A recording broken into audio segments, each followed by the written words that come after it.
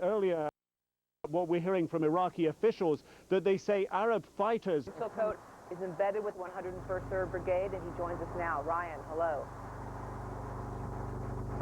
Hey, Darren, we are near the city of Karbala with the 101st Airborne. As you said, more specifically, we're with the 502nd Infantry Regiment. Even more specific than that, today we are with Bravo Company, 2nd Platoon of the 502nd Infantry Regiment, and we have the platoon sergeant with us, Sergeant First Class Clark. Could you show us a little bit about what you just found here? Sir, today was the third cache we found. Assortment of weapons here. These are all sights for 60mm. Yeah, if you could, like, as the cameraman's showing them. What are we seeing right here? These are sights for 60mm mortars. Okay. Levels for 60mm mortars. On the back there, you got first and second generation night scopes.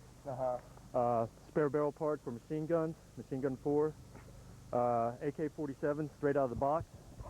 Straight out of the box. Straight out, so it has manufacturer's grease on it. Stabilizer fins for mortars over here. You come over here, you can see the cache of mortars, both 60 and 82mm mortars, Soviet made. Now, is this a large cache? I know you guys have been finding a lot of caches. Is this a large cache in comparison, or how do you describe this? This is about a medium-sized cache we found today. Obviously, you can see it was well hidden, but it is probably a medium-sized one. Usually, the average of about 2 to 3 times of this size. And where did you find this? Where are we? We found this one. This is an abandoned warehouse. A warehouse slash, I think it's agricultural type industry complex or agricultural business. All these over here, 25mm shells. All those silver boxes you see contain 50 of these. One belt. 50 of these yes, sir. Bullets. Yes, sir. Very, they look pretty lethal. Very, very lethal. There's nothing we can wear that'll stop them. They'll take out anything we have. And you were showing me some of the makers here. We have France. We have Jordan. This right here. Roger. Jordan. Some of the some French-made equipment over here. Some Soviet. You know, we're talking about the weapons, but your platoon, they're doing these searches. They're looking for these caches. This is dangerous stuff, yeah? Very, extremely, because when we come up to these caches, they can be booby-trapped. There may be soldiers around them. We try to take them in limited visibility, but we're finding so many of them that it's, like I said, this is the third one we've taken today.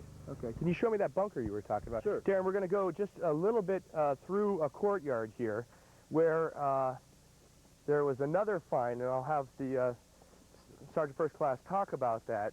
But really, it's really amazing. They're finding a lot of weapons caches. We were just with another unit from the 101st Airborne, and they, too, were spending their entire days finding weapons caches and inventorying that stuff and trying to safeguard it by either blowing it up or moving it out to a safe area. Now, what is this? The unusual part about this cache is its chemicals. You have both agricultural chemicals, some marine chemicals in that warehouse back there I showed you. This hole isn't so recent. The hole I showed you back there. Well, let me stop you right there. Just so, now, you said that this is an agricultural complex. Roger. Now, down there in the hole, those are in this bunker, if we can call it that. Roger. You're saying those are agricultural pesticides? They may be, They look like it. They look like yeah, it. now, what makes you think that this might have something to do with weapons? And explain that to me. Well, sir, we've already caught them trying to make food gas, which is a cheap napalm. It's a mixture of gasoline and soap and styrofoam. It turns into Greek fire, which is, you know, it's napalm, very lethal to soldiers. What I know as the military is that nobody's been in the complex for probably a week or so as of the dust accumulation on the floor. Tricky part about these is you can't get in because they may be mined, they may be booby-trapped, subsurface mines. But I have noticed when we come around here, if you can show them, this is Don't want to get in too dangerous of an area here. Citizens in this country wear sandals, as you've seen. Everybody wears sandals. Okay. This, as you can compare, I'll put my boot print next to it. Better imprint. So right there, this is a Iraqi, right here. This is an Iraqi boot print. Nothing in the military has these, and this is a like a sports sole for an Iraqi boot. So I know military has been around here. We found uniforms all out the area. As you saw, right next door there was actually... Ryan, I'm sorry. Sure, Ryan. Go ahead, Darren. Yeah, I'm sorry to interrupt. Yeah, go ahead. I'm going to have you, we're up against the clock here. I'm going to have you take some pictures of what you're showing our audience, and we'll come back to you in the next hour, all right? apologize for interrupting there. Okay, thank you very much. We appreciate it. Okay. No problem. Bye-bye. All right. Not to interrupt there. Up against the clock. We will be back in a second. Right now to Carol in Atlanta. All right, Darren, and we will get back to Ryan Chilcote. The U.S. is now working on a strategy for isolating Saddam Hussein. Baghdad set out to prove the elusive leader is still alive by airing 2 possible pre-recorded state-run TV appearances of their president. Pentagon officials say the video of Saddam walking in the street, well, it was interesting since he has not made a street appearance in 3 years. The White House says it doesn't matter because the regime's days are numbered. CNN Pentagon correspondent Barbara Starr explains the Pentagon's plan. With U.S. troops approaching the capital, the Pentagon revealed a political strategy for taking Baghdad, in which Saddam Hussein is so militarily isolated, his government no longer has anyone left to govern. Saddam is irrelevant, the U.S. is in charge. The Pentagon made it clear they hope U.S. forces won't have to lay siege. When you get to the point where Baghdad is basically isolated, then what is the situation you have in the country? You have a country that Baghdad no longer controls, that whatever's happening inside Baghdad is almost irrelevant compared to what's going on in the rest of the country. If this plan works and the Iraqi regime does not counterattack in the streets, the U.S. will move quickly to install an interim provisional authority to govern the country, even if Saddam remains in his Baghdad bunker. You may have a regime, you may not. I use the term irrelevant because at this point they're not going to be able to communicate with the people of Iraq. That will all be shut down. They won't be able to communicate within certain parts of Baghdad, and you'll continue to ensure that happens. You know, we would control the water, the electricity, things like that. Washington still isn't sure how the 5 million people of Baghdad will react, and the Pentagon warns plenty could still go wrong. Special Republican Guard and security forces in Baghdad could launch raids against U.S. forces in the city. The Iraqi regime may attack the huge Shia population of Baghdad and blame the U.S. for casualties. There is recent information, officials say, that Iraqi forces are more likely to use chemical weapons as they get desperate. The northern oil fields are still at risk, not yet fully protected by the relatively small number of U.S. forces in the area. Defense Secretary Donald Rumsfeld made it clear again today, the outcome is inevitable, no deals, Saddam Hussein will have to go. Barbara Starr, CNN, the Pentagon. And here are the latest developments at this hour. It's now 6:01 Eastern Time. U.S. military sources tell the Associated Press that U.S. soldiers have captured the headquarters of the Iraqi Republican Guard's Medina division. AP is reporting the troops moved in unopposed and quickly took over the entire base. Also, Central Command says for the first time since the war started, U.S. Army tanks rolled into Baghdad today. Military officials say a large number of U.S. troops have moved into the center of the capital, and they faced only sporadic resistance from Iraqi forces. 2 U.S. Marines were killed in a helicopter crash in central Iraq today. Central Command says the crash is still under investigation, but it does not look like hostile fire brought down the Super Cobra attack helicopter. Wounded soldier Jessica Lynch will get to see her family soon. They're flying today from West Virginia to Germany, where Lynch is now being hospitalized. The family spokesman says military doctors did confirm, after all, that Lynch does indeed have gunshot wounds to her right arm and left leg. The Lynch family, by the way, holds a news conference before leaving for Germany, and of course, CNN will carry it live at 1:30 p.m. Eastern Time. The Pentagon is also confirming that 8 of the 11 bodies found during Jessica Lynch's rescue were American soldiers. 7 of the 8 were in Lynch's unit, the 507th Maintenance Company, including the first American woman killed in the Iraq War. Their unit was ambushed, you might remember, March 23rd near Nasiriyah. And in this country, federal health officials now have the power to quarantine Americans who contract SARS. The highly contagious respiratory illness has spread to more than 24 states. President Bush signed an executive order yesterday authorizing quarantine power. And here are some of the latest scenes from the battlefronts in Iraq. Central Command says U.S. troops rolled into the heart of Baghdad today, crushing sporadic resistance. Within the last 30 minutes, gunfire could be heard in the city. Also ahead, we'll have a live report from Central Command headquarters in Doha, Qatar, and we'll get an update on the latest troop movement. And new incentives for non-citizens to enlist in the U.S. military. CNN's Thelma Gutierrez will have that story out of Los Angeles.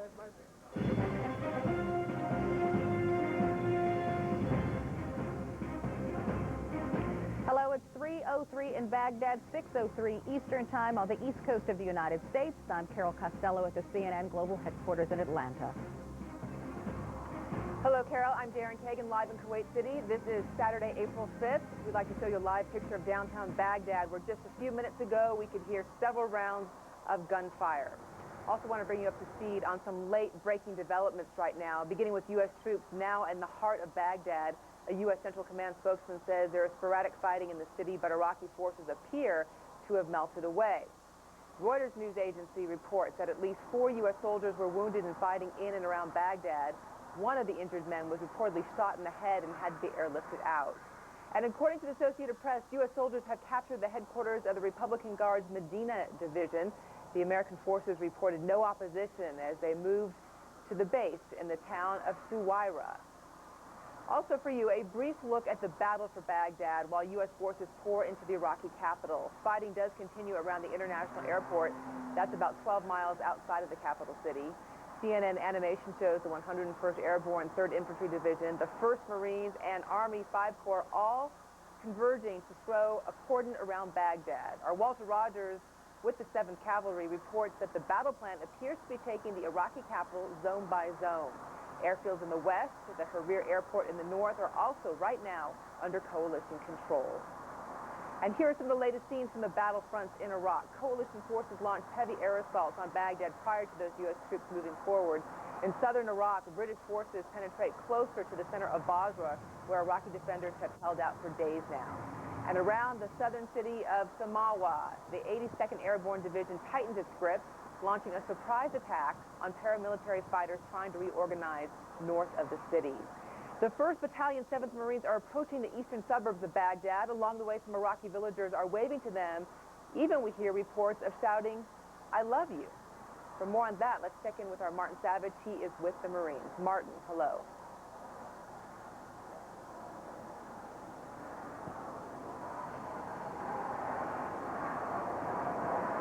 Southeast towards the extended suburbs of Baghdad city itself. Heading in the same direction that we heard artillery fire being directed from the U.S. Marines just a few minutes ago. We know we're rolling into an area where the 5th Marines that went rolling through last night had run into some trouble, either from the Iraqi Republican Guard units or from Iraqi regular units. It's unclear at this particular point.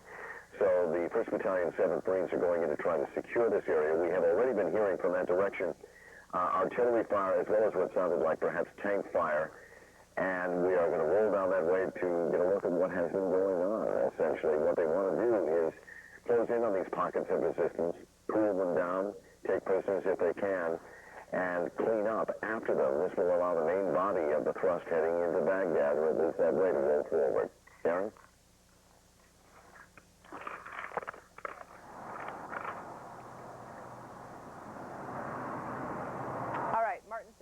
In the area, the suburbs south of Baghdad. Thank you for that report. Let's toss it back to Atlanta and Carol. Carol? All right, thanks very much, Darren. As promised, we want to go back to Ryan Chilcote in Najaf. He was showing us amazing pictures just a short time ago of a huge weapons cache that was actually found inside of a high school. So carry on, Ryan. Sure. Well, we're still with Sergeant First Class Clark and the 2nd Platoon of Bravo Company, the 2nd Battalion of the 502nd Infantry Regiment, one of the infantry regiments in, of course, the 101st Airborne. And they have all moved into to the city, or into the vicinity of the city of Karbala, to clean up and make safe that area behind, in the wake of the 3rd Infantry Division. But first, what have you guys been up to? Can you show us what you've been finding today? Roger. Well, this is about the 3rd cache we found today. We've been finding them nonstop, and it's a really tedious affair. I've got an assortment of weapons right here, ranging from AK-47s to over here behind them. You'll see mortar sights, 60mm and 81. Off on the far left, you'll see a 2nd generation star scope, kind of outdated but still works. If you keep shifting over, you'll see stabilizer fins for mortar rounds. On the back here, you'll see both 60 and 82mm mortars. Well equipped. Well, they're very well equipped. Definitely put up a fight. Rocket-propelled grenades. Been finding a lot of these lately. It could take out a Jeep or a Humvee in a heartbeat. Now, is this you said you'd seen a lot of weapons caches recently found. Roger. Is this a large cache? No, I'd say this is about a medium cache. This looks like a lot of weapons. It looks like a lot of weapons, but it's really not. This technically, this is probably out for the platoon of guerrillas or whatever they're. Okay. Keep going on. This is a little bit more advanced. These are 25 millimeter shells, and each one of those silver boxes you see behind them holds 50 of these shells. That's a little bit above us. That's actually going into mechanized and armor. All right. And you were talking about the makers, where some of these weapons are coming from, and you were expressing surprise to me. Roger. A majority of these are coming from, as you can see on this box, both Jordan and France. We have very scattered, limited, and Russian equipment, but like I said, France and Jordan are the main suppliers right here. Now, for your guys, this is dangerous work. It's extremely dangerous because once you enter these buildings, we found actually enemy, guarding these sites. Don't know if they're going to be booby trapped. Don't know what's going to be there. So it's very tedious. It's got to be careful about it. Okay. Can you were showing me another site that really got your interest. If you wouldn't mind, we're going to flip over there. We can get our microphone here. Now, you were saying that this is basically an agricultural complex, where you're finding all this. This isn't a military site. No, it's not. Majority of caches we've been finding are both in schools. Last night we found soldiers in the hospital. The unusual part about this is a wide variety of chemicals here. This is at this site. That's what's different about this weapons cache. Roger. One of the caches we found about 2 days ago, they were making food gas, which is a combination of gas and liquid soap, which turns into napalm. This is probably about 7 or 8 bunkers, all camouflaged here, very recently dug, as you can tell by the moisture on the ground, on the dirt line. Now, just to be the skeptic, you said that, if I could stop you right there, you said that this was some kind of agriculture, some relationship to agriculture, right? There's maybe a storage house over here where they had some produce. Roger. What makes you think that this is for military use and wasn't just lying around? Well, I can't speculate whether it's for military use or not, but the fact that there has been no business here, there's no produce here, there's no vehicles to move the equipment with, but there's as I showed you earlier, there's Iraqi blueprints. Yeah, can you show me that? And so you think that they were hiding this not to just safeguard it, but to that this was to hide it to then use against U.S. forces? Basically, because of you saw the burnout crane back there coming up the road. These were dug by a backhoe. They were hiding them from us. I don't know what use it can be used for, but if you look very closely in here, right here is a military-style blueprint, U.S. Army. Back here, and I kind of erased it when I drew earlier. There's actually an Iraqi blueprint, totally different sole. Like this one right here, it's a totally different sole. And the soldiers around here, you can tell the citizens only wear sandals, but the soldiers have to wear boots, so that's how we're telling the soldier activity around here. Plus, we found a sleeping area right next to this area, place yesterday with uniforms, weapons, ammunition. So there's definitely military activity around here. Now, are you feeling a little bit left out, that you're not getting a piece of what's happening in Baghdad? I mean, I know your troops are interested in what's going on in the capital. Well, no, because everybody has a job to do here. And we're a team. The United States Army and all our armed forces are a team. Everybody gets their piece of the pie right now. We're better suited, as far as the 3rd ID is better suited for taking out the tanks and their armor. Right now, we're suited for cleaning up the small guerrilla warfare, which is what the danger is at the moment. Okay. All right. Well, that was Sergeant First Class Larry Clark and his the 2nd Platoon of the 502nd, also known as the Deuce, the Strike Brigade of the 101st Airborne, near Karbala, where the 101st has moved in to, if I might use the expression, mop up or clean up the area of Fedayeen fighters to safeguard this area behind the backs of the 3rd Infantry Division, which has moved on, of course, as you know, in the direction of Baghdad. And quickly now, Ryan, because we have to get to CENTCOM, but all of those weapons that you showed us were found inside of a high school. Were students inside the high school during the time when these weapons were stored there? No, these weapons were found, all of these weapons were found at this agricultural site. Oh, okay. The SA, the one we found at school, was probably about 5 times that size. Yeah. A lot of these weapons, just yesterday I was in a nearby in a city called Najaf, are being found in schools. You talk to any soldier in the 101st and they've probably just been through a school that day that had a weapons cache inside of it. But this is this has some relationship, this site has some kind of relationship to agriculture. That's what makes this a little bit understand. different. And these, as we were discussing, of course, these chemicals, a little suspect. They could obviously be for civilian use. They could not. It's not entirely clear to us here on the ground. I understand the headlines at the bottom of the screen. Well, frankly, it was confusing to me, so thanks for clearing that up for me and for some people out there in our viewing audience. I want to head live to CENTCOM right now because about 45 minutes ago, the Iraqi information minister gave a press conference, and in it he said that the Republican Guard had control of the Saddam International Airport. Tom Mentir, you have word about that. They definitely have a different view of that here at CENTCOM. In the past few days, we have heard about these weapons caches being in hospitals, being in schools, being in mosques. They have showed several pieces of video that CENTCOM says are from those locations where they have found weapons caches. And as we heard a little while ago, the Minister of Information saying that coalition forces are surrounded at Baghdad International Airport, or as they call it, Saddam International Airport. Joining us now is Captain Frank Thorpe, U.S. Navy, the Public Affairs Officer here.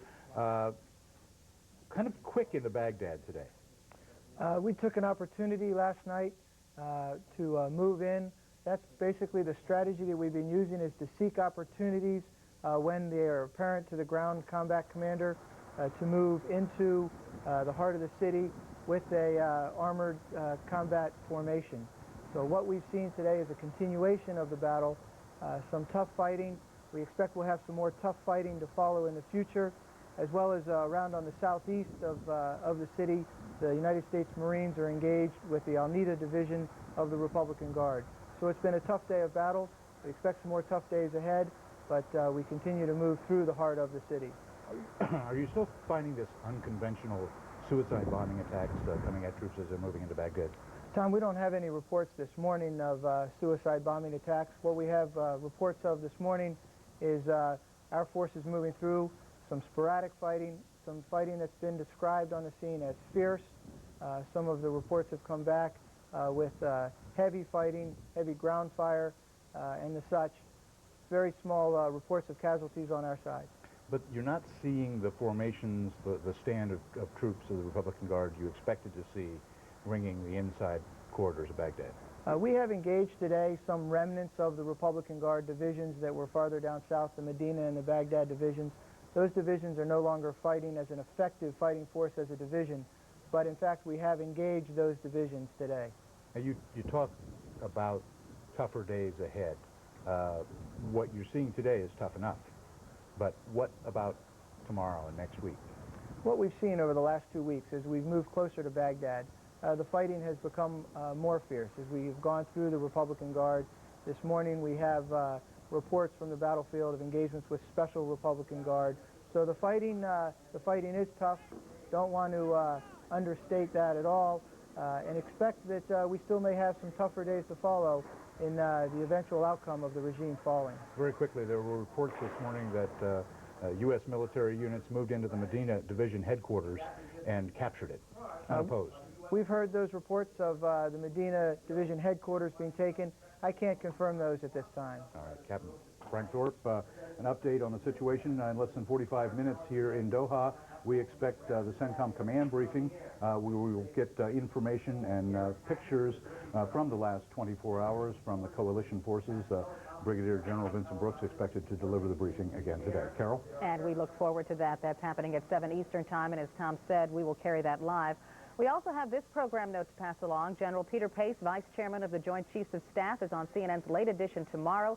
Tune in beginning at noon Eastern Time. Now back to Darren in Kuwait City. Carol, our medical correspondent, Dr. Sanjay Gupta, traveling with the Devil Docs. He is in central Iraq. When we checked in with Sanjay in the last hour, he was very close to a helicopter. So we hope the helicopter is cleared out. Another chance to check in with Dr. Gupta. Sanjay, hello.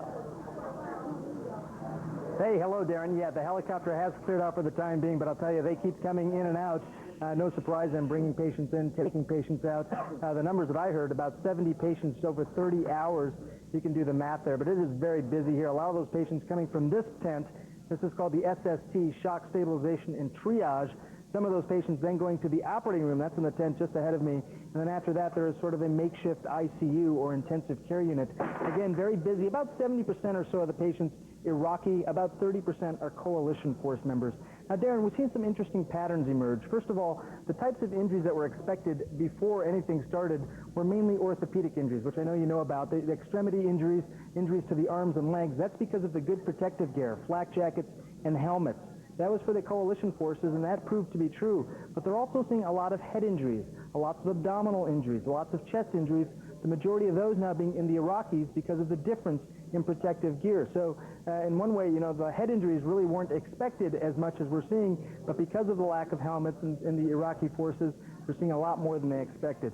Again, Darren, this is the most forward surgical unit in this battle, about 40 miles south of Baghdad. A lot of the fighting that I know you've been hearing so much about, a lot of the casualties, a lot of the injuries showing up right here. Very, very busy. These guys are working really hard. Bravo Surgical Company, 24/7. They're on 4 operating rooms, this tent, and the ICU. Darren, back to you.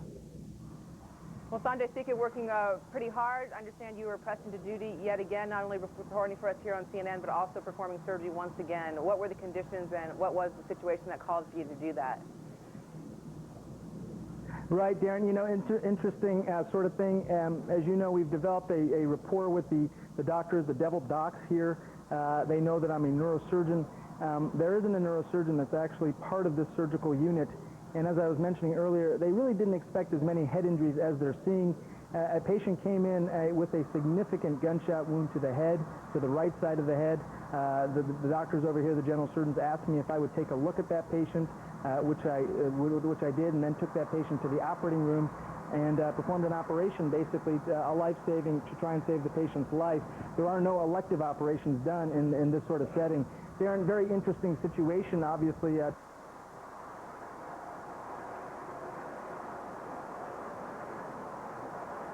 All right, it looks like we lost Dr. Sanjay Gupta, only temporarily. We'll try to make contact with him again and find out about the fascinating work of the devil docs. We're going to take a quick break. A lot moving very quickly in Iraq. We're going to bring you up to date on everything that's happened in the last 12 hours after this. Stay with us.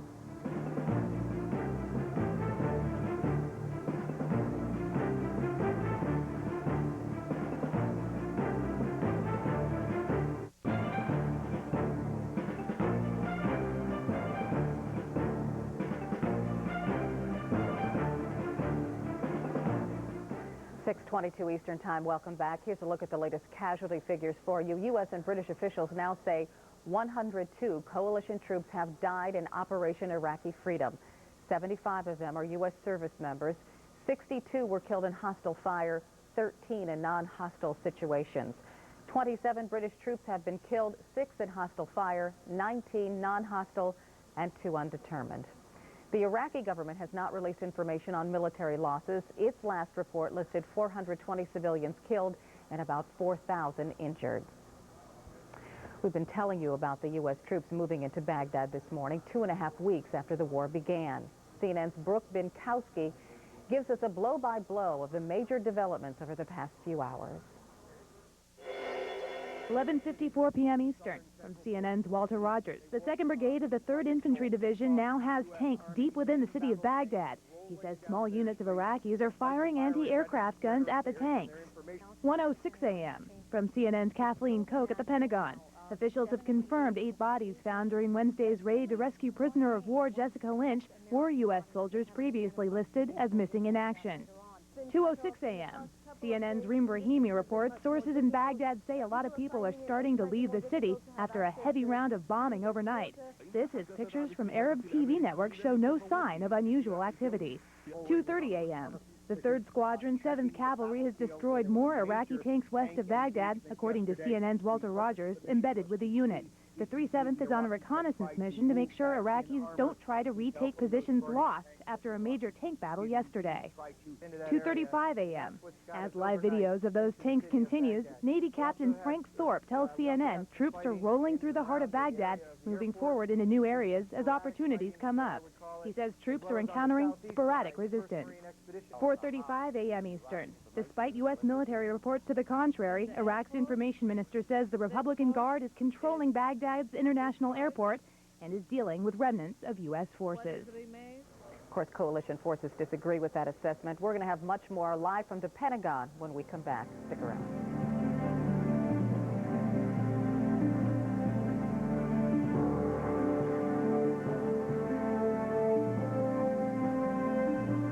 they were on the news media. But let me ask you here, who are these news agencies? The Associated Press, Mr. Minister. Now, you and I are going to go and ask the Associated Press. What are the pictures now that would truly reflect the situation? This is another issue. What we will give you, will supply you with pictures. I want to correct to you, these are not the outskirts of Baghdad. Mr. Minister, are there any fighting operations with the enemy in the area of Abu Ghraib? Yes, there is a continuous fighting, and we're hitting them with all the weapons in Abu Ghraib. Do you have so far any figures about the losses of the battles all over the night and today? Not yet, but the killed of them, as we declared in the statement of the armed forces, are in numbers. They number in hundreds, and what we say in our statements is accurate, and we commit to it. We stand by it. For your information, we took all the correspondents, including the Al Jazeera's. We took them in a round all around Baghdad, and please ask them. We told them the area of Baghdad airport is still unsafe because they still hit it with projectiles from their artillery. Other than that, all of the areas were visited by the correspondents.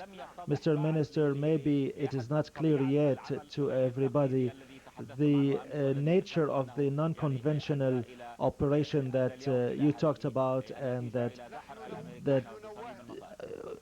that may have resulted with what happened in the airport. Yes, we indicated that there was one operation, and this made it to the news media. One of the martyrdom fighters had a very brilliant operation. It is very innovative, and after we finish defeating all of those animals, we will disclose that with facts and figures and pictures.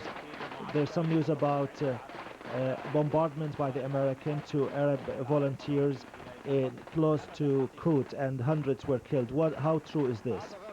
That is untrue. I think they are consternated because of the volunteers, and they're trying their best to propagate misinformation through lies and claims. There is no camp in that area. They mentioned Kut specifically because their defeat in Kut was, when we publish the details, it will be a shining picture of how Americans can be defeated. So there was no bombardment on any other camp, in any other area other than Kut. I don't.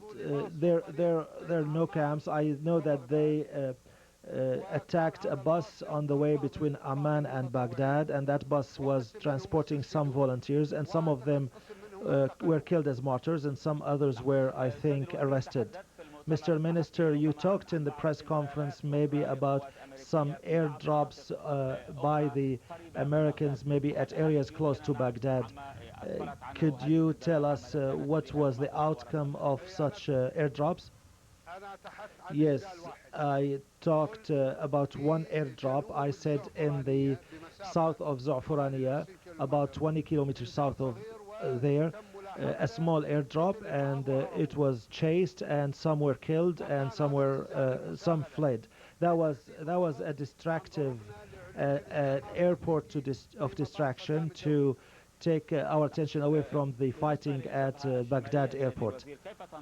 On the north front, how do you see the developments and the operations there, and maybe the retreat of the Iraqis to positions that are more defensive?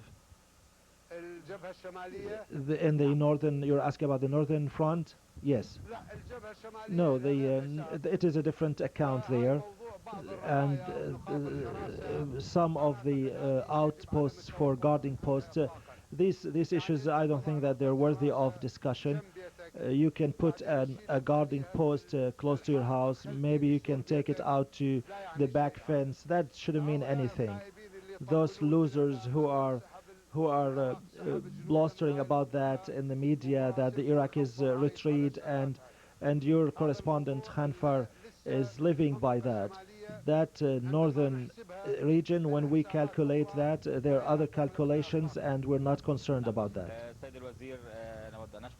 We would like to thank you very much, and we stress here that those pictures that we showed were taken by Associated Press, and the Minister of Information denied that these pictures were from... That's Mohammed Saeed Sahaf right now in a live interview with Al Jazeera, the Arab language network, being interviewed, it looks like, in the heart of Baghdad, the very place where Central Command earlier today said giant U.S. tanks and Bradley fighting vehicles had rolled through that part of the city. Mohammed Saeed Sahaf has been the single voice for the Iraqi government time and time again over the past 1 week running.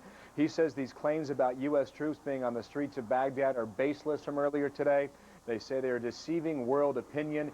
He says the videotape and the pictures he has seen thus far indicates that the troops are on the outskirts of Baghdad. The quote was 30 to 40 kilometers, which translates to about 18 or 24 miles.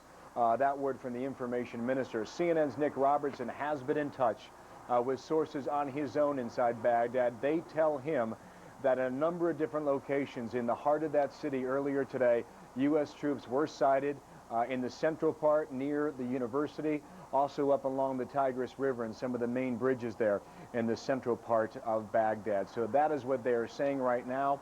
Again, from the Iraqi capital, CENTCOM with a completely different view of this. If you've been watching our coverage throughout the day, the war words do continue now between Washington and Baghdad. Welcome back to our coverage. I'm Bill Hemmer, live again today here in Kuwait City. There are a number of things to talk about. My colleague Heidi Collins back at the CNN Center handling a lot of those duties for us as well. Heidi, good morning there. Good morning, Bill, once again. And that's right. We are going to get a check now of other war developments. U.S. Army sources say Iraqi officials are fleeing Baghdad in droves.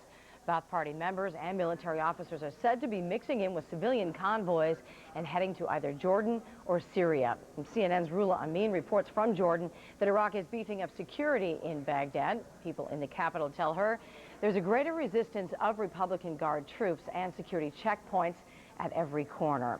And this now from our Barbara Starr at the Pentagon. She reports the head of the U.S. Air Force component, General Michael Mosley, says coalition aircraft are flying urban combat support missions around the clock. They are protecting troops inside of Baghdad. And those are some of the latest developments with the war. We are going to send it now back to Bill. All right, listen, Heidi, thanks. Our embedded reporters have been popping up throughout the morning here and the afternoon and evening now here local time in Iraq and Kuwait City. Alessio Vinci's embedded with the Marines, checking in again today. Alessio, the first time I've heard from you today. If you can give us, as best you can, where you are and what's happening from your location.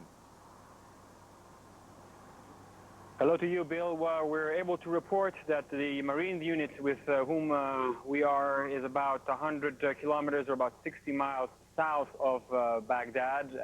The news that the other Marines unit and the Army is indeed inside Baghdad has come through here through mainly ourselves and as well as some other radio reports here on shortwave radio. Most of the Marines, of course, are glad about the fact that the Marines are there.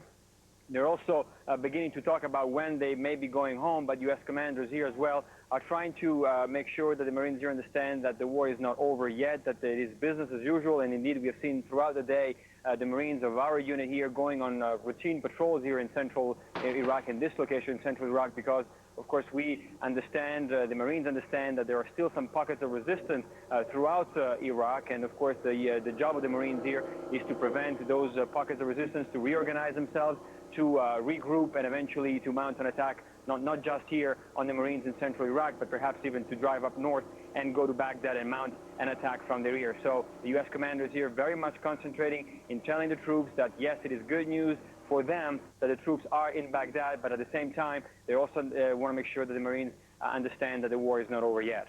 Bill?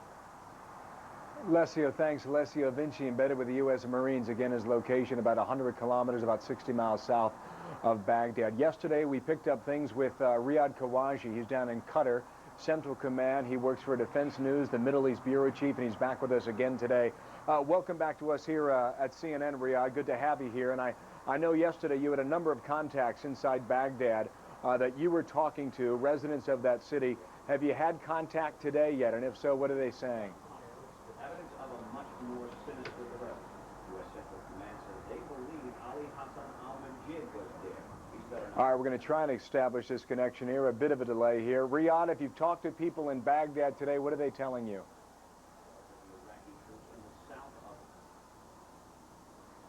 All right, that's a bit of a problem when he can't hear us and we can't hear him. Riyad Khawaji down at Central Command will try and work this out, reestablish that connection.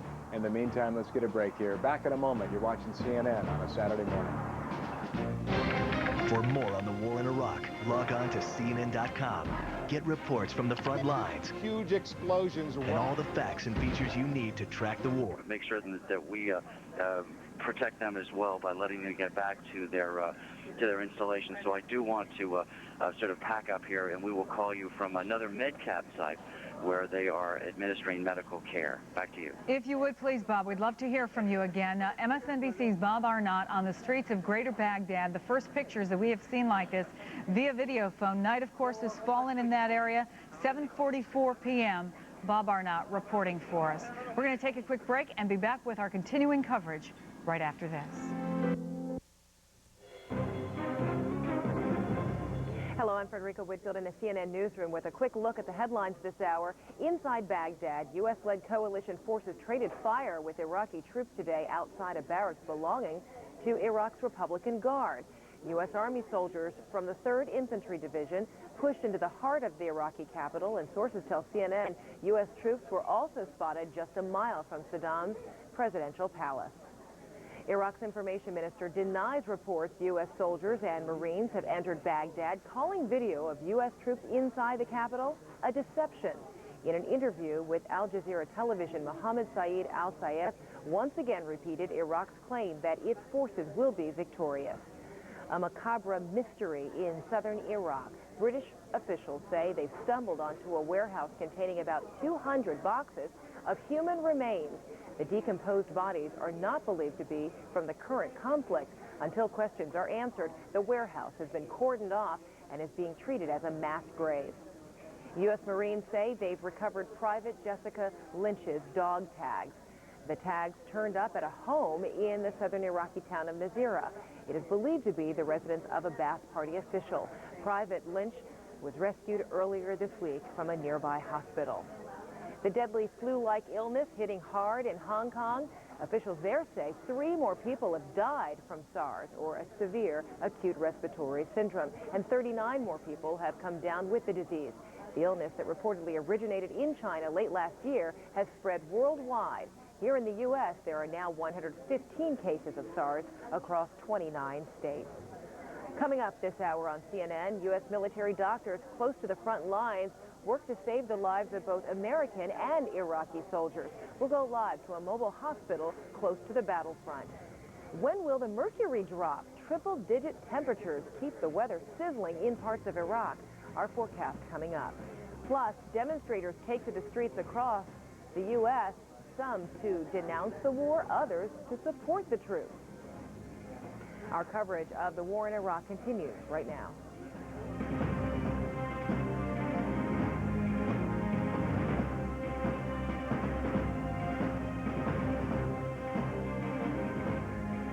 Thanks, Frederica, and thank you for joining us. The battle for Baghdad. U.S.-led forces move into the heart of the city to make a statement to the Iraqi regime that they can move where they want, when they want. Another kind of statement in southern Iraq, a statue of Saddam Hussein falls. But is the real Iraqi president close to being toppled? I'm Judy Woodruff in Washington with more of our coverage of the war in Iraq. But let's begin in Kuwait City with my colleague Wolf Blitzer. Wolf. Good evening, good afternoon to you. Good evening from here, Judy. Coalition aircraft now have begun an around-the-clock mission over Baghdad to strike Iraqi targets and protect U.S. troops probing the capital.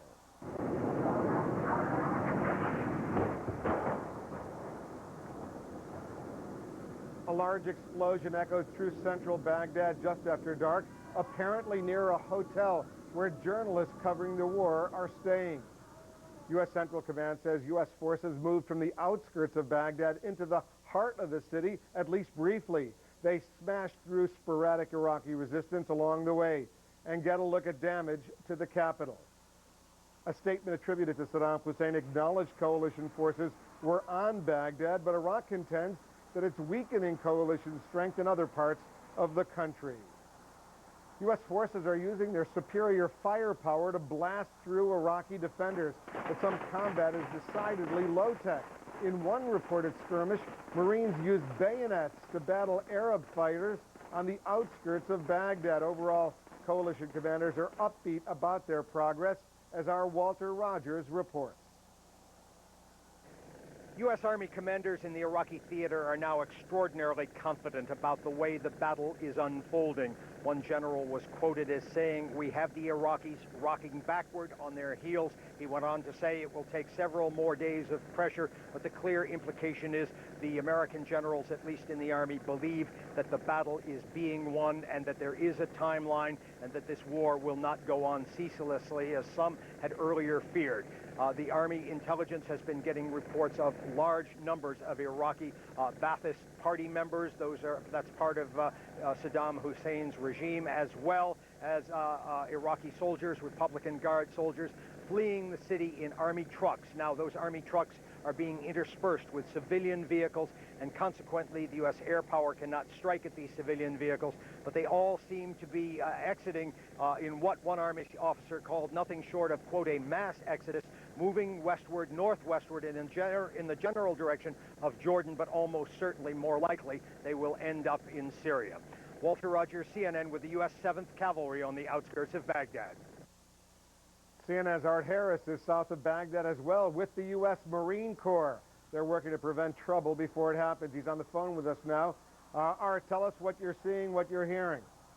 Wolf, I have been traveling with a light armored reconnaissance unit about 50 miles south of Baghdad, and they are trying to go inland along the major highways and, as you said, keep trouble from happening. They have been going house to house, trying to find weapons, possible paramilitary. Today we stopped at a home with a black flag over it, an indication, I'm told, of support for the regime prior to Saddam Hussein. And inside, there was nobody, and all of a sudden, one Marine said, "I've got him," and 15 men, young men, came out. They brought them out into the yard, and along with some military items, web belts, a paratrooper's special forces hat and insignia, and a clip of sniper ammunition, and weeded out the soldiers from the non-combatants and sent them on for processing.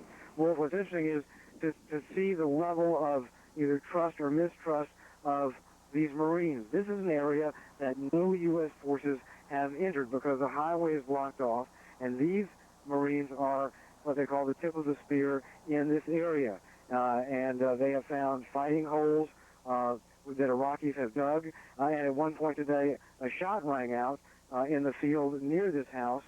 Someone was shooting at them. We don't know who. They went running out to look. Never did find the person. It's an area that a Cobra helicopter also reported an RPG fired into the air at it, but that person was never found either. Numbers of EPWs are being taken and processed and sent back to the rear for more information, Wolf. But the people here seem, for the most part, happy or at least tolerant of the U.S. Marines, and their attitude is, it appears to be wait and see. If you deliver, we're with you. Wolf? Art Harris, CPW's Enemy Prisoners of War. Art Harris joining us. He's embedded with the U.S. Marines just south of the Iraqi capital. Art, thanks very much for his take on these late-breaking developments in and around the Iraqi capital. Let's turn once again, as we always do, to CNN's senior international correspondent, Nick Robertson. He, of course, was expelled from Baghdad. He's with us now from Ruwayshed. That's along the border between Jordan and Iraq. Nick, within the past few minutes, I haven't seen him yet, but apparently there was some more videotape of Saddam Hussein shown on Iraqi state television not only with his two sons, Uday and Qusay, but with some of his senior advisors as well. Reuters, the news agency, saying they have no idea when this videotape was shot, but it looks like there's a steady drumbeat coming out from the Iraqi regime trying to reassure a clearly nervous Iraqi public at large. Exactly, Wolf. The same that we've seen over the last 2 weeks. Every time we see one image of President Saddam Hussein one day, then there's questions about whether or not it's actually him, whether or not this was taken during the war. Again, Iraqi officials putting out these pictures. We haven't actually seen them yet, as you say, but very important for the Iraqi people. Not only the president, his two sons, Qusay Saddam Hussein in charge of the Republican Guard, Uday Saddam Hussein in charge of the Fedayeen forces.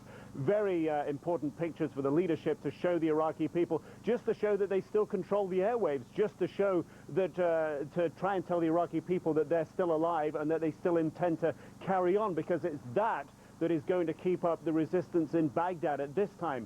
Unlike many other cities through history that have been put through this process of being encircled as Baghdad is beginning to be, the political leaders are still co-located with the military commanders, and obviously the political leaders trying to encourage the military commanders to stay with the fight. Now, what we've been hearing from our sources in Baghdad today, and if in a way here I can paint you a picture of what the Iraqi people are seeing in and around the streets of Baghdad.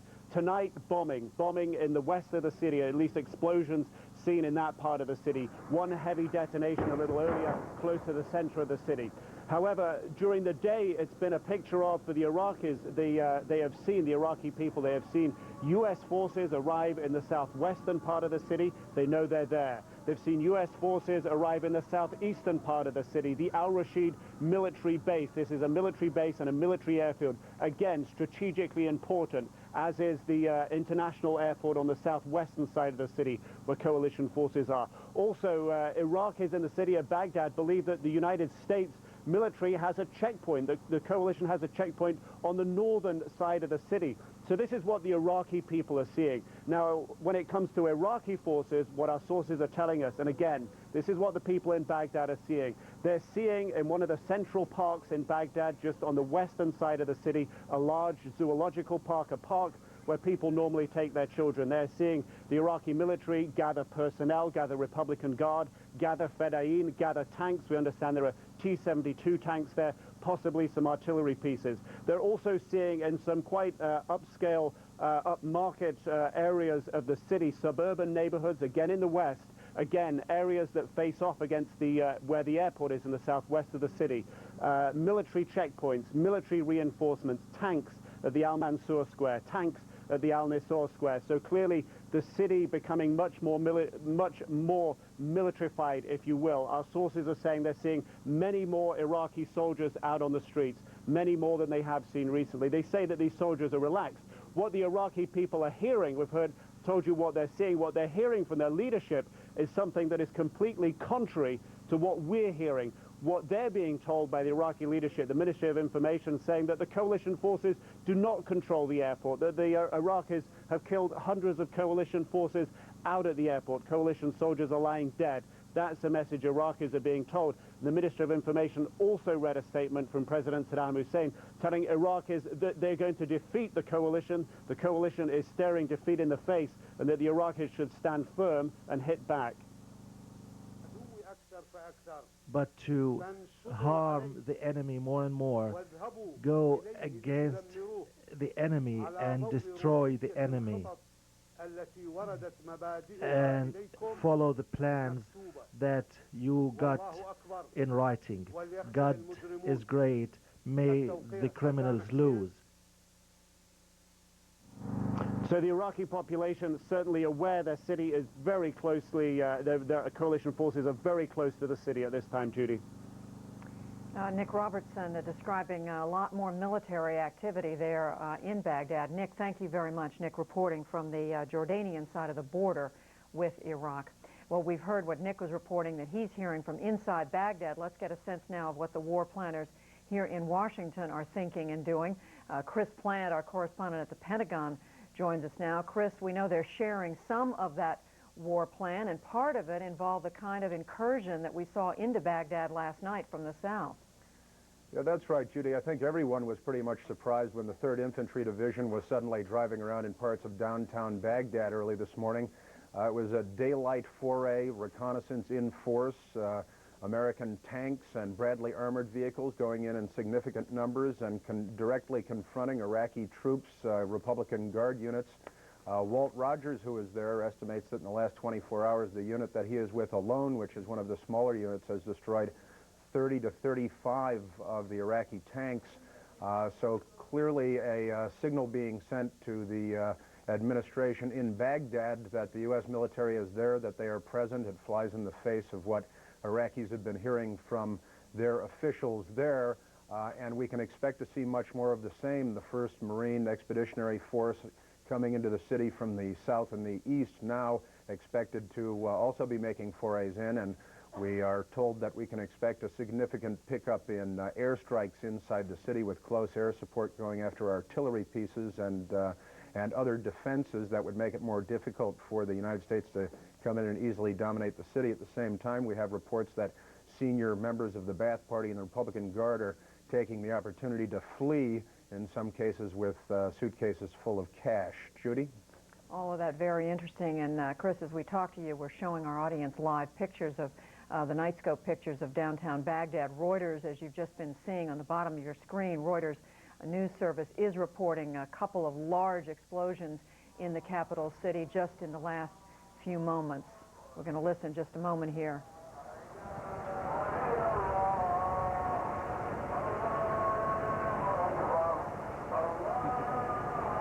What you're hearing is a call to prayer, but as you're seeing at the bottom of your screen, Reuters reporting just moments ago 2 more loud explosions in the city center. Chris Plant is still with us from the Pentagon. Chris, as we listen and we look at these pictures of Baghdad at night, the Pentagon Central Command also giving more details today of the rescue of American POW Jessica Lynch. That's right. Even as Jessica's family left West Virginia today and boarded an Air Force jet to go to Germany to see their daughter, who is undergoing medical treatment, a series of surgeries there at the Landstuhl Hospital near Ramstein. General Renuart, who was briefing in Doha, Qatar, offered some more details as to what happened when the Special Operations Forces kicked down the door at the hospital where she was being held and started calling for an effort to locate her. As the team entered the hospital room, they found Private Lynch in a hospital bed. The first man approached the door and came in and called her name. She had been scared, had the sheet up over her head because she didn't know what was happening. She lowered the sheet from her head. She didn't really respond yet because I think she was probably pretty scared. The soldier again said, "Jessica Lynch, we're the United States soldiers here, and we're here to protect you and take you home." She seemed to understand that. As he walked over, took his helmet off, she looked up to him and said, "I'm an American soldier too." The team members carried her down the stairwell out to the front door to the waiting helicopter. Jessica held up her hand and grabbed the ranger doctor's hand, held on it to her for the entire time and said, "Please don't let anybody leave me." It was clear she knew where she was and she didn't want to be left anywhere in the hands of the enemy. Pretty dramatic telling of a dramatic story, particularly from a general at a podium. Junie? It certainly is. Chris Plant, that story is just remarkable, and we've now heard several different pieces of it. It adds up to something else, and when we hear from Jessica herself, it is going to be a moving experience. All right, Chris Plant reporting for us from the Pentagon. And now, Wolf, as we look at these live pictures of Baghdad, where there have been some more explosions in the last few minutes, we'll come back to you. Explosions rocking the Iraqi capital. Judy, continuing now for the past few hours. One, we're told, a couple hours ago, only about 100 meters or so, the length of a football field from the Palestine Hotel in Baghdad. That's where most of the International Press Corps is headquartered right now. They say, eyewitnesses, that building actually shook during that one explosion, but 2 more, Reuters reporting just in the past few minutes. Also Reuters reporting that Saddam Hussein, 2 of his two sons, Uday and Qusay, and other military advisors seen on Iraqi television also within the past few minutes. We're attempting to get that videotape. We'll bring it to our viewers, of course, as soon as we get it. We have no idea when it was actually shot. In the meantime, our medical correspondent, Dr. Sanjay Gupta and his excellent photographer, Mark Biello, have been doing incredible work for all of us. He's joining us now live via video phone. Sanjay, of course, and Mark are embedded with the so-called Devil Docks just south of Baghdad right now. Sanjay, tell us what's going on. Hey, Wolf, yeah, good night from Baghdad, or from 30 miles south of Baghdad. It has been an incredibly busy couple of days here for the Bravo Surgical Company, the Devil Docks that we've been talking so much about. Let me just give you some numbers. 108 patients over the last 48 hours, 24 operations over that time. That's an operation every 2 hours. These doctors working around the clock. Well, patients are brought in via helicopters. They're also taken back, medevac, to other hospitals via helicopters. This is a process that is ongoing. These patients are brought in, they're triaged, often taken to the operating room, and then flown to another hospital. This process just continues. Let me just tell you, we're in this tent right now. There's a dirt floor, a tent above our ceiling. There are 60-watt light bulbs. There's an operation that's about to start just behind me. It's physically challenging, no question, for the doctors, the surgeons, the anesthesiologists, everybody. It's also emotionally challenging to some extent as well. Wolf, just earlier today, a young child being brought into this particular surgical company, 6-year-old Iraqi civilian with a just horrendous shrapnel injury to the face, with much of this young boy's face just literally gone as a result of the shrapnel injury. Maybe you see some of the video of the doctors working tirelessly to try and establish an airway to save this little child's life. That was successful. The child's life was saved, but no doubt a horrendous injury. They can't avert their gaze from these sorts of injuries, Wolf. They can't look the other way. They have to look some of these horrific images right in the eye and take care of these patients. That's what they've been doing. That's what they continue to do. This particular surgical company is going to move north over the next couple of days. And they're mobile. Wolf, you and I have talked about that so much. They're mobile. They move just as the troops do. Wolf? Sanjay, and I know you and Mark will be moving with them as well. Good luck to all of you. Be safe. Thanks very much. Those have been amazing reports from our medical correspondent, Dr. Sanjay Gupta. Back to you, Judy, in Washington. And Wolf, they have been amazing, and those doctors are clearly some of the heroes of this war. Thanks very much to Sanjay.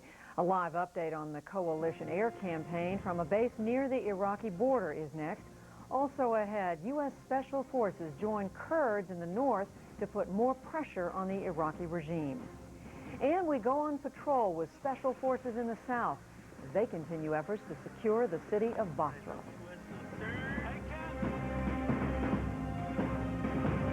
But first, more scenes from today's fighting in Baghdad.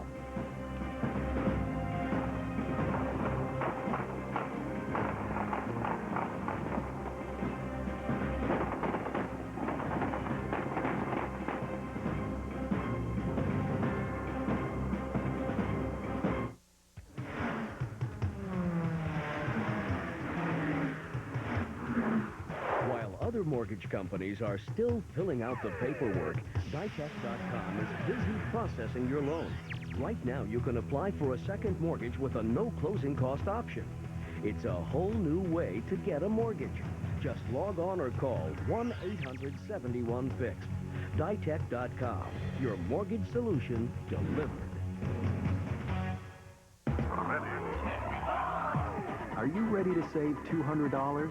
Gateway announces $200 off our fully featured 300S home desktop, featuring an Intel 2.2 gigahertz processor, plus a CDRW DVD combo, a 17-inch monitor, and of course, shipping's always included. Are you ready? Call, click, or come in today for Ready Tech Go savings, only from Gateway, featuring the Intel Celeron processor. Every night on CNN, join Paula Zahn and Wolf Blitzer live from the front lines at 8, then revealing interviews with Larry King live at 9. And Aaron Brown recaps all the day's events on Newsnight at 10. Every night on CNN, the most trusted name in news. 7:11 a.m. Eastern, 4:11 p.m. in Iraq. At its daily briefing, U.S. Central Command says Operation Iraqi Freedom is far from finished in Baghdad, even though U.S. forces are inside the Iraqi capital. 8:15 a.m., Iraq's information minister reads a message he says is from Saddam Hussein, urging Iraqis to step up attacks against coalition forces. 8:36 a.m. Walter Rogers reports, according to Army sources, Iraqi officials are fleeing Baghdad in droves, using civilian convoys to avoid being targeted by coalition airstrikes. 8:43 a.m. CNN Pentagon correspondent Barbara Starr reports coalition troops entering Baghdad were met with fierce fighting, and there were casualties on both sides. 9:06 a.m. CNN's Martin Savage, embedded with the 1st Battalion, 7th Marines, reports the unit has reached the extreme southeast suburbs of Baghdad, adding to forces the U.S. says now encircle the city. 12:13 p.m. at the Pentagon, Barbara Starr reports officials say today begins a new strategy in the skies over Baghdad. The Coalition Air Force will begin providing urban combat air support over the city. Now the operating plan includes both ground and air missions. 12:21 p.m. CNN's Wolf Blitzer reports, according to an eyewitness, a bomb has hit central Baghdad only a few hundred meters from the Palestine Hotel. The Palestine Hotel is where much of the International Press Corps is based. CNN's Miles O'Brien with a quick recap of all the major developments of this day. U.S. military officials say the coalition air campaign has seriously degraded the Iraqi forces deployed to protect Baghdad. CNN's Gary Tuckman is standing by more on the air campaign. He's at an air base near the Iraqi border. Gary, tell us what's going on tonight. Well, Wolf, Air Force Lieutenant General Michael Mosley, the air commander for CENTCOM, was not subtle tonight when he issued this quote. He said, quote, "We are not softening the Republican Guard, we are killing them." The United States Air Force is very proud of its performance in this war so far. Every single U.S. Air Force plane that has done a sortie over Iraq has made it back safely. But of course, it's not just the U.S. Air Force participating in the air war. It's also the U.S. Army, the U.S. Marines, the U.S. Navy. They all have planes and helicopters in the theater. And also Australian flyers and British flyers. We spent part of the day today with the Royal Air Force compound here at this base we're staying at. There are 8,000 service people here. There are Americans, there are Australians, and there are also British service members of the military. And we talked with one of the RAF pilots who just came back from a mission a few hours ago. He's been on 13 missions over the course of the war so far, and we asked him about his relationship with his American counterparts. Do you ever feel overwhelmed by the American forces here? Not really. We've been made to feel very welcome on the base and also completely part of the coalition, airborne and on the ground. We've been part of the team and just made to feel just exactly that. How does it make you feel protecting the British ground forces being from the United Kingdom? It's nice to work with our own guys. We hear just on the radio you can get the old colloquialism in, and they're the guys we train with at home, but it's actually not that much different from working with anybody else. The British RAF has about 450 people at this particular base near the border of Iraq. One of the people we also talked to today is a weapons technician. She is in charge of putting bombs and missiles on the British planes. She's one of the very few women who does that job. There's a few of us around, not many. It's obviously a more ratio male job, but there are quite a few females in the job. What's the most, there's been a war. This war has been going on for over 2 weeks now. There must be some pressure on you when you're doing this work. Yeah, we do. A bit of pressure. The turnaround times are quite quick, and we have to reload all the bombs onto the weapons. But they don't. Generally, everyone's pretty good with us. We don't get rushed. There's no mistakes made out here. Everything's really carefully done. So they give us as much time as we need. Urban combat sorties over Baghdad, the primary emphasis of the air war tonight. Officials with the Air Force are telling us that as many as 200 airplanes are over Iraq, coming from Iraq, or going to Iraq at any single time. Wolf, back to you. Gary Tuckman, he's at an air base not far from Iraq, a very busy air base over these past 2 weeks plus. Gary, thanks very much. Judy in Washington, back to you. And we are learning that the women are doing just about all the jobs, not all, but most of the jobs that the men are doing. Gary interviewing a woman with a corporal with the Royal Air Force. Well, in addition to the coalition forces approaching Baghdad from the south, which we've heard a lot about, Iraqi troops are facing increasing pressure from Kurdish fighters and U.S. Special Forces in the north. CNN's Brent Sadler is with some of those troops now headed south from Kurdish-controlled territory in northern Iraq. A group of Iraqi Kurds manning this .50 caliber truck-mounted machine gun is heading south towards Baghdad, a little more than an hour's drive away. They are in high spirits, now believing in what they have always thought was the unimaginable, the collapse of Saddam Hussein's rule, now that coalition forces have his regime in their gun sights. This is about as close to Baghdad as you can get from this sector of the northern front, a remote Peshmerga outpost. This route south is blocked by Iraqi front lines. Iraqi troops, or it's thought, Saddam Fedayeen irregular units holding this ridgeline. The Iraqi Kurds have been biding their time here, casting cold stares towards their longtime enemy, awaiting the US military's next move, a move which now appears to be taking shape. Special forces prepare the ground for another wave of airstrikes, pinpointing the range of targets and learning the lay of the land. This is soldier Saddam Hussein. This Kurdish fighter says he knows the terrain like the back of his hand and maps out positions for his American allies with a small mosaic of stones. As encircling American forces close in on Baghdad, the capital is all but surrounded, except for approach or escape through the northeastern corridor, an unplugged gap that's unlikely to remain open for very much longer. The armed Iraqi opposition, mostly the Kurds, want to be the first Iraqis to liberate their own soil south of the front lines. They can't do it alone, but under the command and control of their American allies, they might get the chance. Brent Sadler, CNN, near Kifri, northern Iraq. Hello, I'm Frederica Whitfield in the CNN newsroom with the headlines for this hour. 3 days after the rescue of Private First Class Jessica Lynch, her dog tags were found near the hospital where she was held. CNN's Jason Bellini reports U.S. Marines found the tags in the home of a suspected representative of Saddam Hussein's Ba'ath Party.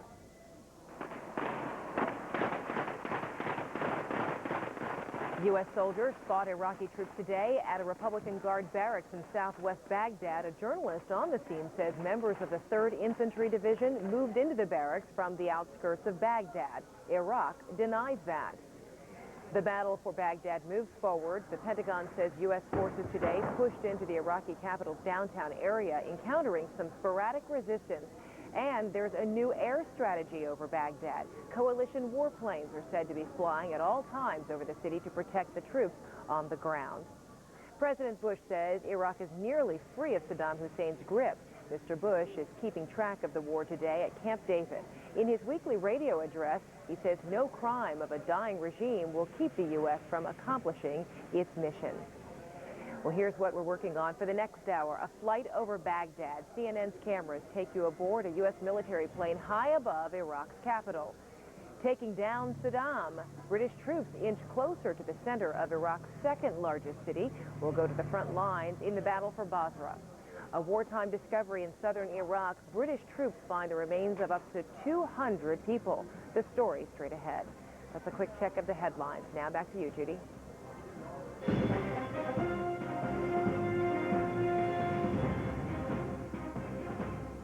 Thanks, Frederica. Weather, of course, is one of the things that war planners always have to take into consideration, and temperatures were expected to hit triple digits today in parts of Iraq. Let's go to Orlin Sidney at the CNN Weather Center right now to get the details. Orlin.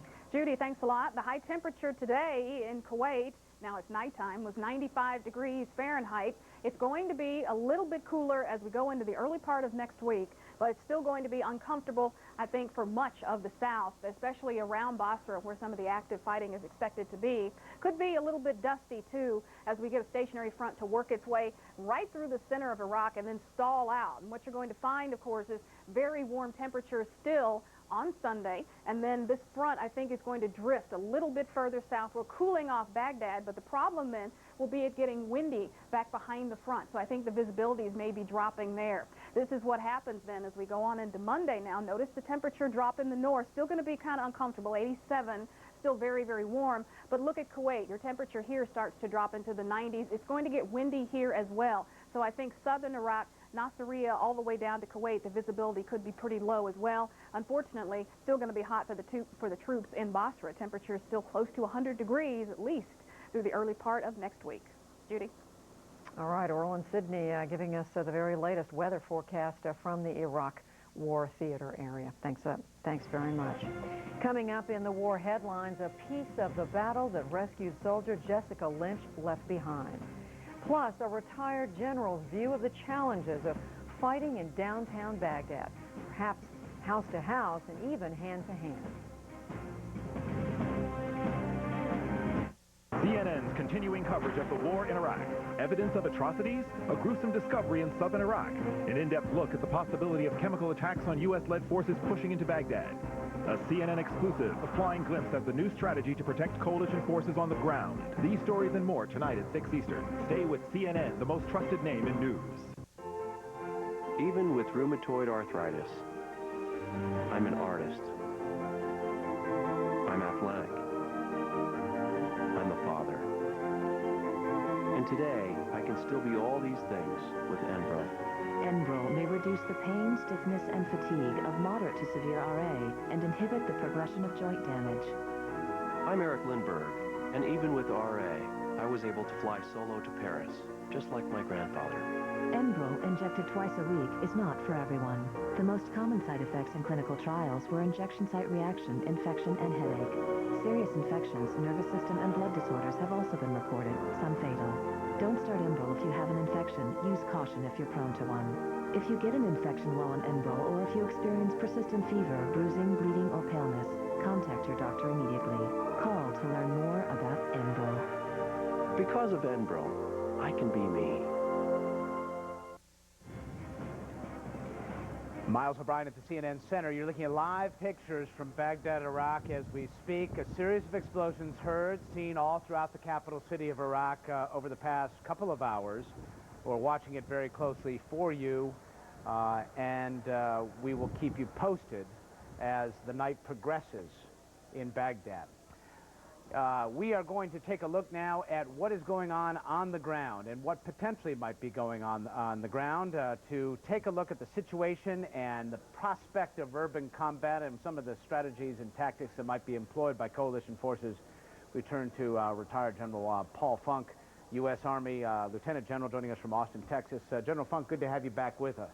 Thank you, Miles. Tell you what, first I'd like to do a quick satellite tour. We have focused so much on the airport. I wanted to show the likely approach of U.S. Marines here and zoom you down here a little bit to this side of the southeastern side of Baghdad. And we don't have a good fix on the Marine approach right at this moment. But what it conceivably will do will take the Marines right into the oldest sections of Baghdad. The old city is on the eastern side of the Tigris River, you see there in the middle. And as we go up this avenue right here called Jamia, you get into the real heart and soul of Baghdad. And the reason I point that out is that obviously it gets very difficult there to distinguish between targets that would be valid in a military sense and just civilian neighborhoods. It's a challenging thing in a densely populated city to do just that, isn't it, General? Yes, it is, Miles. And of course, they're going to be well-disciplined and under control. They will, of course, not take undue risk.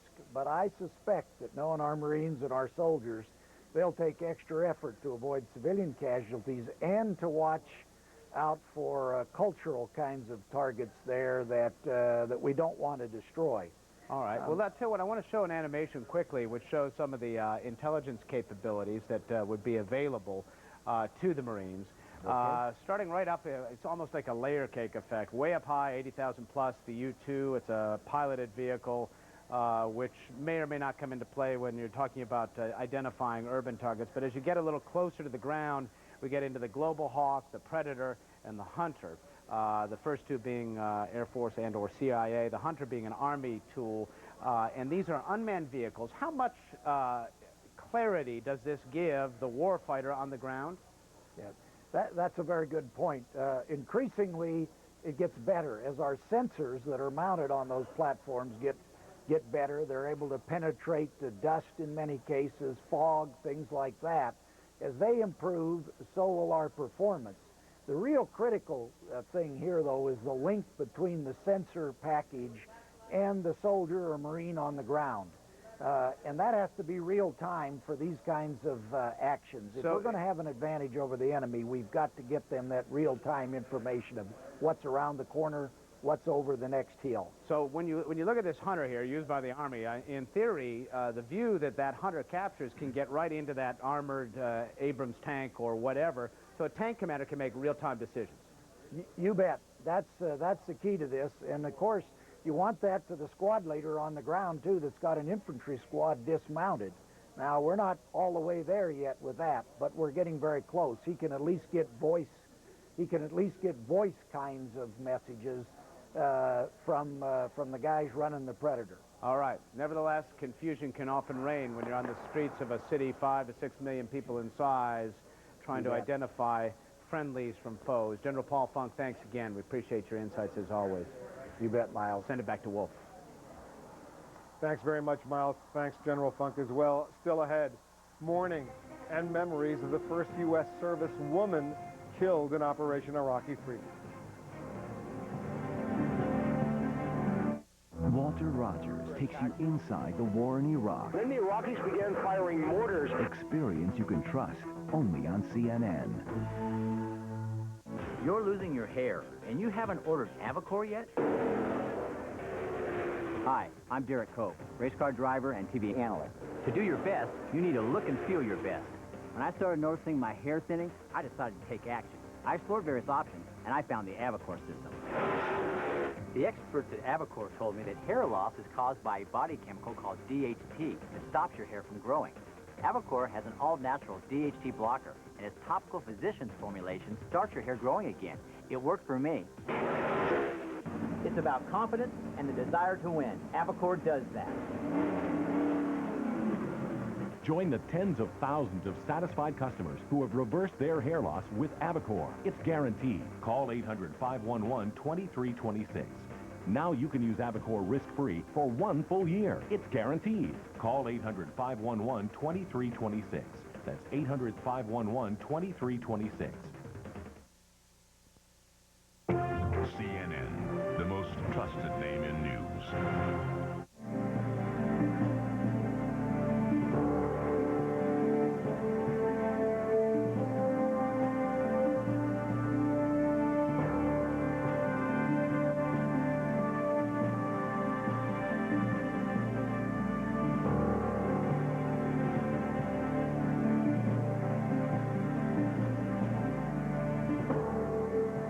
The number of confirmed coalition deaths in Operation Iraqi Freedom now has risen above 100. 75 American and 27 British troops have been killed. There are no reliable numbers of Iraqi casualties, though the information minister has said more than 400 civilians have been killed. U.S. Central Command now says 6,500 Iraqis have been captured by coalition forces. 7 Americans are listed as prisoners of war in Iraq. 8 are now listed as missing in action. The confirmations of the latest killed in action have hit the El Paso military community very hard. CNN's Ed Lavandera is standing by at Fort Bliss with reactions. Ed?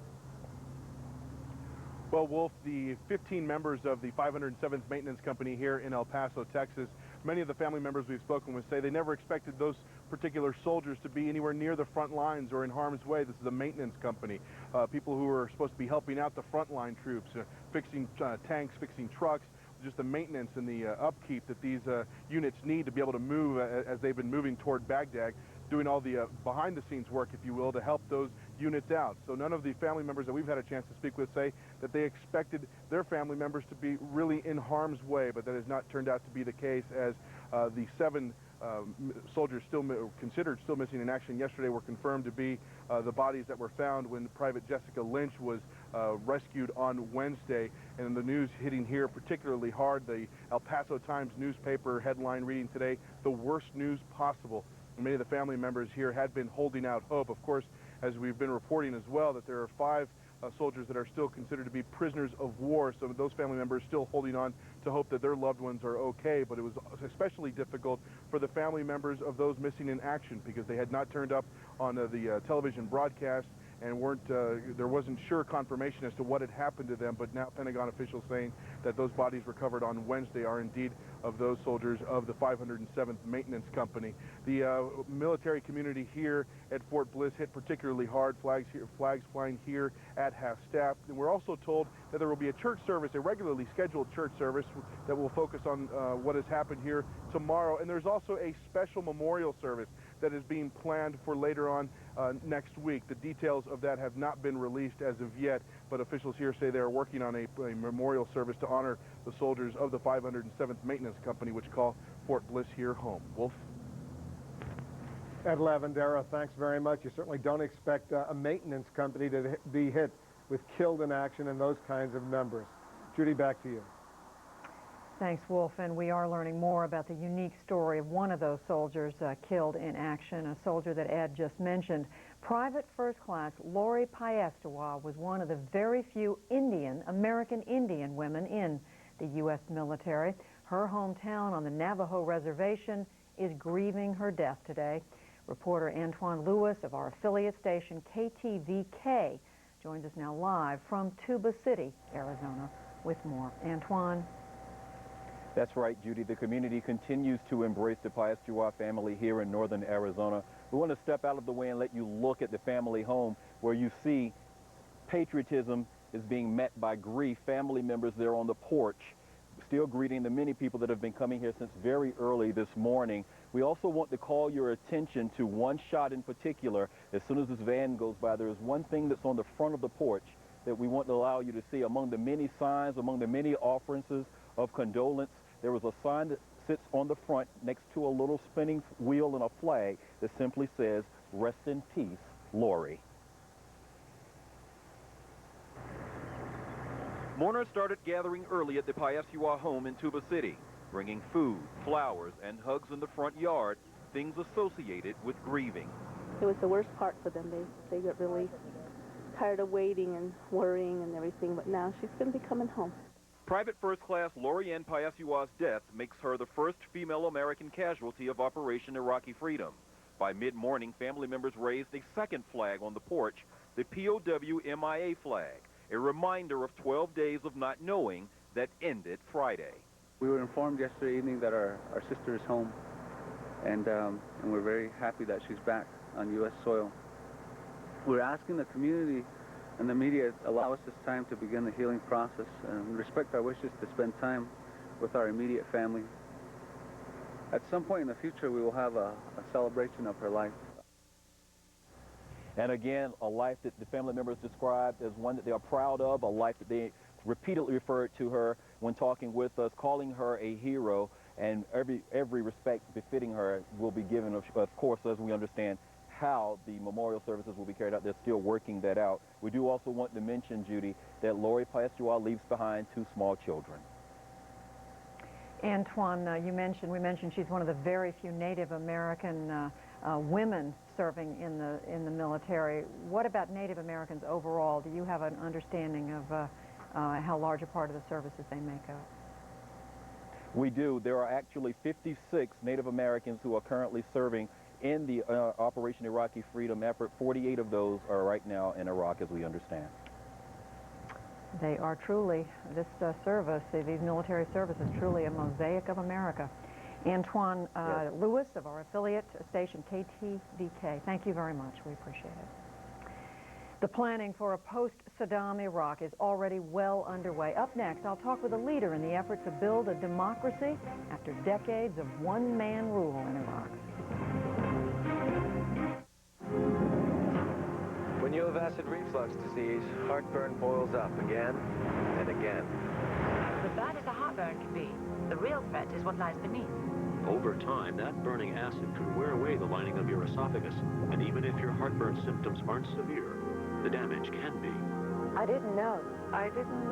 Your doctor knows about a purple pill called Nexium. Nexium goes to the source of the problem, actually reducing the amount of acid your body creates. For many people, one prescription Nexium a day provides complete 24-hour, day and night heartburn relief. And importantly, Nexium is proven to heal acid reflux erosions in the esophagus. Other serious stomach conditions may still exist. The most common side effects of Nexium are headache, diarrhea, and abdominal pain. Talk to your doctor and call this number for more information and a free trial offer for Nexium. Relieve the heartburn, heal the damage. It's possible with the purple pill called Nexium.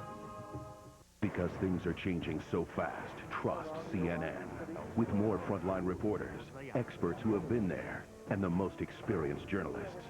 Because you need all the facts. Stay with CNN, the most trusted name in news. Even before the military battles in Iraq have ended, the planning for a post-Saddam Hussein Iraqi government is well underway. With me now to talk about efforts to build a democracy there and also about efforts to reach his family is Dr. Ali Al-Attar. He is with the Iraqi Forum for Democracy, a group of Iraqi exiles. Before I ask you about planning for the post-Saddam Iraq, Dr. Attar, I want to ask you about your own family. When was the last time you were able to speak? You have cousins and aunts. When were you last talking? A week ago, Friday before last. And how were they doing then? They were still anxious, and they are a little bit, their morale was on the low side because they were realizing that Saddam is going to do a street fight for the Battle of Baghdad, and they are apprehended with that. Also, the footage and the images of all these civilian casualties that the Iraqi television is keeping and blaming the United States and the coalition forces for these babies, elderlies, dead, injured. This make their anxieties a little bit more. And that's, of course, the only picture they were getting. Absolutely. And also the propaganda that the Iraqi Information Ministry putting as a show every day on TV with a lot of lies. And we hear it here, we know it, but unfortunately they don't have that access. You've tried to reach them since then. Do you know why you haven't been able to get through? We were not able to get through. The lines were not open. Do you have any other source of information about whether they're all right? At this moment, we don't.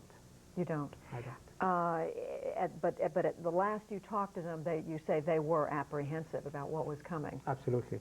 And they were post-Saddam Hussein Iraq, what is your sense of what shape the government should take and how easy or not it's going to be to move to a democracy there? I believe the most important aspect is to make sure that the people of Iraq feel that this is the act of liberation and not act of occupation. By that, we can force that by putting an Iraqi transitional government in power after the act of liberation is ending. And to do that, I think we have to involve all Iraqis in exile and inside Iraq in that process. One way I have in mind, maybe we can form an ad hoc committee. That ad hoc committee composed of 15 to 20 different groups, including a group of 6 that was in London before, to prepare for a large conference. These are people who left Iraq some time ago. Actually, we are planning to do that for all people inside Iraq and in exile. So you would include people who have been in Iraq? They should be. They are part of the Iraqi society, and they have to put their efforts in that. To what extent are there people inside Iraq who are still alive who have been opponents of the Saddam Hussein regime? There is a lot of them still inside Iraq, and we can use them. And I urge all the international community to extend their hands to help those people to be as they should support the effort of the Americans and the Brits in continuing the Liberation Act of the Iraqi people and for the Iraqis to regain their freedom. Talking with Dr. Ali Al-Attar. He is with the Iraqi Forum for Democracy. He also has family members in Baghdad whom I know you are anxious to be in touch with. Dr. Al-Attar, thank you again very much for coming by to talk Pleasure with is mine. Thank you. We appreciate it. And Wolf, now back to you. Thank you, Judy. Coming up, we go on patrol with special forces in the southern part of Iraq as they continue efforts to secure Iraq's second largest city, Basra. CNN's continuing coverage of the war in Iraq. Evidence of atrocities? A gruesome discovery in southern Iraq. An in-depth look at the possibility of chemical attacks on U.S.-led forces pushing into Baghdad. A CNN exclusive, a flying glimpse at the new strategy to protect coalition forces on the ground. These stories and more tonight at 6 Eastern. Stay with CNN, the most trusted name in news.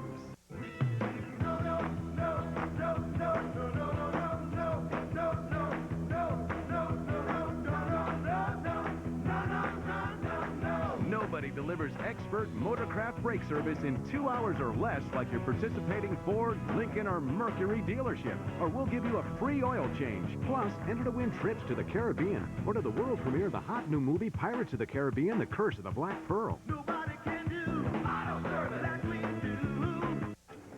Martin, please, come in. Everyone know Martin from IT, the guy who linked all our applications together? What, no chair? Okay. Anyone whose department didn't make a 170% return on investment last quarter, step back from the table.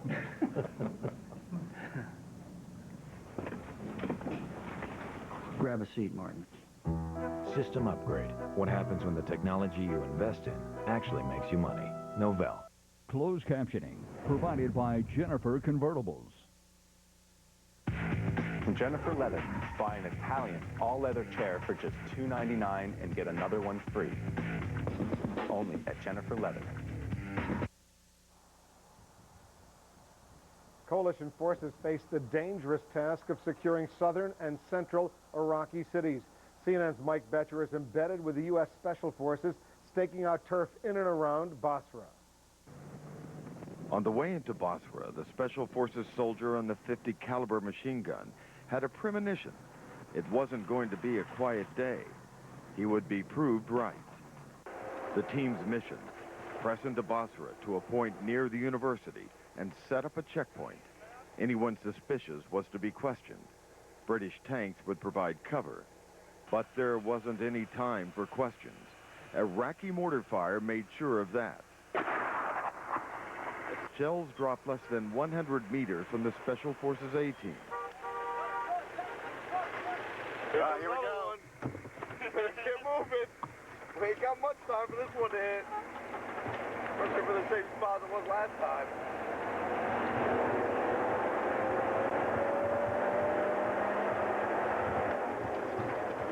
Oh, right there. Did you get it? Yeah. One barely missed a British tank. They're tearing that intersection up, dude. There were at least 10 more impacts, but the Special Forces A-team had moved just out of the mortar's range. Definitely ain't gonna get to shoot. Where the hell did that one hit? Right there. Part of the team moved forward for a closer look. The rest of the unit provided cover and scanned nearby buildings, bridges, and highways for the Iraqi mortar. Here comes an F-18. Coming in for an airstrike. An F-18 streaked overhead, but British commanders who controlled this part of the Iraq war theater did not give the order for it to attack. Back at the checkpoint in Basra, where traffic and war intersected, more than 20 Iraqi rocket-propelled grenades were discovered in a bunker. The order was given to destroy them. All right, let's tape it up on the deck floor.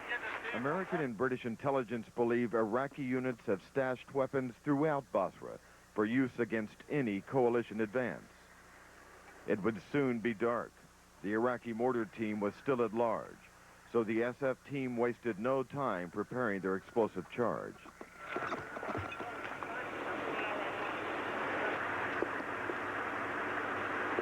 right, no twist, no turn. Hey, Captain, tell them Brits we're getting ready to pull the igniters. What's the time, dude? What we got? We got about 3 minutes. 3 minutes. We didn't have time to test it. All right, pull it on. All right. You got it, Tim? Get ready to go. Smoke on one. Where's my weapon at? Smoke on two. Yep. Let's go, load up. Get on the rock and go.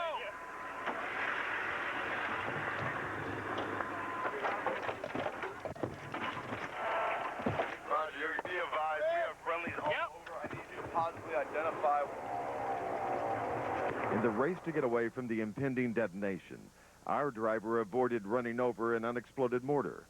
A British armored vehicle did not. It was disabled. The dark cloud in the distance marked its location. Then, a second detonation, the Iraqi arms cache. The soldier on the .50 caliber was right. It was not a quiet day. All for a checkpoint. A temporary checkpoint. Mike Betcher, CNN, with Special Operations Forces on the outskirts of Basra. That was some report from Mike Betcher. Our coverage of the war in Iraq continues in a moment. When we come back, a disturbing discovery in southern Iraq. British troops find the remains of up to 200 people. We're back in 60 seconds. Christiane Amanpour takes you inside the war in Iraq. They're shooting a little blind right now. Experience you can trust only on CNN.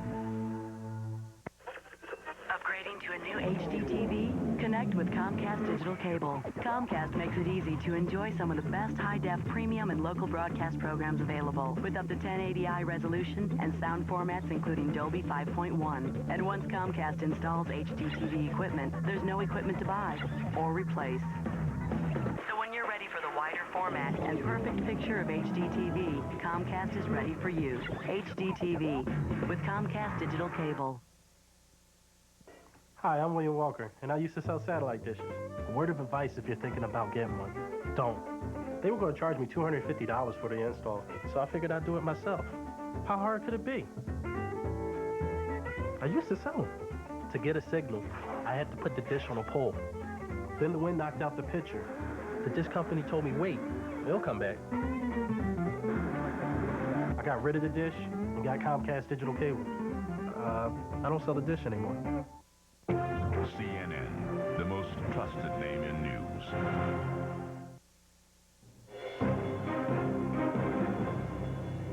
Hello, I'm Frederica Whitfield in the CNN newsroom with a quick look at the headlines. This just in, according to Reuters, it is reporting that heavy artillery is shaking southwest Baghdad, not far from the airport. Meantime, there have been new explosions in central Baghdad within the last hour as well. Sources tell CNN that the blast happened shortly after midnight local time. Earlier, a bomb landed not far from the Palestine Hotel, where many foreign journalists are based. The U.S. Central Command says 2 Marines were killed early today when their Super Cobra attack helicopter crashed in central Iraq. The military is investigating the cause of the crash, but CENTCOM says preliminary evidence indicates it was not caused by hostile fire. The U.S. Central Command says 9 of the bodies found during the Jessica Lynch rescue mission were indeed those of U.S. soldiers. The soldiers were previously listed as missing in action. All were part of a convoy ambushed on March 23rd.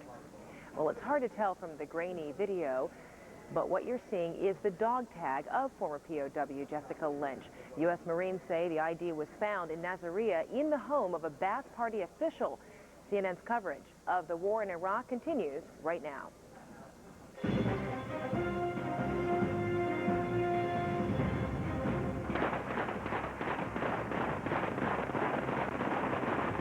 A Republican guard barracks blasted. A Saddam statue toppled. A portrait of war as U.S. troops push deeper into Baghdad. Secrets uncovered at an Iraqi school. There's chemicals all throughout this schoolhouse. A family mourns. A nation pays tribute to the first U.S. servicewoman to die in Operation Iraqi Freedom. She is our hero. We're going to hold that in our hearts forever, and she will not be forgotten. CNN Live this hour. Judy Woodruff reports from Washington with correspondents from around the world. A special edition of Inside Politics. The war in Iraq starts right now. Thank you for joining us. Well, some officials here in Washington have been reluctant to overstate the progress of the coalition push into Baghdad. But after U.S. forces made their first probe into the heart of the city, a Pentagon official says the war plan for freeing the capital is indeed underway. Here on the home front, the commander-in-chief is gaining more ground in the battle for public opinion. We'll discuss where and why. Also ahead, in the battle for hearts and minds in that region. The hearts and minds of the Iraqi people. Winning hearts and minds. And one of their big hearts and minds is... Our Jeff Greenfield will explore a catchphrase in war coverage. How can the U.S. win the hearts and minds of Iraqis? Let's go now to my colleague Wolf Blitzer, who is, as he has been for the last few hours, in Kuwait City. Wolf? Thanks very much, Judy. Within the past hour or so, more explosions were seen and heard in and around Baghdad. You're looking now at some live night scope pictures of the city. Coalition forces have opened a new phase of their assault on Saddam Hussein's regime. Indeed, only within the past few minutes. Reuters is reporting heavy artillery fire has been heard in the direction of southwest Baghdad, not far from the international airport. What used to be called Saddam International Airport, now renamed Baghdad International Airport. Heavy artillery, according to Reuters, shaking southwest Baghdad right now in the direction of the international airport. We're watching to see what's going on. We know that U.S. forces are in control of that airport right now. We'll get some more details and get them to our viewers as soon as we can. For the first time, U.S. troops have moved from the city's outskirts into the heart of the capital. Commanders say the mission was designed to send a message to the regime of Saddam Hussein and get information about Iraqi forces. Iraqi officials insist the tide of the war is actually turning in their favor. Iraqi TV showed video of people dancing on top of what they said were U.S. armored vehicles destroyed in battle. In northern Iraq, CNN's Brent Sadler reported enormous explosions as U.S. forces dropped bombs on Iraqi fighters. At one site, 28 bombs weighing 7,500 pounds each reportedly were dropped in a single hour. Faced with U.S. firepower, Iraqi fighters reportedly have blocked the main roads into Baghdad tonight. And black-clad members of Saddam Hussein's Fedayeen militia are said to be prowling the streets.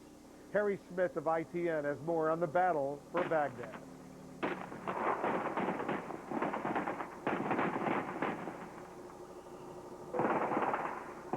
It's the fight they'd been waiting for, the tanks of the American 2nd Brigade, taking the war right to the heart of Saddam's much-vaunted defenders, to the Republican Guards, holed up in their barracks in the southwestern suburbs of the Iraqi capital.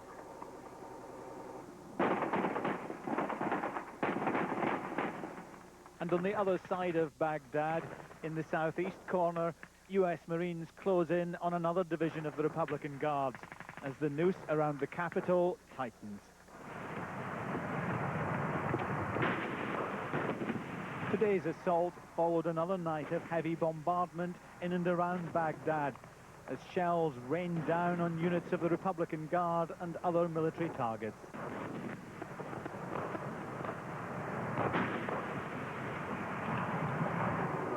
American military planners continue to warn that there could still be tough fighting ahead, but tonight they're closer than many believed they would be to the center of Saddam's regime. Harry Smith, ITV News.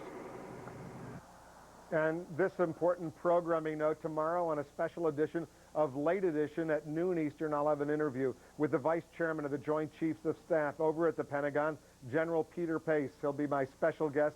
That's at noon Eastern Sunday, 9 a.m. Pacific. Judy, I'll be back in 1 hour for 2 hours, a special edition of Wolf Blitzer Reports. Much more coverage live from here in the Persian Gulf. In the meantime, back to Judy in Washington. Thanks, Wolf, and we will see you then. Well, as coalition forces push ahead in their bid to capture Baghdad, some big questions remain about Saddam Hussein and his whereabouts. It is still not clear, looking at the latest tapes of the Iraqi president, whether he's dead or alive.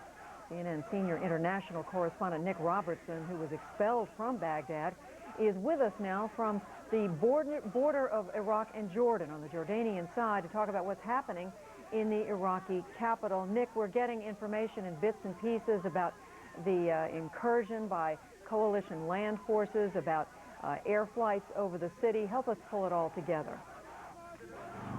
Well, from what we hear from sources in Baghdad this evening, it had been mostly quiet in terms of bombing throughout the day in Baghdad. Then there was a large explosion not far from the hotel journalists are staying in the center of Baghdad. Along the riverfront there are a number of bath party houses and buildings that appear to be have some sort of military function. It's not clear exactly what the target was. What we are hearing from Iraqi people in the capital today is that they know and they have seen coalition forces in the southwest of the city, in the southeast of the city. They say they have also seen coalition forces and believe coalition forces have a checkpoint on the northern outskirts of Baghdad as well. So as far as the Iraqi people are concerned, they are very aware that coalition forces are right on the perimeter of the city. Our sources are also telling us that Iraqi forces are massing artillery pieces and tanks at a number of locations on the southwestern edge of the city. These locations are actually very close to the center of Baghdad and appear to be forming some sort of front line against the coalition forces. Now, Iraq's Minister of Information today said that the coalition did not have control of the airport, that this was some sort of contrived video from the first day, and that in fact hundreds of coalition soldiers had been killed and their graves were now at the airport. He did promise to take journalists to the airport.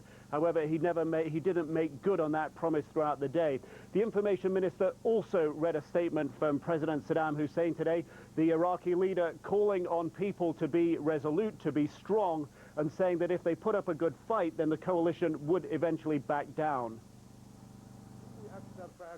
But to harm the enemy more and more, go against the enemy and destroy the enemy, and follow the plans that you got in writing. God is great. May the criminals lose. Now, representatives of the the International Committee for the Red Cross, who have been to some of the hospitals in Baghdad, report higher than usual numbers of casualties coming into those hospitals. We had a chance in the morning to go to the main hospital, which is called El Yarmouk, and we found that there had been a steady flow in of hundreds of casualties all over the night and through into the day. Casualties, wounded had to be sent over, dispatched to other hospitals, because this Yarmouk was just totally overwhelmed by the sheer number of people coming in. Now, these Red Cross representatives say that two-thirds of the casualties they've seen in this particular hospital are in fact military casualties. And Iraqi officials promised to take journalists to this particular hospital, the Yarmouk hospital, that is now located. It's on the southwest of Baghdad, and it appears to be pretty much between the position of where coalition forces have been seen and where Iraq now has a militarized frontline position. Now, when journalists were taken to go to see that hospital, twice they were turned around and told that they weren't actually allowed to go inside that hospital, Judy. Nick, when you say the Iraqis are seen now putting artillery pieces out and around the city, are you saying out in the open where they are vulnerable, or are they making any attempt to hide them? Give us a clearer picture of that. One of the areas where I understand they're locating tanks and artillery pieces is the Zawara Park. This is fairly central in Baghdad, on the edge of a government area. It is a large garden type area for people to take their children to go and play. There's a small zoo there as well. It is, if you will, facing towards the southwestern area of the city. It faces off against the highway that leads out to the airport. Now, that is not in a residential area. It is a clear, open area apart from trees. The other areas that we understand where Iraqi officials are placing tanks and blocking off streets are in more residential areas, Judy. All right, Nick Robertson giving us a better understanding of exactly what the Iraqis are doing to prepare for any further moves by coalition forces. Nick, thank you very much. Well, as American forces do push ahead toward the Iraqi government's key center of power, British forces are keeping up their work to the south of the Iraqi capital. ITN reporter Juliet Bremner is embedded with British forces in Iraq's second largest city, Basra, where the fight for control goes on. Dominating the city gates to Basra, Saddam Hussein and his henchmen still claim to control this southern port. But the British want to send a powerful symbolic message. Soldiers are here to tear down the regime and all it stands for. By the time they leave Iraq, they're determined Saddam and his Ba'ath Party will have bitten the dust. The approach can seem frustratingly slow, but day by day, the desert rats are exerting more control. Checkpoints meant to filter out Iraqi hardliners. They're well within striking distance of the mortars and rockets of the Fadaim militia, but they're prepared to take that risk to try and persuade the people of Basra that they won't desert them, that they'll stick with this, however messy it gets. Drastic action is needed to convince a dubious population. We watched a nighttime raid on the homes of Baath Party officials and Fadaim militia. These are men singled out by locals and believed by army intelligence to be behind much of the brutality and corruption. Most are not accused of specific crimes, but suspected of being part of the state-sponsored climate of fear. Break, come on, get up! The party's influence extends to every corner of Iraqi society. In 2 small communities, we witness more than 70 people being rounded up. Some are clearly terrified of what lies ahead, uncertain of their fate, overcome by nerves. But as it ended, there was no British apology for the scale of the operation. We came in firm, we came in fair. There was no shots fired. We gave a good warning before we came in. We've been playing warnings for people to stay in their houses, and we've only lifted those people who we've got very good intelligence on. This is not a tactic that can be regularly repeated, or the British risk being accused of installing their own rule of terror. Despite the discomfort of a few, there's a conviction that this is a night's work that will benefit the majority. Juliet Bremner in Basra. Well, there has been a terrible discovery by some other British troops in southern Iraq. Up next, evidence at a makeshift morgue points to mass executions by the Iraqi regime. But first, more scenes from today's fighting in Baghdad.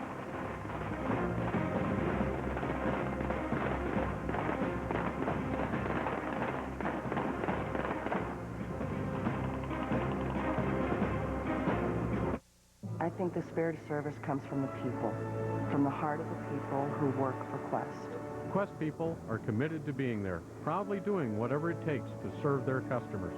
The spirit of service is ingrained in everything I do. That's our goal. That's what we do. If there's anything I can do for the customer above and beyond, I'll do it. To make our communities a little stronger, volunteering at Habitat for Humanity, donating blood, and encouraging people with special needs.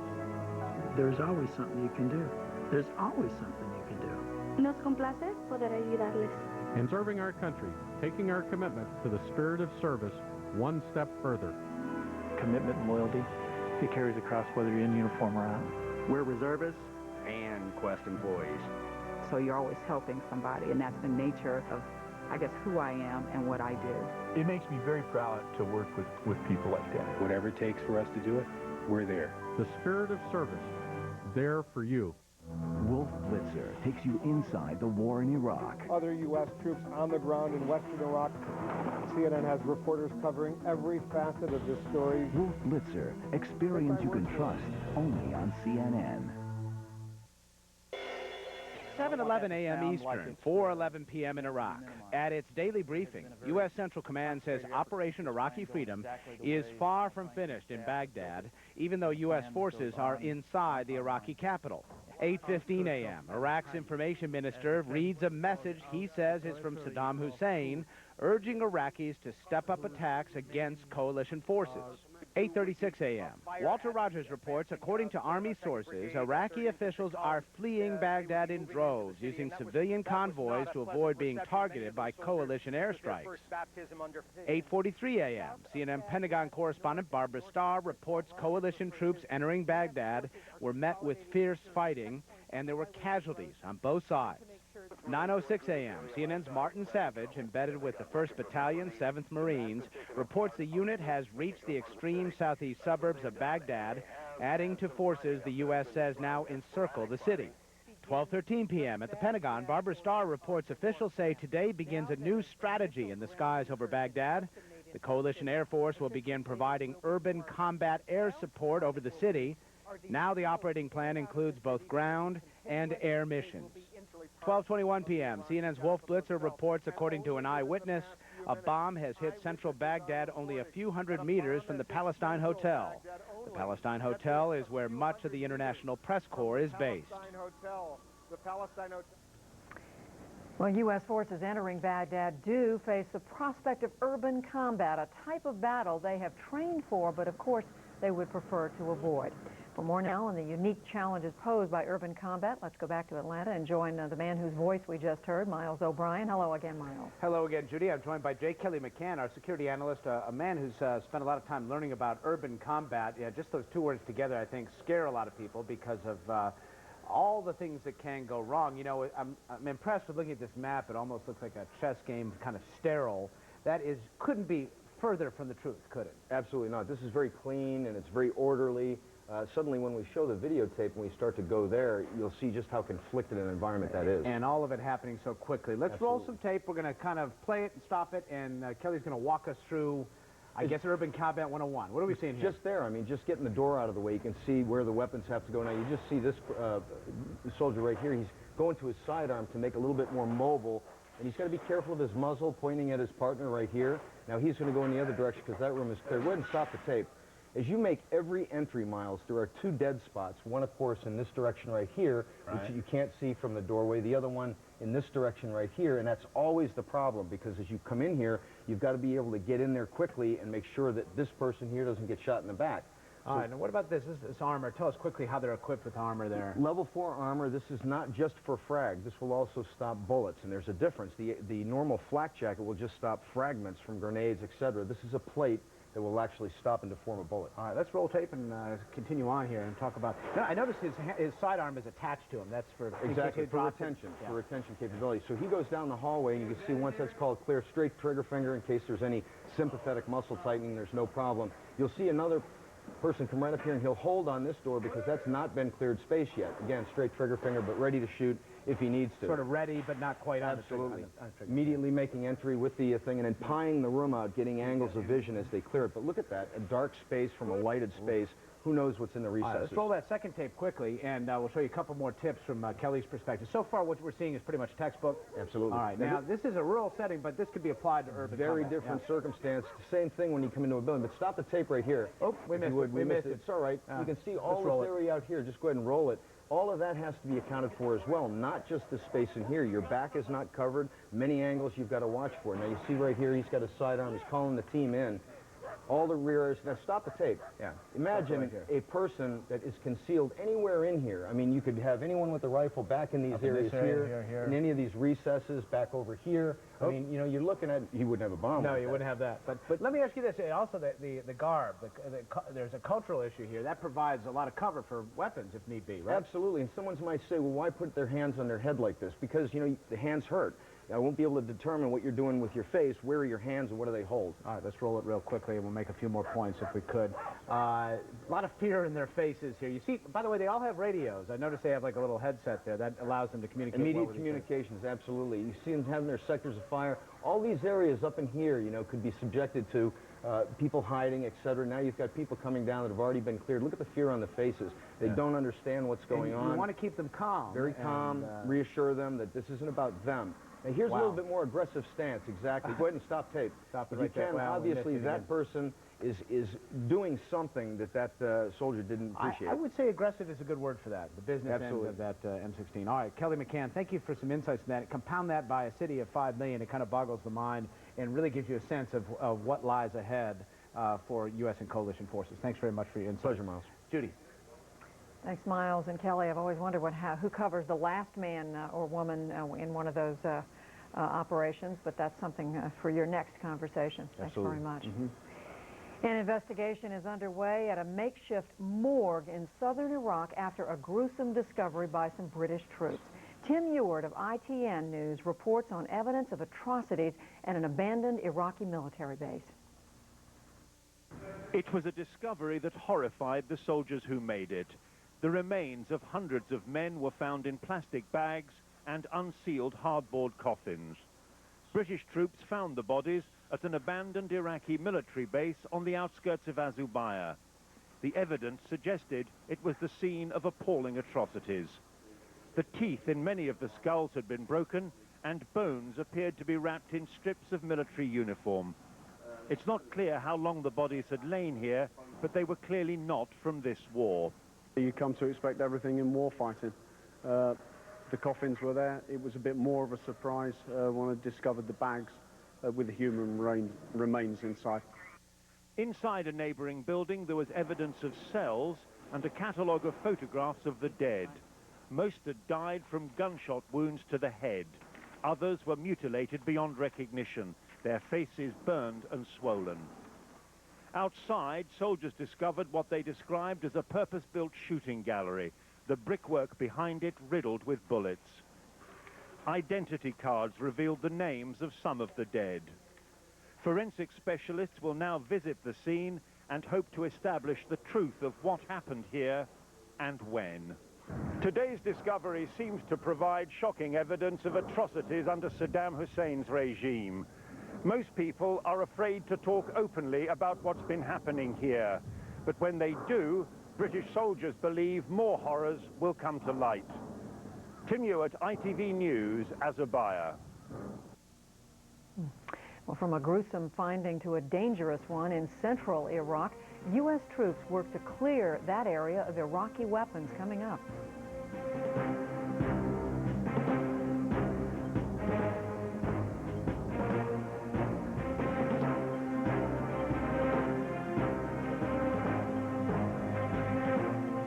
CNN's continuing coverage of the war in Iraq. Evidence of atrocities? A gruesome discovery in southern Iraq. An in-depth look at the possibility of chemical attacks on U.S.-led forces pushing into Baghdad. A CNN exclusive, a flying glimpse at the new strategy to protect coalition forces on the ground. These stories and more tonight at 6 Eastern. Stay with CNN, the most trusted name in news. Business travel got you squeezed in? Don't downsize, Amerisize. Get more workspace in a spacious suite for the price of just a hotel room, plus our free bountiful breakfast buffet. AmeriSuites. Don't downsize, Amerisize. For years, people have been telling us that a long-distance call is so different from a local call that it has to cost more money. They both look like apples to me. That's what's great about the neighborhood. You can get unlimited local and long distance for one low monthly price. So every call from home is the same. That's some fresh news. Get 50% off your first month in the neighborhood. Call 1-800-JOIN-MCI before May 1st. Business travel cramping your style? Don't downsize, Amerisize. Get a spacious suite for the price of just a hotel room, plus our free bountiful breakfast buffet. AmeriSuites. Don't downsize, Amerisize. Get triple miles and triple points, only with Prime Rewards. We've been hearing about the situation in northern and southern Iraq, now to central Iraq, where coalition forces say they are now in charge. And they are coming across some major munitions finds. The caches were apparently abandoned by retreating Iraqi forces. One such cache turned up in the city of Karbala, a strategic military point about 60 miles to the south of Baghdad. CNN's Ryan Chilcote is embedded with the 101st Airborne Division, and he has the story. Can you show us what you've been finding today? Roger. Well, this is about the third cache we found today. We've been finding them nonstop, and it's a really tedious affair. I've got an assortment of weapons right here, ranging from AK-47 to over here behind them. You'll see mortar sights, 60 millimeter and 81. Off on the far left, you'll see a second-generation star scope, kind of outdated but still works. If you keep shifting over, you'll see stabilizer fins for mortar rounds. On the back here, you'll see both 60 and 82 millimeter mortars. He's well equipped. Well, they're very well equipped. Definitely put up a fight. Rocket-propelled grenades. I'm finding a lot of these lately. These could take out a Jeep or a Humvee in a heartbeat. Now, is this you said you'd seen a lot of weapons caches recently found. Roger. Is this a large cache? No, I'd say this is about a medium cache. This looks like a lot of weapons. It looks like a lot of weapons, but it's really not. This technically, this would probably be outfit a platoon of guerrillas or whatever they're. Okay.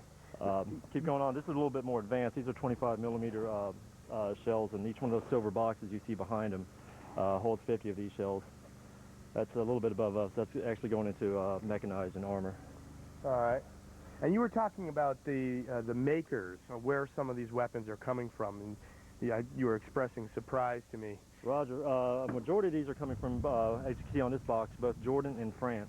We have very scattered, limited, and Russian equipment, but like I said, France and Jordan are the main suppliers right here. Now, for your guys, this is dangerous work. It's extremely dangerous because once you enter these buildings, we found actually enemy, guarding these sites. Don't know if they're going to be booby-trapped. don't know what's going to be there. So it's very tedious. It's got to be careful about it. Well, we've heard a whole lot about Iraq's use of human shields in defending key sites.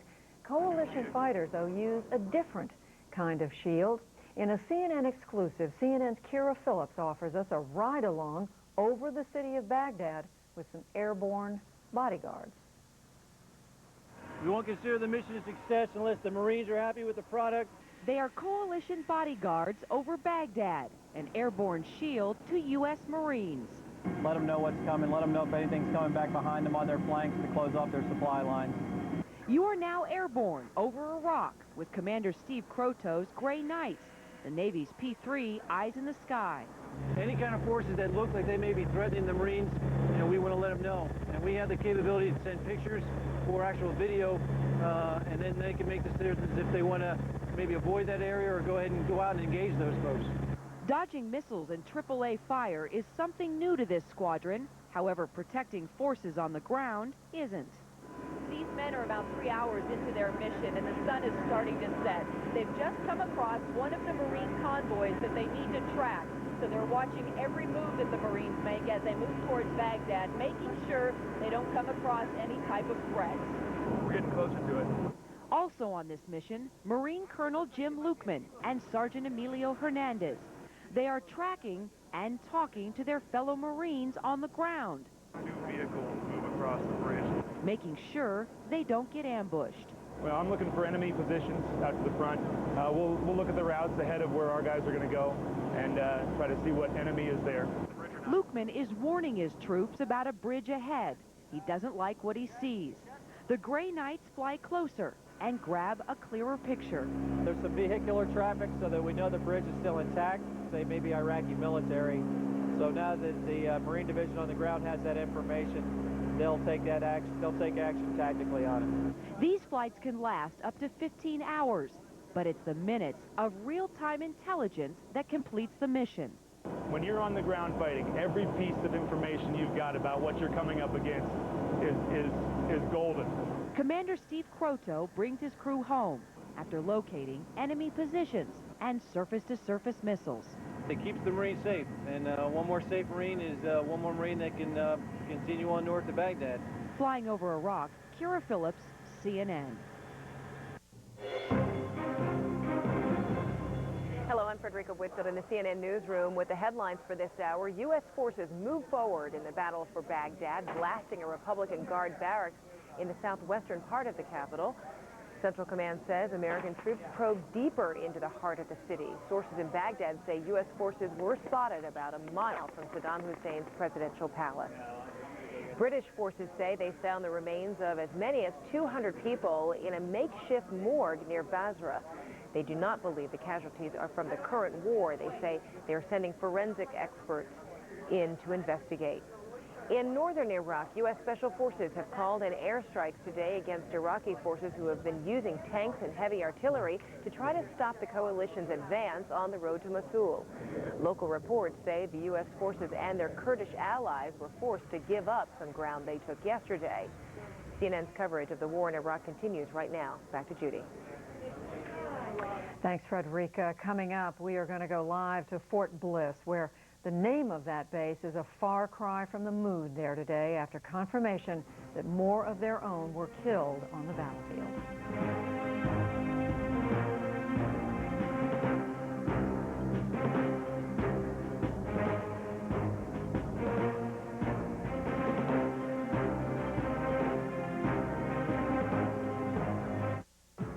Tonight, the latest from the battle for Baghdad, plus Winston Churchill's grandson, Operation Dear Abby, and more. Only on Larry King Live, CNN Tonight, 9 Eastern.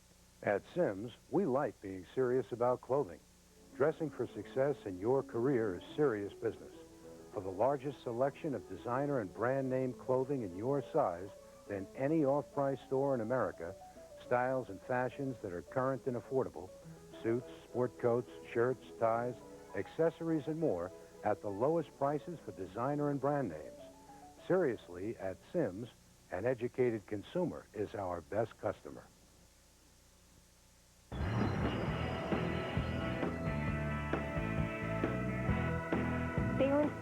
2 years ago. Well, you should have your brakes checked every year. You know, there's a big difference in the quality of brake parts. Bargain brakes are no bargain. That's why I trust my car to Jim, because he only uses Rebestos brand brakes. I'm never taking my car to another place again. I've earned my customers' trust by only installing premium quality Rebestos brakes. A life-saving reminder from Rebestos. CNN, the most trusted name in news. A sad milestone has been passed in Operation Iraqi Freedom. Now more than 100 coalition servicemen and women have died in the war. 62 Americans have been killed in combat, 13 by friendly fire or in accidents. Most of the 27 British troops who have been killed were victims of non-hostile fire. Iraqi officials, for their part, have not updated their casualty tally that states that 420 civilians have been killed. U.S. Central Command now saying more than 6,000 Iraqis have been captured by the coalition. We also know that 7 Americans are known to be held prisoner of war in Iraq. 8 Americans are listed as missing in action. Well, now that U.S. officials have confirmed that the bodies of 9 missing soldiers were found in Iraq earlier this week. Those confirmations bring to an end the waiting and the hoping for the military community in El Paso, Texas. That is the home of the 507th Maintenance Company. CNN's Ed Lavandera joins us now live from Fort Bliss. And Ed, this has just confirmed their worst fears. No question about that, Judy. 7 of those 9 bodies that you just mentioned, those were soldiers that were part of this 507th Maintenance Company. There were 15 soldiers in all that were involved in this search, in this ambush that took place near Nazaria almost 2 weeks ago. It happened on March 23rd. 7 of those soldiers had been 8 of those soldiers had been listed as missing in action. Jessica Lynch, we've heard so much about since Wednesday, was discovered alive and rescued. And in that search and rescue operation as well, they discovered 9 other bodies. The rest of those were the soldiers from the 507th Maintenance Company that were listed as missing in action and are now listed as killed in action. And as many of the family members had been holding out so much hope that perhaps, even though some of the other soldiers, 5 of the 507th, are being held as prisoners of war and had turned up on Arab television, as many of these family members had been holding out hope that perhaps in some way that they might also be alive as well. But here, officials passing on the word to many of these family members that their worst dreams had come true. So many of these family members preparing for an emotional week. We're told here on the base that there will be a church service tomorrow, which is regularly scheduled, which of course will focus on what has happened to this base in particular over the course of the last 2 weeks. And there will also be a special memorial service held next Friday. The exact time and location of that memorial service hasn't been released just yet, but they do say it will happen on Friday. And here on this base, we've seen flags at half staff and also other ways of expressing their emotion that many of the members of this military family have been feeling.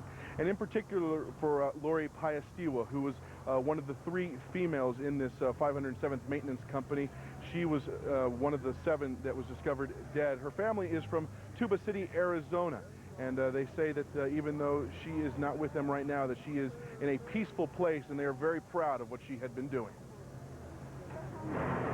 We also ask you to continue to pray for all the troops, all the servicemen and women, and the world leaders around the world, so that our children will know what it is one day to live in a world of peace, and that there will be a quick end to this conflict. Judy, let me just give you a quick breakdown as well so that we don't get confused. There's 15 soldiers from this 507th Maintenance Company. 5 of them are prisoners of war. The 7 that we've been talking about here that were discovered dead are part of that list as well. There were also 2 confirmed deaths previously before the news of this is broken. So 9 of the soldiers in this 507th Maintenance Company have passed away, and they will all be remembered here later on this Friday. And one final note, if you look at the ages of all of these soldiers involved, the youngest being 18 and the oldest being 38, but a lot of young members of this 507th Maintenance Company. Judy? Yeah, a lot of young ones and a lot of heartache across the Fort Bliss community. All right, Ed Lavandera, thank you very much. He's been reporting from there for the last few days. Meantime, we're learning more details about the dramatic rescue of Private Jessica Lynch. U.S. officials say that Iraqis held her prisoner for 10 days after ambushing her unit near Nasiriyah. We're told the soldiers that rescued Lynch used their bare hands to recover the bodies of those 9 other U.S. soldiers who were buried nearby. A Central Command spokesman filled in the gaps of the dramatic rescue today for reporters. As the team entered the hospital room, they found Private Lynch in a hospital bed. The first man approached the door and came in and called her name. She had been scared, had the sheet up over her head because she didn't know what was happening. She lowered the sheet from her head. She didn't really respond yet because I think she was probably pretty scared. The soldier again said, "Jessica Lynch, we're the United States soldiers here, and we're here to protect you and take you home." She seemed to understand that. As he walked over, took his helmet off, she looked up to him and said, "I'm an American soldier too." The team members carried her down the stairwell out to the front door to the waiting helicopter. Jessica held up her hand and grabbed the ranger doctor's hand, held on it to her for the entire time and said, "Please don't let anybody leave me." It was clear she knew where she was and she didn't want to be left anywhere in the hands of the enemy. It's quite a story. Lynch's family flew to Germany today to be by her side at a military hospital where she is receiving treatment. Since that rescue, U.S. Marines have established a foothold in the area around Nasiriyah. A unit found Private Lynch's dog tags in a home close by. It is believed to be the residence of a Ba'ath Party leader. CNN's Jason Bellini is embedded with the Marines Expeditionary Unit, and he brings us up to date. I'm standing in front of Saddam Hospital. Saddam Hospital is where Jessica Lynch, the American POW, was rescued by U.S. Special Forces just a few days ago. Today, the Marines were embedded with the 15th Marine Expeditionary Unit.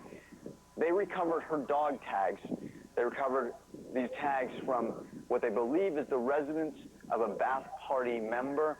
They found it in this residence along the river as they were looking for arms, various types of munitions that they also recovered in that same position. As the Marines make these discoveries, and they've made quite a number of these arms cache discoveries, in fact, they say it slowed them down from doing the rest of the work that they want to do because there's so much of these arms here for them to deal with. But as they do that, they're operating in a very changed climate and a changing climate. People here in some quarters are giving them quite a reception. We had an opportunity earlier to speak with some Iraqis who were thrilled by their presence in the city. No like. No like Saddam? No like Saddam. You like Bush? Maybe. I like Bush. What's that? Bush? You like Bush? Maybe. Bush? Marines. U.S. Marines. Good. Good Marines, good. Good, yeah. Yes, good. Good. Bush is good? Good. Maybe good. Good Bush. Good Bush. Yes, USA. Yes. In juxtaposition to those Iraqis that you just saw, earlier we spoke with some Iraqis who are inside Saddam Hospital. There's some images we're showing you here of Iraqis who were injured in aerial bombardments. We spoke with one, a 20-year-old, who said he was eating cereal in the kitchen of his home when he heard helicopters overhead. Then a loud explosion. His father was killed in the blast, and he's been in the hospital and will likely be in this hospital for quite a long time with his injuries. Some very tragic injuries witnessed inside of that hospital, and some very tragic stories, tragedy that's come with this war. I'm Jason Bellini, CNN, Nasiriyah, Iraq. This picture's hard to look at inside the hospital. Well, President Bush is away from the White House this weekend, but he's keeping a close watch on the war in Iraq. We'll tell you what Mr. Bush has to say about the war's progress when we return. But first, we leave you with more scenes from the battle for Baghdad.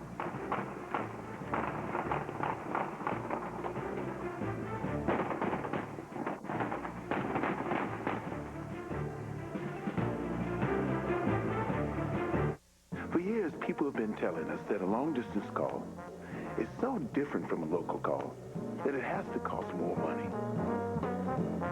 They both look like apples to me. That's what's great about the neighborhood. You can get unlimited local and long distance for one low monthly price. So every call from home is the same. That's some fresh news. Get 50% off your first month in the neighborhood. Call 1-800-JOIN-MCI before May 1st.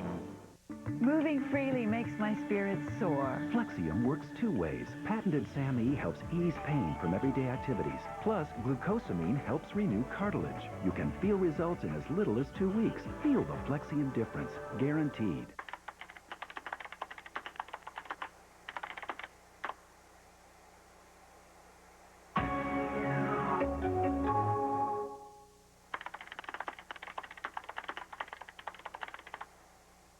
Every night on CNN, join Paula Zahn and Wolf Blitzer live from the front lines at 8, then revealing interviews with Larry King live at 9. And Aaron Brown recaps all the day's events on Newsnight at 10. Every night on CNN, the most trusted name in news. We're going to show you now some video just into CNN. This was shown on Iraqi television within the hour. These are pictures newly released from Iraqi television of a man who appears to be Saddam Hussein, said to be with his 2 sons, Uday and Qusay, and some other top military commanders or military advisors. As always, we're not able to tell you when this video was shot or where. The most important question, of course, being when, because almost daily Iraqi television has been putting out video of the Iraqi leader in the last few days, and everyone wants to know, number one, is this Saddam Hussein, and number two, were these pictures taken, was this video shot after the war began? But we are showing you what Iraqi television is showing its viewers just in the last few hours. Well, as we were just telling you, President Bush is at Camp David, the presidential retreat today, but he is keeping a close eye, we are told, on the latest events in Iraq. Let's check in now with our CNN White House correspondent, Suzanne Malveaux. Hello, Suzanne. Hi, Judy. President Bush is spending the weekend at Camp David. He started his day making a phone call to Russian President Vladimir Putin. It's a clear sign the administration continues to reach out to those who are against the war, also looking forward a post-Saddam regime, looking to the future here. The president received his intelligence briefing. He also had a meeting with his national security team through a secure video link. On that call, Secretary Rumsfeld, Secretary Powell, the Deputy Secretaries of State and Pentagon, just to mention a few, getting the latest updates on the war. The president also put in a call to a staunch ally, Spain's Prime Minister Jose Maria Aznar. The president's focus really today in his weekly radio address to give an upbeat, a positive assessment of the war with Iraq, not only addressing the American people, but also the Iraqis as well. By our actions in this war, we serve a great and just cause. Free nations will not sit and wait, leaving enemies free to plot another September the 11th, this time perhaps with chemical, biological, or nuclear terror. We will remove weapons of mass destruction from the hands of mass murderers. And by defending our own security, we are ridding the people of Iraq from one of the cruelest regimes on earth. The United States and our allies pledged to act if the dictator did not disarm. The regime in Iraq is now learning that we keep our word. But, Judy, the administration's optimism also tempered by the reality that as those allied forces approach the center of Baghdad, there could be some nasty battles ahead. The president this weekend also preparing for a 2-day summit with British Prime Minister Tony Blair in Belfast, Ireland. They're really going to be focusing on the post-Saddam regime. What role will the administration have, as well as the role of the United Nations? The two leaders do not see eye to eye on this. Blair, as well as many European leaders, want a broad role for the United Nations in reconstruction, humanitarian aid, and administration. But the White House does not see it that way. They want more of a limited role, and administration officials have been saying over the last couple of days that those who have shed blood should be the ones who take the lead role when it comes to Iraq's future. Judy? And Suzanne, why are they saying the meeting is in Northern Ireland? Have they given a reason for that?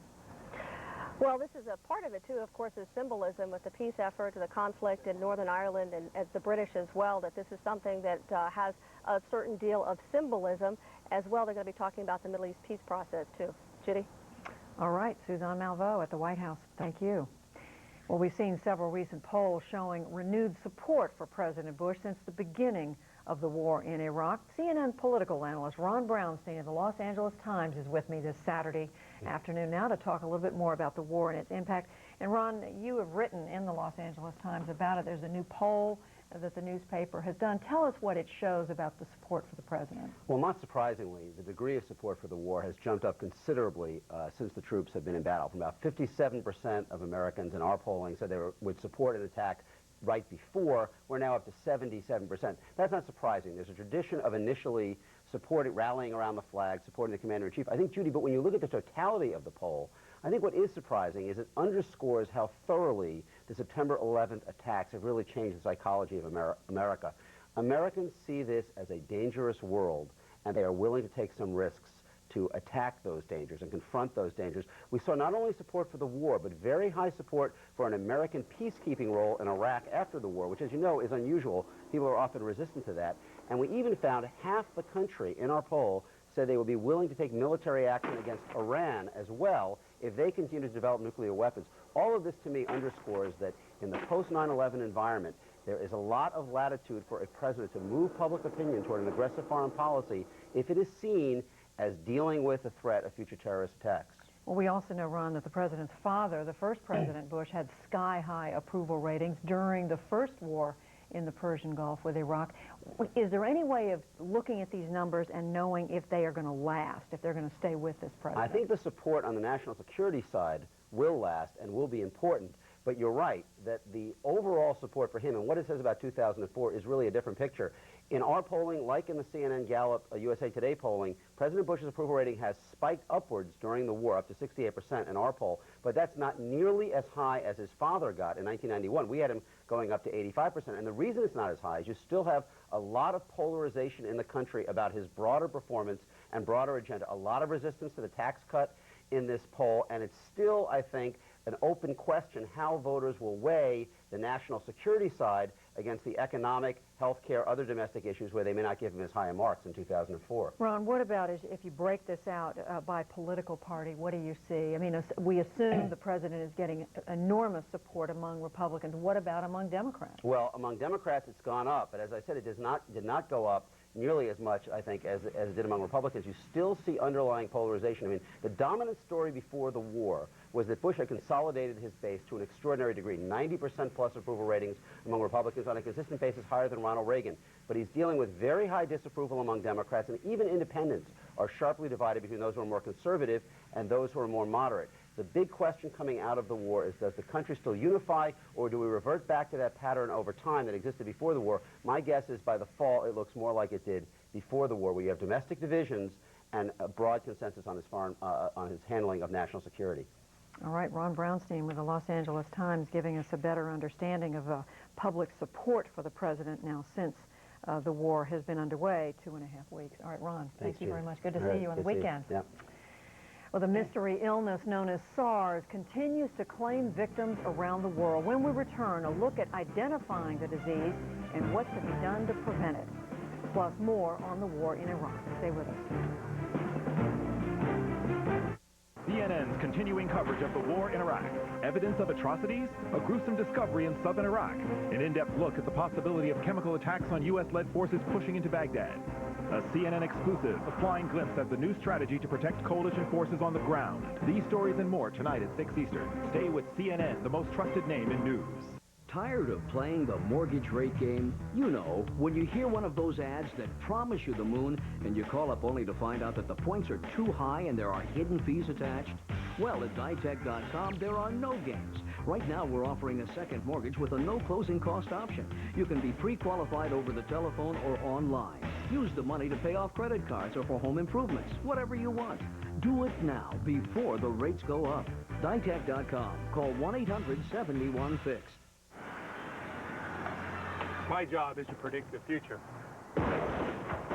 Every year, over 500,000 construction workers are injured in the U.S.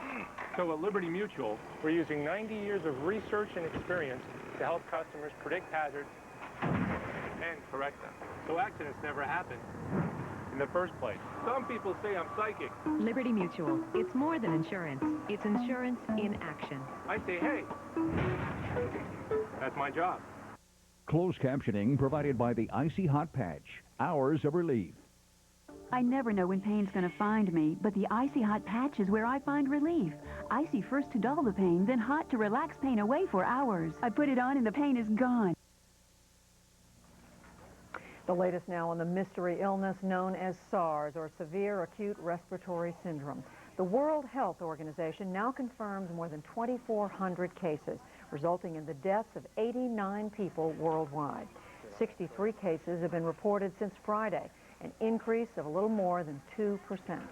CNN's medical correspondent Elizabeth Cohen has more on the SARS investigation and the search for a cure. This is the culprit, a never-before-seen strain of the coronavirus. Coronaviruses are everyday, even boring to scientists. All they do is cause the common cold and stomach problems in babies. But this strain of the coronavirus is highly unusual. Virologists were shocked when it grew in a culture that other strains of the corona never grow in. Now the challenge, to figure out if this new bizarre bug will respond to antiviral drugs. Many viruses don't, and so far, this one hasn't. 11 labs around the world, from Hong Kong to Atlanta, are working around the clock to solve the mystery of SARS. In 1 week, they went from not even knowing what causes SARS to identifying the virus that probably does and coming up with a diagnostic test. The scientific achievements that happened within the first week of virus laboratories receiving specimens are just truly unprecedented. Also unprecedented, she says, international communication. The 11 labs share information on a secure internet site and get together regularly for video conferencing. The question is it happening fast enough to keep pace with this respiratory virus? And we have a lot of challenges here to really identify and contain this epidemic. So I think it's good news, bad news, and we just have to be really vigilant and keep at it. Part of keeping at it, figuring out where this virus came from in the first place. Genetic sequencing, being done now at the U.S. Centers for Disease Control and Prevention, will help answer that question. One prevailing theory is that genetic material from a pig virus and genetic material from a bird virus combined to make a whole new strain of virus and then made the leap to humans in China. And here's another thing that's strange about SARS. Many viruses that jumped from animals to humans, like West Nile, do not then spread person to person, but the virus that causes SARS does. And perhaps the saddest mystery of all, SARS has a relatively low death rate, only about 3.5%. But why are many of those who die young and healthy? With time and lab work and communication, maybe someday scientists will be able to answer that question and many more. Elizabeth Cohen, CNN, Atlanta. Frightening, fast-moving phenomenon. Coalition soldiers trying to win the support of the Iraqi people. When we come back, a look back at the history of winning over hearts and minds around the world. Wolf Blitzer takes you inside the war in Iraq. U.S. troops on the ground. Experience you can trust only on CNN. We've been together a long time. From the original spin to the latest groove in Olney. From the first flyers to the flyboys of the great Northeast. From one giant step to baby steps in South Philly. From the birth of jazz to our birthday. For the past 150 years, we've always been beneficial to you.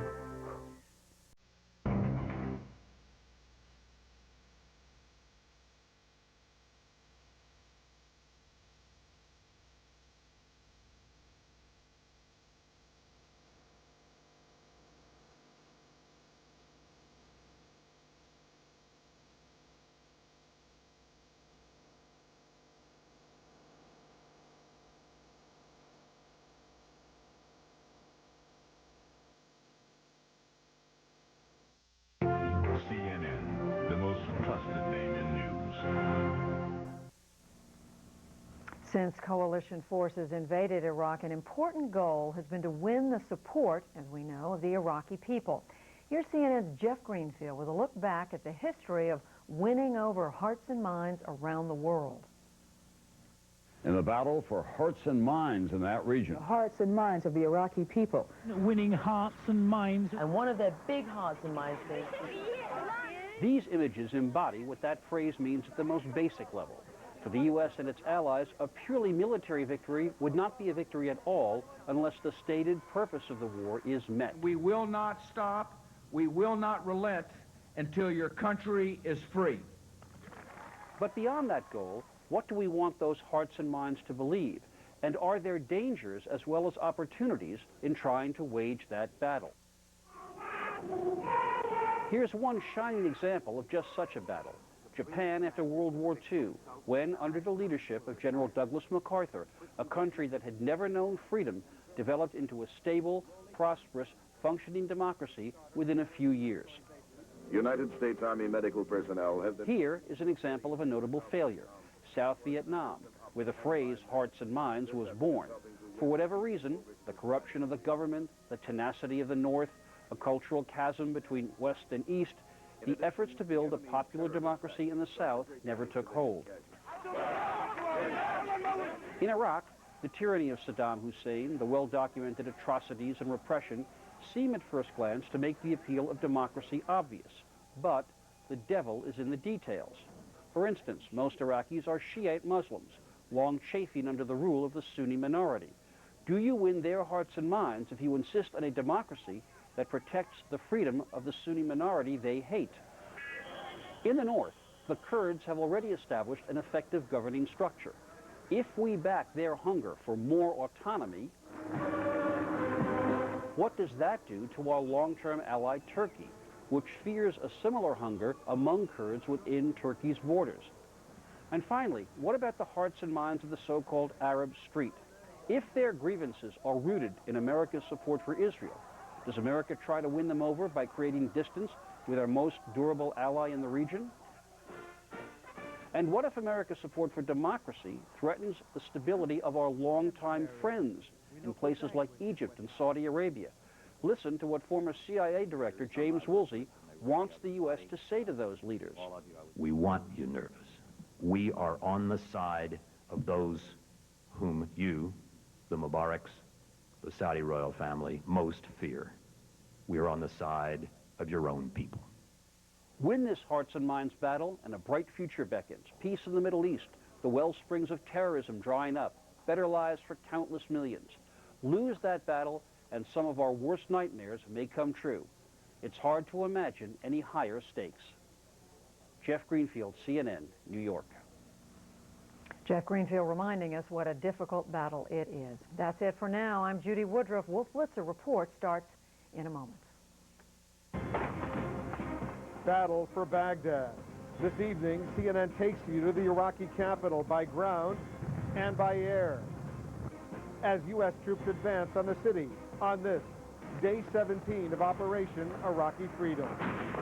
CNN Live this hour. Wolf Blitzer reports from Kuwait City. With correspondents from around the world, Wolf Blitzer Report starts now. If you're just turning on your television set, you've missed a major and historic development. U.S. troops in the heart of Baghdad. A new phase targeting the capital city is now underway. Hello. From Kuwait City, I'm Wolf Blitzer reporting tonight live from here in the Persian Gulf. Baghdad is facing the fury from many fronts this evening. CNN is the first network to take you over Baghdad by air. CNN's Kira Phillips went aboard a Navy P-3 and covered a reconnaissance mission. We'll show you more of these exclusive pictures and tell you the new strategy from the skies. By ground, you'll see the battle being fought in the suburbs of Baghdad as U.S. forces continue their fight and their tanks attack Iraqi Republican Guard barracks. On the city outskirts, you'll see the shelling going on, a coordinated effort by coalition forces to make Iraqis surrender their capital. We're told by the U.S. Army the pressure is indeed working and that Ba'ath Party leaders and Iraqi leaders, officials, are leaving Baghdad. This evening, we have reporters and guests covering the land and air assault. CNN's Nick Robertson and Kira Phillips are standing by, as well as the former U.S. acting ambassador in Baghdad, Joe Wilson. But first, let's go to CNN's Frederica Whitfield in the CNN newsroom.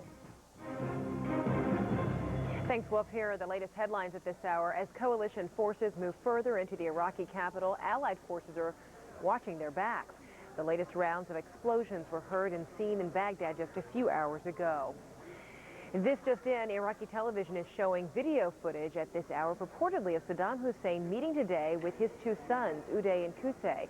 But U.S. officials say it is impossible to say when or where the tape was made. U.S. Central Command says a pair of Marine pilots were killed early today when their Super Cobra attack helicopter went down over central Iraq. U.S. military officials say there's no evidence that hostile fire played any role in the crash. The Pentagon is confirming the war's first combat death of an American woman. Private First Class Lori Ann Piestoa was one of 8 soldiers from the 507th Maintenance Company found dead outside a Nazareth hospital during the rescue of American POW Jessica Lynch. Those are the headlines making news this hour. Another update at the half hour.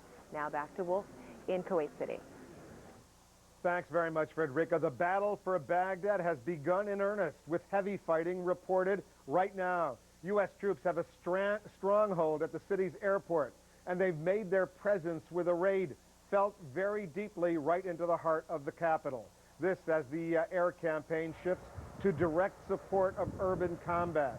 Let's go live, first of all, to our senior international correspondent, Nick Robertson, who's tracking developments from Ruwayshed in Jordan, right along the border with Iraq. Nick, what's the latest? Wolf, our sources in Baghdad are saying they're seeing a lot of explosions and hearing a lot of explosions coming from the southwest of the city in the direction of the international airport where coalition forces are based.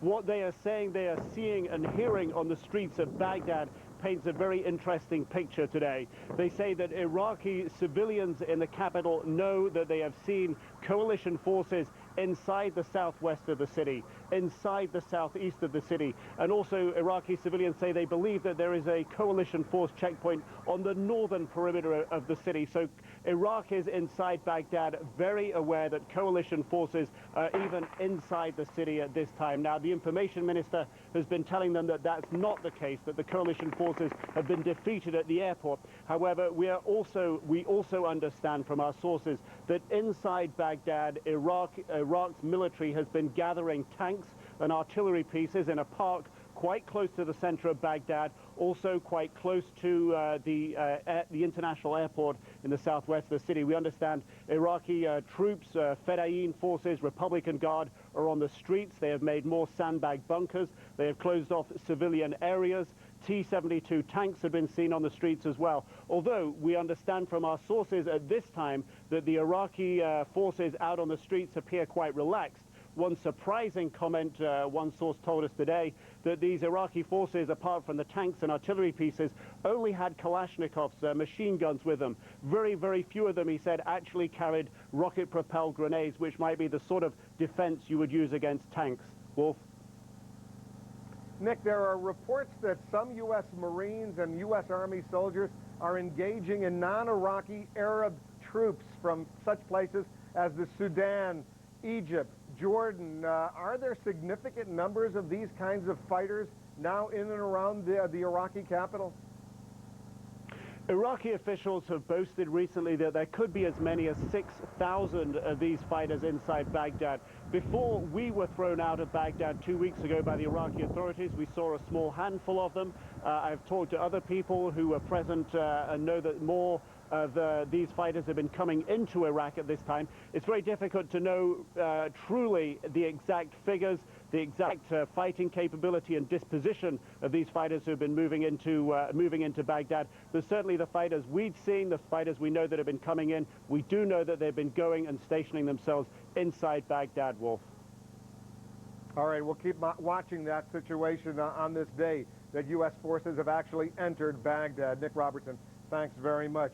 The U.S. Air Force is now round-the-clock on alert, providing special urban combat air support for coalition troops in and around the Iraqi capital. Meanwhile, Navy pilots are still flying their P-3 reconnaissance missions for U.S. Marines on the ground. CNN's Kira Phillips is the only network television reporter to fly along on a mission over Baghdad. She's joining us now live from Bahrain with exclusive pictures. Kira, tell us all about it. Wolf, I guess you could say they're the coalition bodyguards over Baghdad. They're the airborne shield to the U.S. Marines on the ground. We did get an exclusive look over the skies of Iraq. We got to fly with the Navy P-3, including the U.S. Marine Corps, 2 riders on board. This is how it works, Wolf. They work together inside this aircraft, an aircraft that has all types of specialized electro-optic cameras. You'll see the P-3 personnel working the different areas of the aircraft. Then in the back, the U.S. Marine Corps riders watching these pictures, paying close attention to these pictures. They have their laptop with their maps. They know exactly where the troops are on the ground, where the Marines are supposed to be going, what their next move is. Then through these special cameras, they're able to see if there are any threats in the area to these Marine personnel on the ground. They can look ahead. It's called situational awareness, specifically for the commander on the ground, leading the Marines into Baghdad and around Baghdad. They look for certain hot spots. They try to find Iraqi forces hiding in certain areas. They look for tanks, any type of threat to the forces. It keeps the Marine safe, and one more safe Marine is one more Marine that can continue on north to Baghdad. Well, I'm looking for enemy positions out to the front. We'll look at the routes ahead of where our guys are going to go and try to see what enemy is there. And they were able to find the golden nugget, as they say. Marines were coming up on a bridge that they thought did not exist. That bridge did exist. There were vehicles. There were Iraqi forces. They were able to tell the Marines that is what is ahead. Beware of that. Work your way around them or engage. You have the choice. Now, another interesting fact is, this squadron is not used to being fired upon. They're usually patrolling over the waters. Now their mission has expanded. You could see the AAA fire outside the window of the aircraft. They were engaging with missiles, looking for missile sites, trying to take those out also. So as you can see, the mission is getting much more dangerous for the P-3, but they're working well with the Marines and protecting those troops on the ground. We'll have a full report coming up in the next hour, Wolf. Kira, before I let you go, you flew over Baghdad. Just think about that. Think about where you were only a few weeks ago. Today you flew over Baghdad. What was it like? How scared were you? It's a good question. It's quite a reality check when you look out the window, looking through the infrared goggles and seeing the AAA fire, seeing the explosions going on around you. It is quite a reality check, but we wanted to be able to bring you the pictures and wanted to be able to tell you about this mission so you saw firsthand the threat. It's not just strike fighter pilots that are going through this threat and dealing with missiles and AAA. It's also the reconnaissance missions and the crews on these aircraft. And these aircraft, they're slower and they're not able to maneuver and defend like the strike fighters. So you can imagine the position that they're in, but they're saving lives and it's working well. Kira Phillips doing some important work, amazing work for us today. Kira, I'm glad you're back in Bahrain. That's home of the 5th Fleet, the Navy's 5th Fleet in the Persian Gulf. We'll speak to you in the next hour as well. Meanwhile, U.S. Army commanders are suggesting Iraq's armed forces may be in their final days. We have 2 reports. We begin with our senior international correspondent, Walter Rogers. He's with the 307th Cavalry now in the western suburbs of Baghdad. What we are hearing from the U.S. Army commanders in this theater of operations is a very upbeat message. Upbeat in the sense that one senior officer in the United States Army was quoted as saying, "We have the Iraqis rocking backwards on their heels." This senior officer went on to say, "We just need to keep the pressure on for a few more days." The very clear implication of his remarks is that there is a timeline and that the military commanders believe the Iraqi resistance is crumbling and will continue to crumble, especially when the U.S. Army 2nd Brigade, 3rd Infantry Division rolled at will through some sections of Baghdad today, right into the city itself, well into the city limits, and did a tour through the U.S. Army's 2nd Brigade, 3rd Infantry, literally rolling on tanks through, first as a reconnaissance unit, then as literally a show of force. And indeed, they swept through a southern third of the city, perhaps a southern quarter of the city of Baghdad, 6 million people, and then came back out again just simply to say, we are here, and if there's anything left of the Ba'athist regime of Saddam Hussein, the message the Army was sending that we can flex our muscles in your capital anytime you want. One very important thing, we continue to receive reports of a mass exodus of Iraqi party officials, Ba'athist party officials, and Republican Guard officers trying to flee west of the city, going up perhaps in the direction of Syria. We have heard that they have been carrying suitcases of money. The Army has discovered that in some fleeing vehicles over the past few days. I'm Martin Savage with the 1st Battalion, 7th Marines. The Marines, as you know, pushing up on Baghdad from the east. We're entering from the southeast, now getting into the southeasternmost suburbs. We're about 29 kilometers away. or roughly about 15 miles from the heart of Baghdad itself. The 5th Marines going through this area last night ran into trouble. Said they got rocket-propelled grenades fired their way, tanks were hit, they did suffer some casualties. Today, 1st Battalion 7th Marines, who we're traveling with, had the task of going into the same area, clearing it, and putting an end to any sort of fighting. And there has been fighting for some of the lead elements of this particular battalion. We know that for 2 reasons. 1, sporadic fighting reported back down the line. 2, the sound of artillery. Lots of it this morning, more this afternoon, even a few rounds late this afternoon. Artillery would be used to hit, say, heavily reinforced positions or bunkers. It could be remnants of the Iraqi Republican Guard, or it could be just remnants of the Iraqi army that are dug in out there. The fighting is not said to be heavy. It is only described as sporadic, and the forces are continuing to drive forward.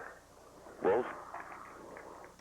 CNN's Martin Savage, thanks very much. Walter Rogers as well, 2 of our embedded reporters right near Baghdad right now. And now let's turn to a man who knows the Iraqi capital quite well. Former Ambassador Joe Wilson was the U.S. Charge d'Affaires there on the eve of the first Gulf War. He was the last senior United States official to have met personally with President Saddam Hussein. Joe Wilson joins us now live from Washington. Ambassador Wilson, thanks very much. Give us, first of all, your bottom line assessment, how you see the situation in and around Baghdad unfolding right now. Well, I have to say, having watched Kira's report, it really is puts paid to the question that we have not just superiority, but absolute dominance of the air around Baghdad. And then from the other 2 reports, I think it's clear that we can go in. We're certainly fortified enough to go in and come out at will without suffering any serious casualties to our own forces doing so. So I think, you know, we're really at the end game. The back has been broken of the Iraqi armed forces. That's pretty clear. And the question will be, how long does it take to mop up? And then we enter into the long occupation period. You heard Walter Rogers say that there seems to be a flood of refugees, of people trying to escape Baghdad in a westerly direction, perhaps towards Syria, perhaps towards Jordan. It sounds as if the U.S. military has the city surrounded, but they're leaving one escape route deliberately open for whatever reason. Is that a sense you're getting as well? Well, I mean, that's sort of classic military. I think that dates back to Sun Tzu, that you leave a moat free at the back of the city so that they can escape and are not forced to fight to the bitter end. And given the opportunity to flee rather than fight, I think most Baghdadis who have been under this terrible aerial pounding for the past couple of weeks would probably welcome the chance to slip out and go somewhere else. What happened to the vaunted Republican Guard, 6 divisions, supposedly that had encircled Baghdad and were ready to fight to the death, and the so-called Special Republican Guard that are, of course, entrenched right in Baghdad? Well, I think, Wolf, a lot of them probably did fight to the death and are now dead. You know, however vaunted they are, it was pretty clear from the beginning that you were looking at Podunk High facing up to the New York Yankees, and the New York Yankees were going to win, and they've done so. American military power is as advertised, without a doubt. Our soldiers out there have just done an amazing job of moving quickly up the Tigris and Euphrates valleys and getting the job done with relatively few casualties to our own forces. We saw some new videotape today released on Iraqi state television showing Saddam Hussein, his 2 sons, Uday and Qusay, some other senior ministers, advisors to the Iraqi president. We have no idea when this tape was made, whether it was done weeks ago or whether it was done today. But as you look at this tape, what goes through your mind, Ambassador Wilson? Well, when I last saw Saddam, he was so cocky and self-confident about how the United States lacked the tenacity or the intestinal fortitude to suffer the casualties of 10,000 soldiers in the Arabian desert, or to throw him out of Kuwait. And not only is he being thrown out of Kuwait, he's now being thrown out of his own capital. We have not suffered the casualties that he predicted, and we have certainly shown the tenacity to do the job. Ambassador Joe Wilson, it's kind of you to join us again. Maybe stick around a little bit in our Washington bureau. It sounds as if the situation in Baghdad might be heating up. There have already been extensive explosions over the past several hours. More expected. A lot of artillery fire being heard in the southern suburbs of Baghdad, including the southwestern suburbs right near where U.S. forces are at the Baghdad International Airport. Ambassador Joe Wilson, always good to speak with you and get your expertise. Thank you very much. Meanwhile, the coalition allies are operating on the ground in Baghdad. Things are changing fast in the capital city right now. When something happens there, of course, we'll bring it to you first here on CNN. Just ahead, you're there with the U.S. assault force during a raid on a Republican Guard barracks in Baghdad.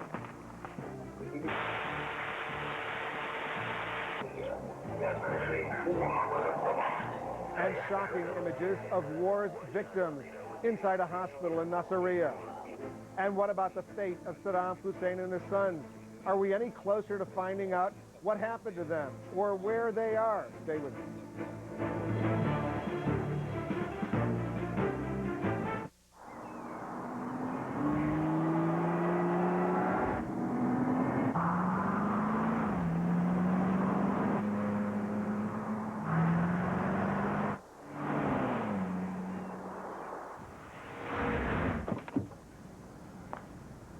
The perfect accessory for your right foot.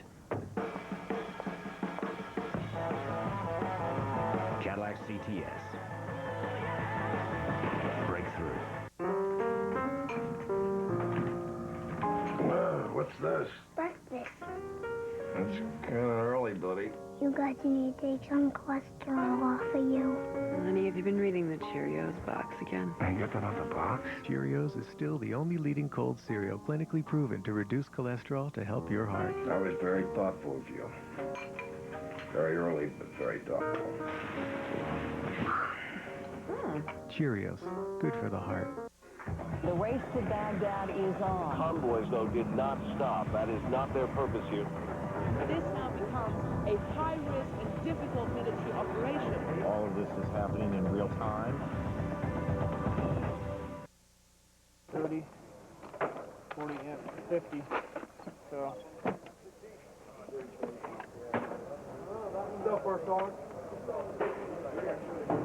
With coalition forces on the move across Iraq, here's a look at some of today's battle scenes. U.S. Marines have joined the battle for Baghdad with heavy artillery barrages directed at Iraqi forces on the outskirts of the city. Marines also report close quarters combat with Arab volunteers in a marsh outside the capital. In the south, CNN's Mike Betcher rode into Basra with a U.S. Special Forces team that drew heavy mortar fire from Iraqi forces still entrenched in the city. And CNN's Brent Sadler is in northern Iraq, where U.S. airstrikes have been pounding away at Iraqi positions across the front lines from U.S. troops and Kurdish forces. We'll check in live with Brent Sadler shortly. In the meantime, two task forces of the United States 3rd Infantry Division toured parts of southern Baghdad today, and the Associated Press recorded video of what it said was a battle at a Republican Guard barracks in the southwestern part of the city. We're taking you to the front lines right now. Take a look and listen.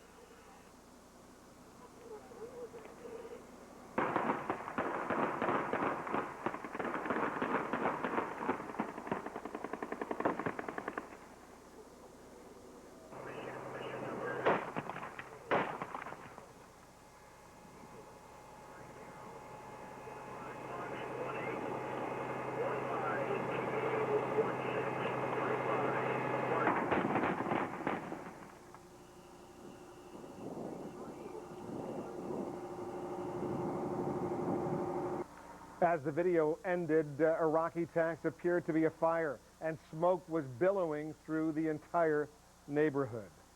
Baghdad now being contested street by street by coalition and Iraqi forces. You'll need to stay with us throughout this hour, indeed throughout the night, for the latest from the Iraqi capital. But in the struggle for the capital, will U.S.-led forces get support from the north? Those battle lines keep shifting as well. We'll hear directly from our Brent Sadler. He's there with U.S. and Kurdish troops. And there's a U.S. Army fort in Texas, heartbroken this evening. We'll take you there.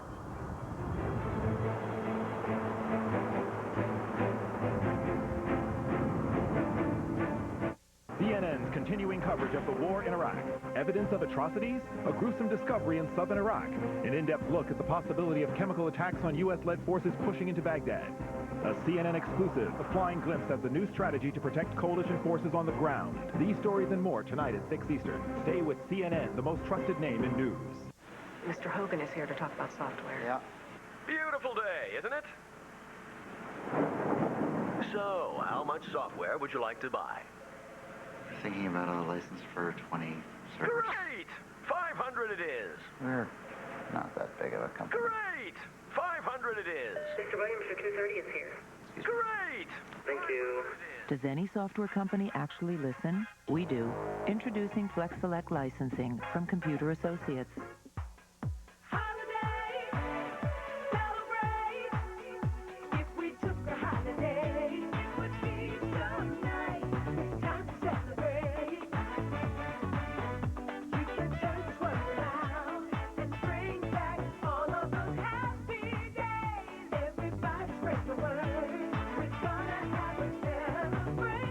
Now save 30%. Call your travel agent or 1-800-BEACHES. You're looking at live pictures of the USS Constellation. That's one of 5 U.S. aircraft carriers engaged in this war against Iraq. 2 in the Eastern Mediterranean, 3 in the Persian Gulf. The Constellation in the Persian Gulf. You're looking at the deck where warplanes are about to take off and return, deeply engaged in fighting, helping to try to secure the Iraqi capital tonight. As coalition forces close the noose around Baghdad, let's look at the battle line. Driving into the heart of Baghdad, U.S. forces send a message to the Iraqi regime. They can strike where and when they choose. Sources in Baghdad spot U.S. forces as close to the city center as a bridge, about a mile from one of Saddam Hussein's palaces. Iraqi troops still hitting at the Allies where they can, inside the city and at the outskirts. Outside the capital, a mass exodus. CNN's Walter Rogers with the Army's 307th Cavalry. Iraqi officials are fleeing Baghdad in droves. What they're doing, according to the Army, is insinuating their Army trucks in between civilian convoys and then fleeing Baghdad. Rogers also reports a dramatic reconnaissance mission by the 307th Cavalry today. The unit surprises a column of Iraqi tanks south of Baghdad and destroys them. Pushing up from the southeast, the 1st Battalion, 7th Marines. CNN's Martin Savage, embedded with the unit, says the 7th Marines are at the southeastern suburbs of Baghdad, encountering sporadic fire along the way. Further south, Basra, where coalition airstrikes destroy the home of Iraqi General Ali Hassan al-Majid, also known as Chemical Ali, for allegedly ordering chemical weapons attacks against Kurds 15 years ago. In the north, the lines keep moving. Iraqi forces still control much of that region, but U.S. and Kurdish forces pressuring the cities of Mosul, Erbil, and Kirkuk. Coalition aircraft have free reign over Iraq, and we're watching the skies right now. CNN's Gary Tuckman is at an air base near the Iraqi border, standing by live, and CNN's Brent Sadler is in northern Iraq, where U.S. Special Forces are working with Kurds, and they're trying to get powerful air support. It looks like they're getting it. Let's begin with Brent. Brent, what's the latest? Wolf, as you say, really the Iraqi Kurds on the ground hooking up closely with their American allies. I spent many hours this day at the forward end of the lines along this sector of the northern front, about 100 miles from Baghdad, watching the extraordinary calculations that go into U.S. Special Forces forward air controllers bringing in, with calm and precision, massive airstrikes against Iraqi military targets on a ridgeline. Now, in a space of about an hour, a B-52 bomber came just after nightfall, came and did 4 bombing runs. Let me give you the maths of this. In 4 runs, each run 7 500-pound bombs. 4 runs, a total of 14,000 pounds of high explosive ordnance on a series of positions. I saw secondary fires, confirmation from U.S. Special Forces that they'd hit their targets. And Wolf, this is just the beginning of what's in store for Iraq's army across the whole of the northern front as U.S. coalition forces move ever closer towards the center of Baghdad.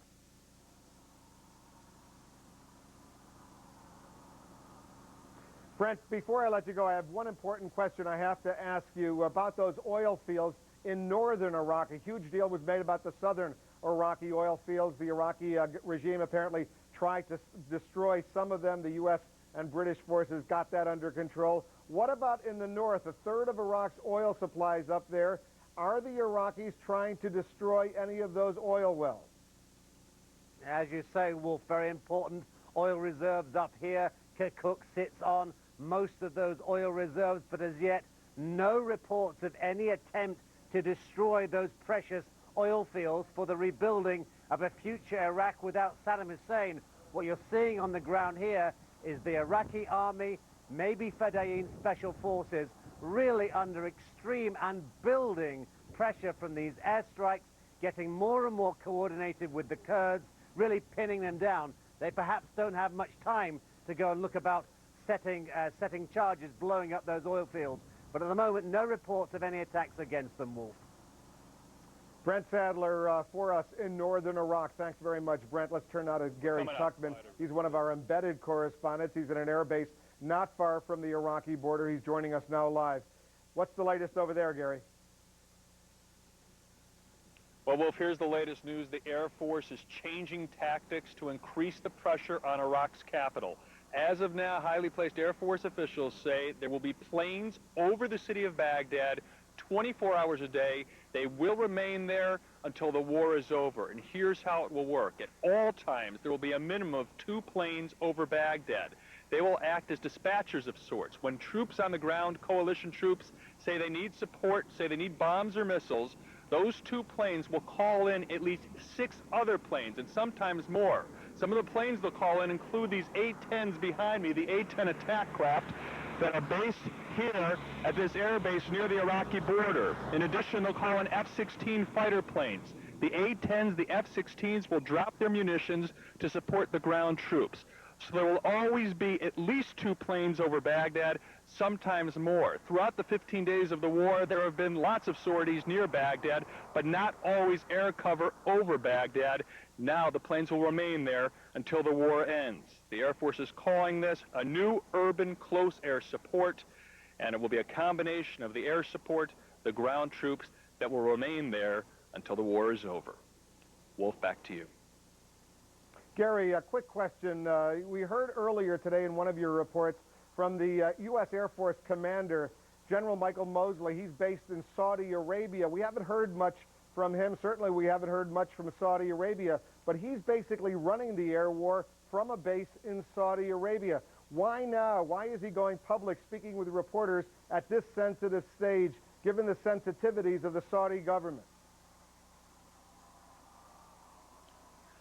Well, he's not advertising the fact that he's in Saudi Arabia, although we all know that, but he wants to make it very clear. They think toughness is very important right now, and there's no subtlety. His quote, Wolf, that he said was, "We are not softening the Republican Guard, we are killing them." And he said that purposely, he said that loudly, and he wants to make sure the government of Iraq knows that. Gary Tuckman at a base not in Saudi Arabia, but not far from Iraq. Thanks very much for that report.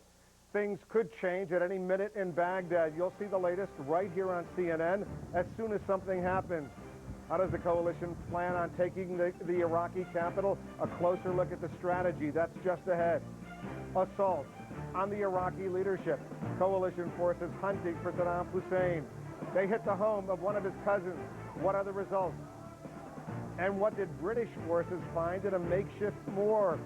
That's spurring an investigation. Stay with us. Christiane Amanpour takes you inside the war in Iraq. They're shooting a little blind right now. Experience you can trust only on CNN. Be a part of the Opera Company of Philadelphia's thrilling new season at the Academy of Music. Don't miss the season finale, Strauss's lush Ariadne auf Naxos. This rarely performed 20th century opera is a feast of orchestral and vocal splendor and a phenomenal blend of comedy and drama. For tickets, call 215-893-1999 or online at operaphilly.com. Join the Opera Company of Philadelphia at America's grandest opera house, the Academy of Music. The arts. Come, be inspired. I feel like she hates me right now. I'm going to try to give her another call again. If you want to go, stay. Verizon voicemail. You have. Catherine I home. didn't care if you hung around me. I didn't care if you went away. All I need is a miracle. All I need is you. All I need is a miracle. Verizon. Make progress every day. CNN, the most trusted name in news. CNN Live this hour. Wolf Blitzer reports from Kuwait City. This is an historic day. The U.S. has entered Baghdad. U.S. coalition forces now in the Iraqi capital. We're live in Baghdad. We're giving you all the late-breaking developments as coalition and Iraqi forces battle for the control of the capital. First, the latest headlines. Let's go back to Frederica Whitfield in the CNN newsroom in Atlanta. Thanks, Wolf. Here are the headlines at this hour. U.S. Marines say they've recovered the dog tags of rescued prisoner of war Jessica Lynch from a private home in Nazirah. The house is thought to belong to a Ba'ath Party official. More than 2 weeks after the war began, Pentagon officials say the Baghdad portion of the war plan is officially underway. As part of the effort, U.S. and British Air Forces will fly over the city at all hours to protect coalition ground troops as they move around the Iraqi capital. An investigation is underway in this morning's crash of a Super Cobra attack helicopter. The Allied Central Command says the Cobra went down in central Iraq, killing both U.S. Marine pilots on board. There was apparently no one else on board. Central Command says the crash doesn't appear to have been caused by hostile fire. While monitoring the war events in Iraq, President Bush spoke today with the leaders of Russia and Spain. The White House says the calls to Russian President Vladimir Putin and Spanish Prime Minister Jose Maria Aznar were part of a series of calls to world leaders to discuss the developments in Iraq. People traveling to Thailand from SARS-affected countries are now subject to a health inspection. The Thai government says anyone suspected of being infected with the SARS illness may be isolated and quarantined for up to 14 days. So far, 7 cases of SARS have been confirmed in Thailand, including 2 deaths. Those are the headlines making news at this hour. Now back to our coverage of war in Iraq with Wolf Blitzer. Thanks very much, Frederica. Let's check in once again with our senior international correspondent, Nick Robertson. He's been tracking all of the late-breaking developments, including the battle for Baghdad that is now underway from his post along the Iraqi border. Nick, as you look at this current situation, week 3 of this war, U.S. troops have actually entered Baghdad, but U.S. military commanders warning the worst may yet be in store. Iraqis seem to be getting out of the way, at least a lot of them, including senior military officers. What's your understanding of what's happening in Baghdad?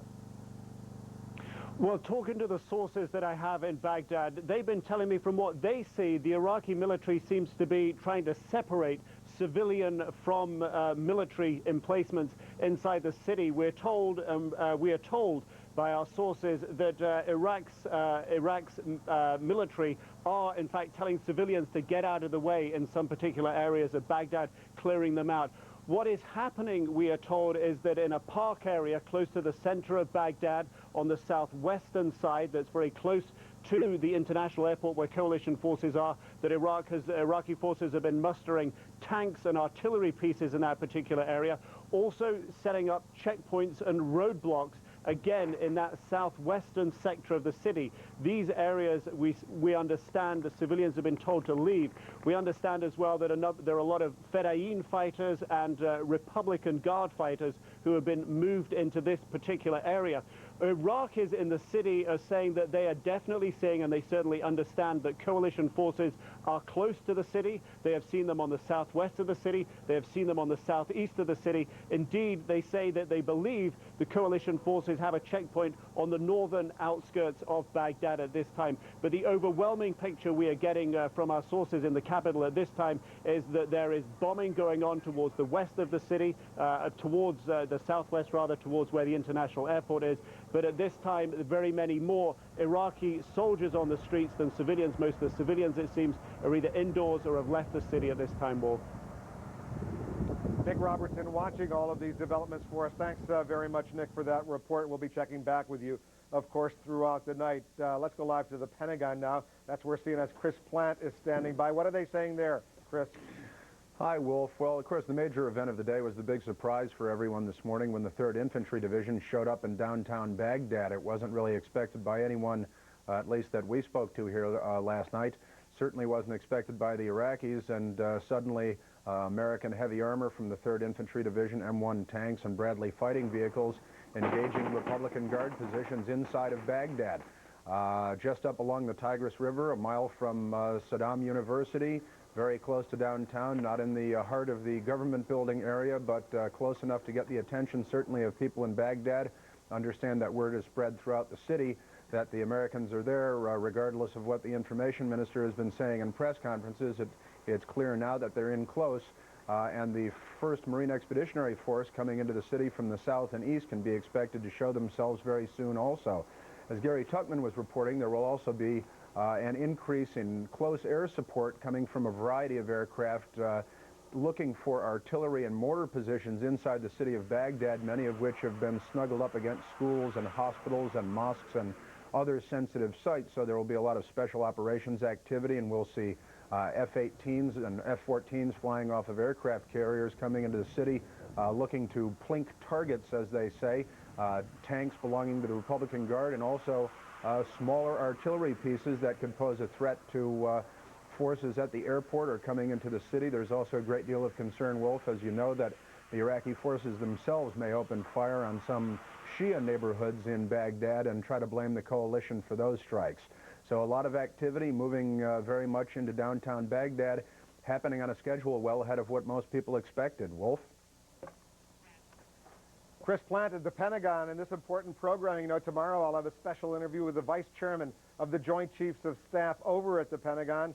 General Peter Pace will be my special guest on Late Edition. That's at noon Eastern, 9 a.m. Pacific. Let's move on now to the Baghdad phase of the war plan that has now officially begun. Let's find out how the coalition will carry it out. When I say the coalition, I mean mostly U.S. troops in and around Baghdad. CNN's Miles O'Brien is at the CNN newsroom. He's standing by with more. Miles? Thanks very much, Wolf. Let's recap what we've been telling you, try to put it all together in one big picture for you. Take a look at our earthviewer.com satellite imagery. We'll zoom in now on a sort of a medium to low shot of Baghdad and tell you what's going on, first of all, in the sky above. As Chris Plant was just telling us, U.S. Air Forces now in a 24/7 operation. What they've essentially done is divided the Tigris River as a dividing line, and what they have on either side are these forward air controllers. Those could be something like an F-16 on either side, calling in targets of opportunity. And what they could be calling upon are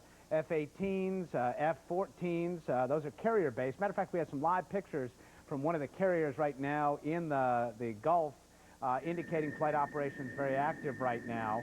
And we've seen sort of the other end of that story all throughout this evening.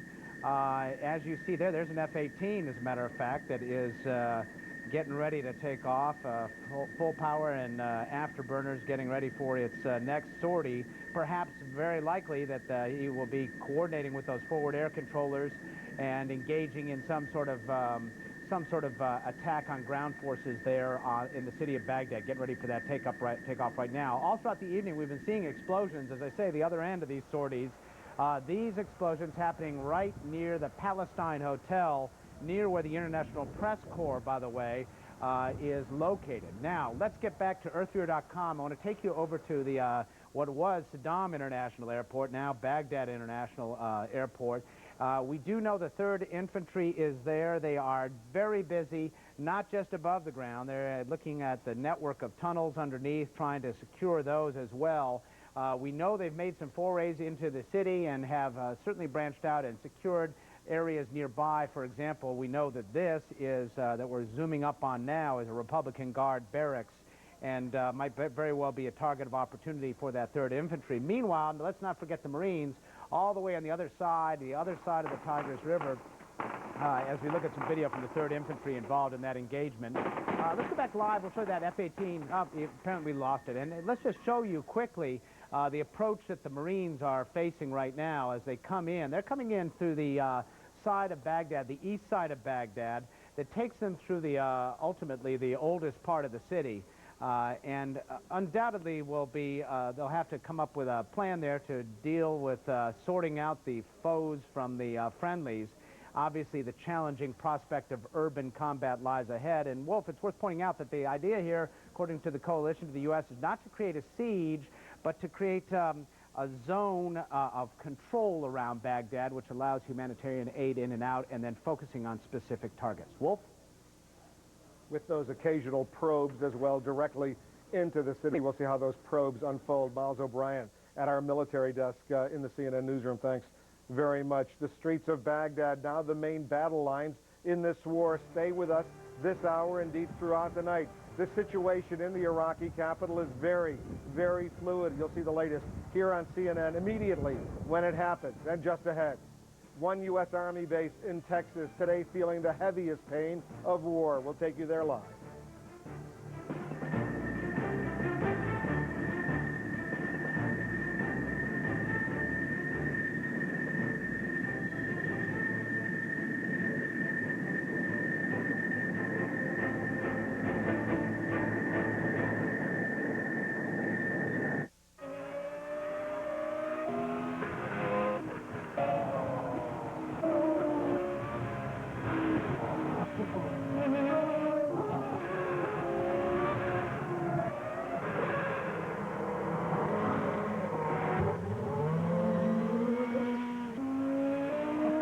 HP technology and HP people help BMW Williams run every race before the driver ever gets in the car.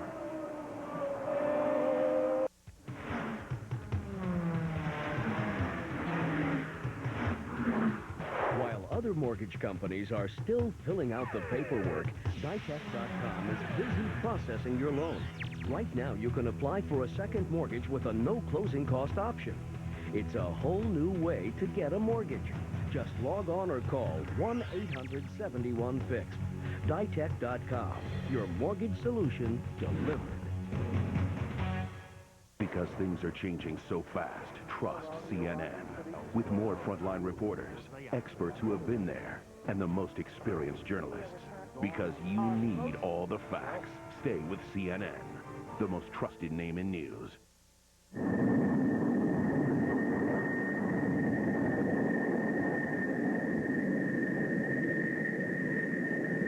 British troops in southern Iraq say they found hundreds of sets of human remains at a shed at El Zubair. The remains predate the current war and most consist mainly of bones. They're stacked in coffins and wrapped in strips of military uniforms. Some of the people had been mutilated and most had been shot. Atrocities are suspected and forensics experts are now being called in to investigate. Coalition forces are spread out through much of the southern Iraqi city of Nasiriyah. They've gotten a warm welcome from some Iraqi civilians, but others aren't as happy with what they see as the fight to remove Saddam Hussein from power as a result of what it's done to their lives. CNN's Jason Bellini is embedded with the 15th Marine Expeditionary Unit, and he gives us a closer look. I'm standing in front of Saddam Hospital. Saddam Hospital is where Jessica Lynch, the American POW, was rescued by U.S. Special Forces just a few days ago. Today, the Marines were embedded with the 15th Marine Expeditionary Unit. They recovered her dog tags. They recovered these tags from what they believe is the residence of a Ba'ath Party member. They found it in this residence along the river as they were looking for arms, various types of munitions that they also recovered in that same position. As the Marines make these discoveries, and they've made quite a number of these arms cache discoveries, in fact, they say it slowed them down from doing the rest of the work that they want to do because there's so much of these arms here for them to deal with. But as they do that, they're operating in a very changed climate and a changing climate. People here in some quarters are giving them quite a reception. We had an opportunity earlier to speak with some Iraqis who were thrilled by their presence in the city. No like. No like Saddam? No like Saddam. You like Bush? Maybe. I like Bush. What's that? Bush? You like Bush? Maybe. Bush? Marines. U.S. Marines. Good. U.S. Marines good. Good, yes. Yes, good. Good. Bush is good? Good. Maybe good. Good Bush. Good Bush. Yes, USA. Yes. In juxtaposition to those Iraqis that you just saw, earlier we spoke with some Iraqis who are inside Saddam Hospital. There's some images we're showing you here of Iraqis who were injured in aerial bombardments. We spoke with one, a 20-year-old, who said he was eating cereal in the kitchen of his home when he heard helicopters overhead. Then a loud explosion.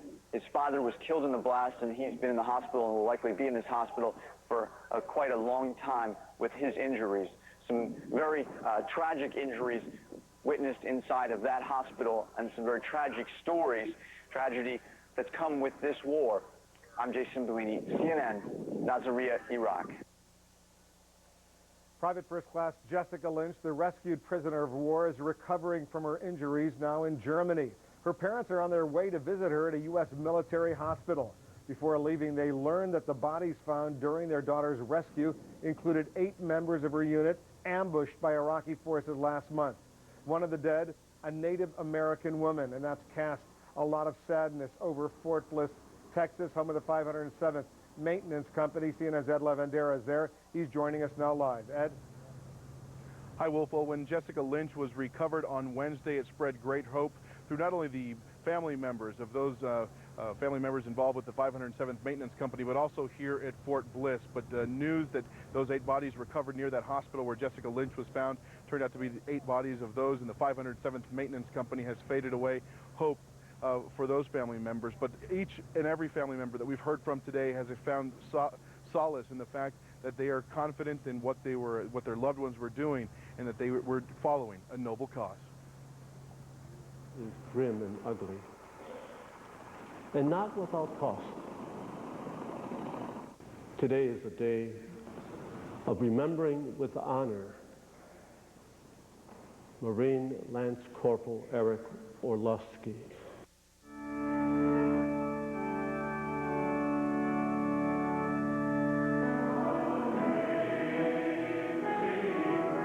Many have died in defense of the country. And they died protecting and defending the values we cherish and enjoy today. But freedom does cost. It was the worst part for them. They got really tired of waiting and worrying and everything, but now she's going to be coming home. She will not be forgotten, and it gives us comfort to know that she is at peace right now. We are very proud of Lori. Our family is very proud of her. She is our hero. We are continuing to believe that. We're going to hold that in our hearts forever. I mean, he always told me to never give up on things, and I've always admired him a lot. The price of liberty and the price of freedom is always a major sacrifice. Chad was a good candidate for the Marine Corps. He was gung-ho in everything he did. He gave 100%. He's the kind of kid you like to have around because he was full of energy. And may we never forget that behind each name there is a story of a life, a story of hopes, dreams, and loved ones. Hope is still a very much powerful force for at least 5 families involved with the 507th Maintenance Company. 5 soldiers from this company are still considered to be prisoners of war, and those families still await word of what will happen with their loved ones as well. Meanwhile, the military officials here at Fort Bliss, Texas have scheduled a memorial service for next Friday to honor the members of the 507th Maintenance Company here from Fort Bliss. Wolf, back to you.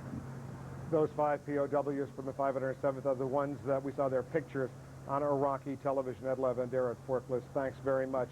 Baghdad, always tense, especially tense right now, and for good reason. Tonight, truly scary. It's a situation that invites close analysis as coalition troops have moved in and around the capital. You'll need to stay with us for the latest from there. And in Baghdad and elsewhere, the coalition is going directly after the Iraqi leadership. There's been a significant development on that front today regarding one key leader. We'll tell you what that is. Stay with us.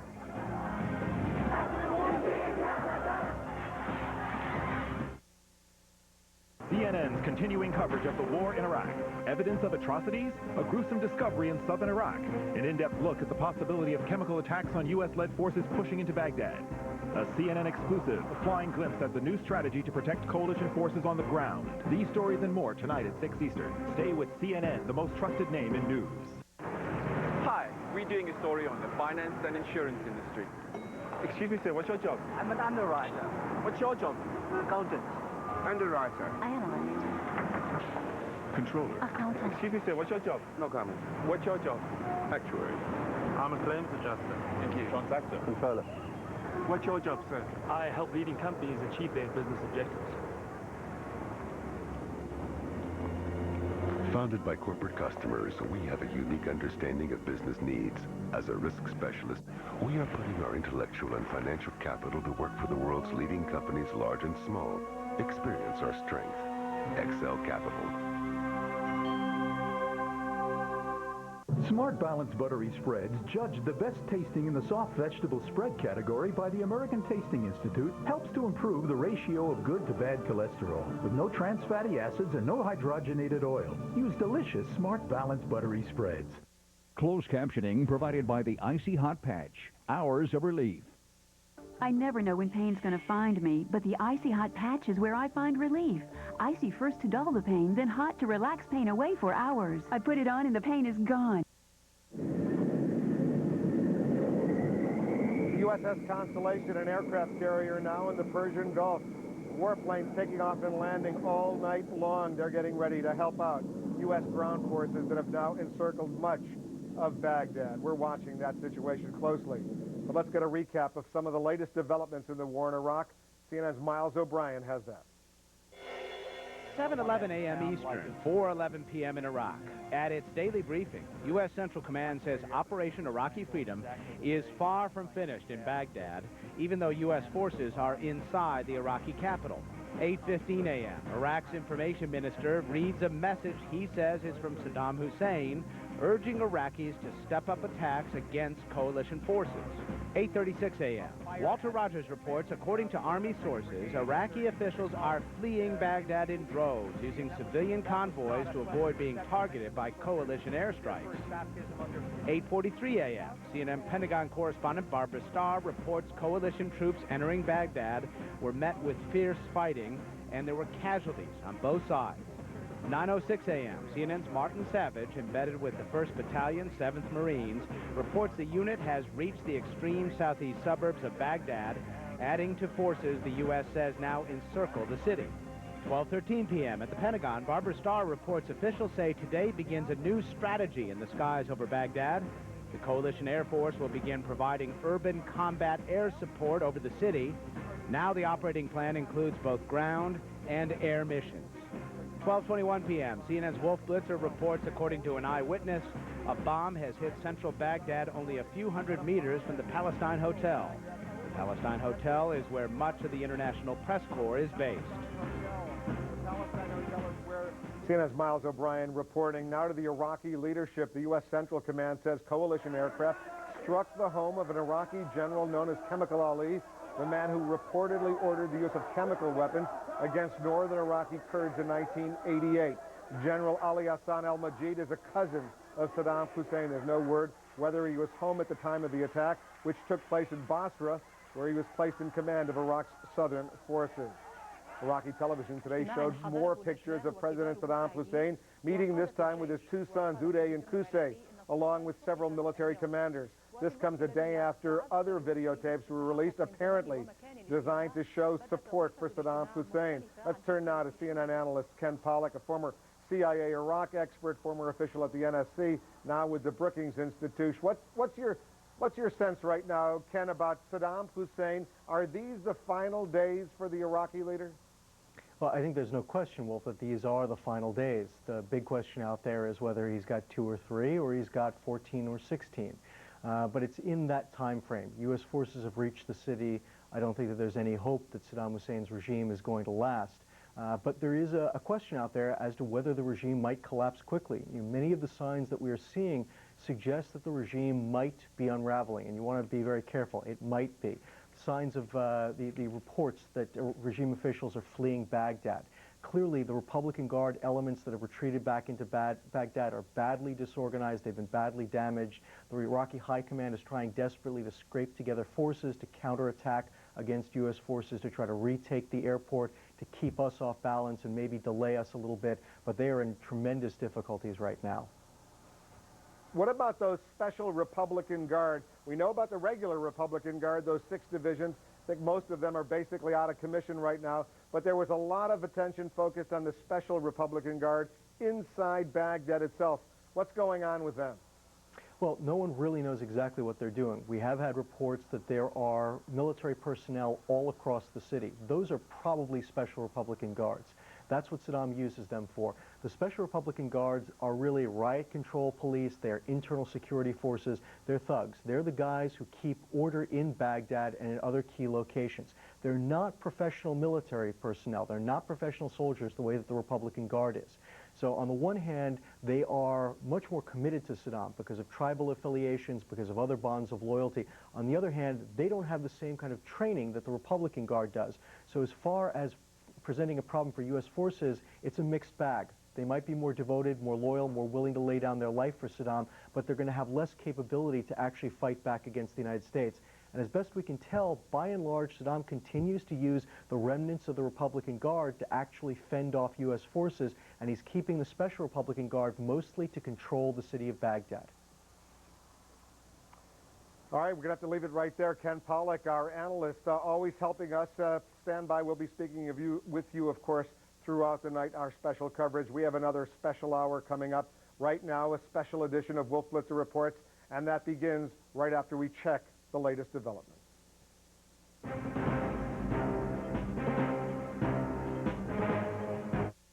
CNN Tonight, the latest from the battle for Baghdad, plus Winston Churchill's grandson, Operation Dear Abby, and more. Only on Larry King Live, CNN Tonight, 9 Eastern. Tonight, 3 cool reasons to keep it on Comcast Digital Cable. At 8, catch up-to-the-minute sports scores on ESPN News. At 9, plunge into Science of the Deep on the Science Channel. And at 10, it's The Fast and the Furious on Encore Action. It's all cool, all night, only on Comcast Digital Cable. If you don't have it, get it at 1-888-900-2424.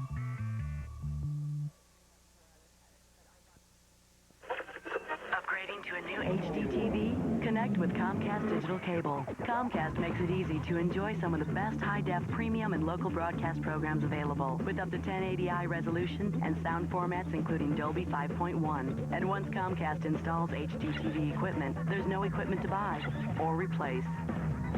So when you're ready for the wider format and perfect picture of HD TV, Comcast is ready for you. HD TV with Comcast Digital Cable. CNN, the most trusted name in news. CNN Live this hour. Wolf Blitzer reports from Kuwait City. You're looking at a live picture from Baghdad where coalition forces have been pounding Iraqi troops and making advances all day long. Hello from Kuwait City. Once again, I'm Wolf Blitzer reporting tonight live. We have reporters fanned out across Iraq this hour. We'll get the latest from Baghdad, where U.S. forces have pushed toward downtown, and the bombs continue to drop. We'll get to all that in a moment. First, to CNN's Frederica Whitfield at the CNN newsroom in Atlanta with the latest headlines. Thanks, Wolf. There was fighting today in Baghdad and its outskirts. Tanks and artillery saw action just outside the city as U.S. troops rumbled through southern Baghdad. Several Iraqi tanks were destroyed in the suburbs, and U.S. troops reportedly attacked a Republican Guard barracks in southwestern Baghdad. Images of Iraq's President Saddam Hussein and his two sons, Uday and Qusay, appeared today on television. Once again, there is no indication when the scene was recorded or where. 6 coalition deaths have now been confirmed in the crash of a Black Hawk helicopter on Wednesday in Karbala in central Iraq. That brings the U.S. death toll in the war to 79. 27 British troops have been killed. British forces in southern Iraq have found the remains of hundreds of people in a storage shed at Zubair. The remains are old, predating this war, and it appears many of the people had been shot and some mutilated. Forensic experts will be called in to investigate. Those are the headlines making news at this hour. Another update at the half hour. Now back to Wolf.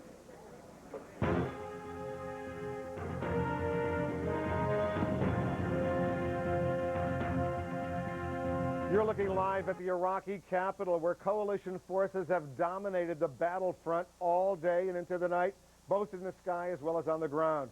American tanks seen today right in the heart of the city, while overhead, the coalition has implemented a new air strategy to protect them. In the words of one Pentagon official, the Baghdad portion of the war plan is now underway. Today, that included heavy fighting at what's reported to be a Republican Guard barracks. We get that and more from Harry Smith of Britain's ITN.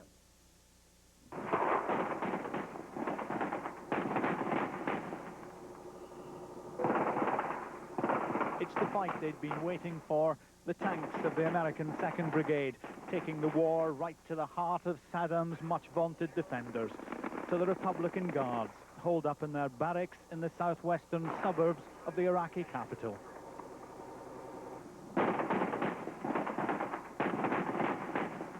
And on the other side of Baghdad, in the southeast corner, U.S. Marines close in on another division of the Republican Guards as the noose around the capital tightens.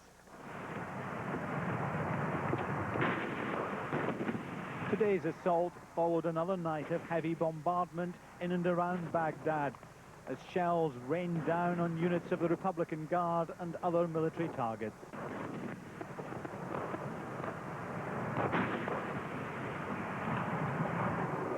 American military planners continue to warn that there could still be tough fighting ahead, but tonight they're closer than many believed they would be to the center of Saddam's regime. Harry Smith, ITV News. Reporter Scott Nelson of the Boston Globe is embedded with U.S. Marines now in the southeastern suburbs of Baghdad. When we talked to him earlier, he said it's been an active day with Marines blowing up weapons caches they've been finding. But he said resistance has died down. Along the route southeast of Baghdad over the last couple of days was fairly heavy.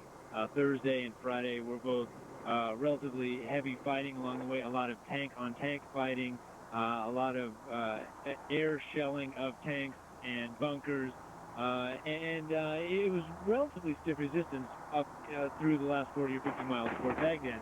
Today, as we've been right in the suburbs, much less so. There have definitely been small flare-ups here and there, but much less resistance. It seems to have really collapsed. And the focus of the Marines today seemed to be keeping the Republican Guard from retreating into Baghdad.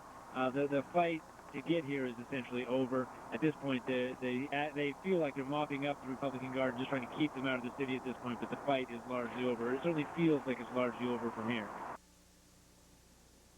On the other side of Baghdad, CNN's senior international correspondent Walter Rogers is with the Army 307th Cavalry. He reports the western suburbs still are a harsh environment for U.S. forces, but commanders are optimistic. U.S. Army commanders in the Iraqi theater are now extraordinarily confident about the way the battle is unfolding. One general was quoted as saying, "We have the Iraqis rocking backward on their heels." He went on to say it will take several more days of pressure, but the clear implication is the American generals, at least in the Army, believe that the battle is being won and that there is a timeline and that this war will not go on ceaselessly, as some had earlier feared. The Army intelligence has been getting reports of large numbers of Iraqi Ba'athist party members. That's part of Saddam Hussein's regime as well as Iraqi soldiers, Republican Guard soldiers, fleeing the city in army trucks. Now, those army trucks are being interspersed with civilian vehicles, and consequently, the U.S. air power cannot strike at these civilian vehicles, but they all seem to be exiting in what one army officer called nothing short of, quote, a mass exodus, moving westward, northwestward, and in the general direction of Jordan, but almost certainly, more likely, they will end up in Syria.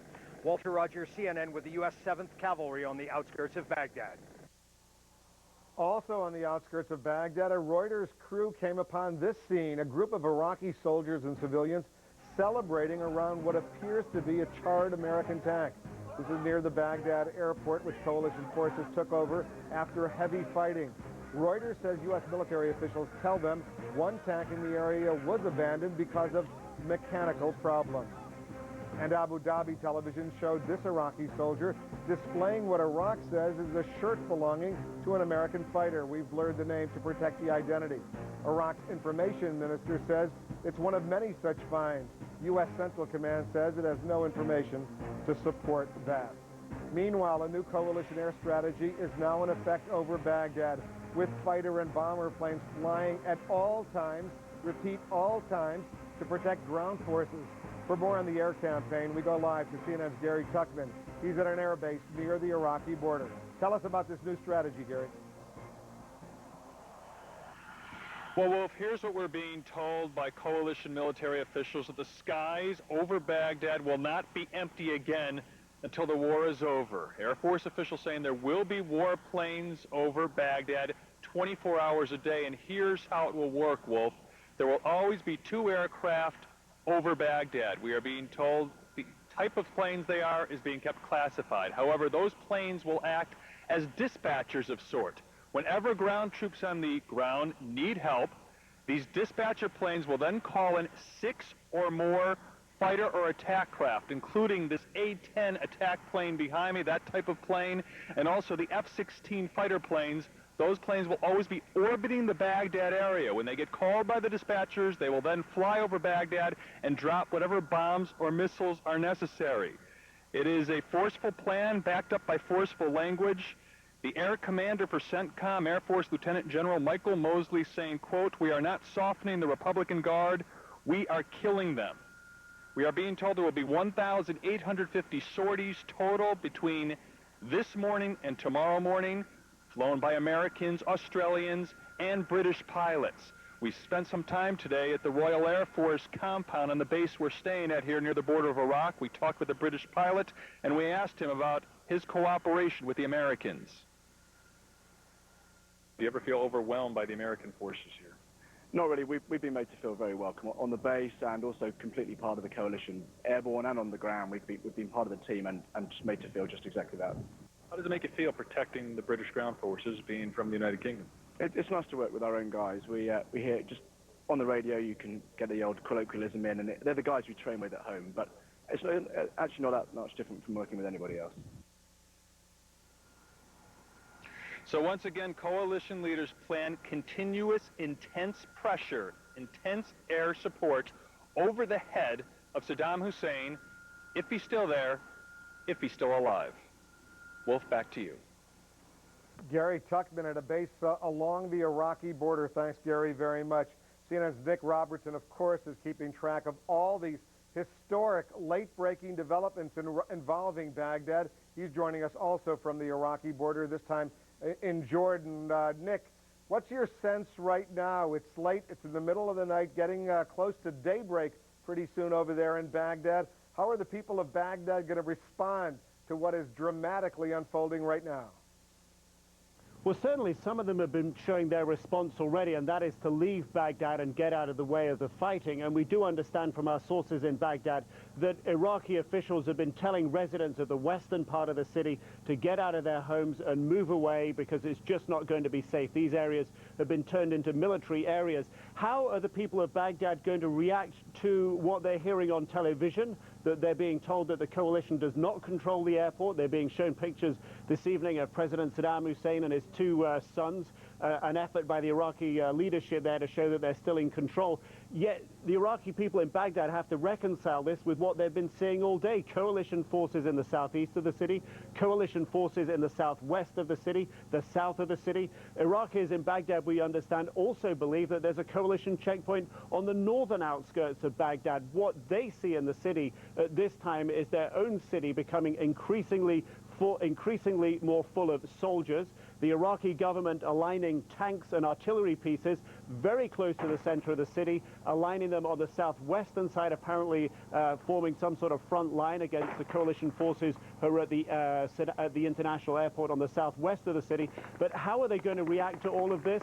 It's very difficult to say for those that are going to stay. We have seen some of them leave. Some of them don't own cars. They're not able to get out of the city. They pretty much, Wolf, are probably going to have to sit this out. But certainly it's becoming much clearer to them now that what the leadership is telling them is not the reality that they're beginning to see for themselves for the first time on the ground right around them.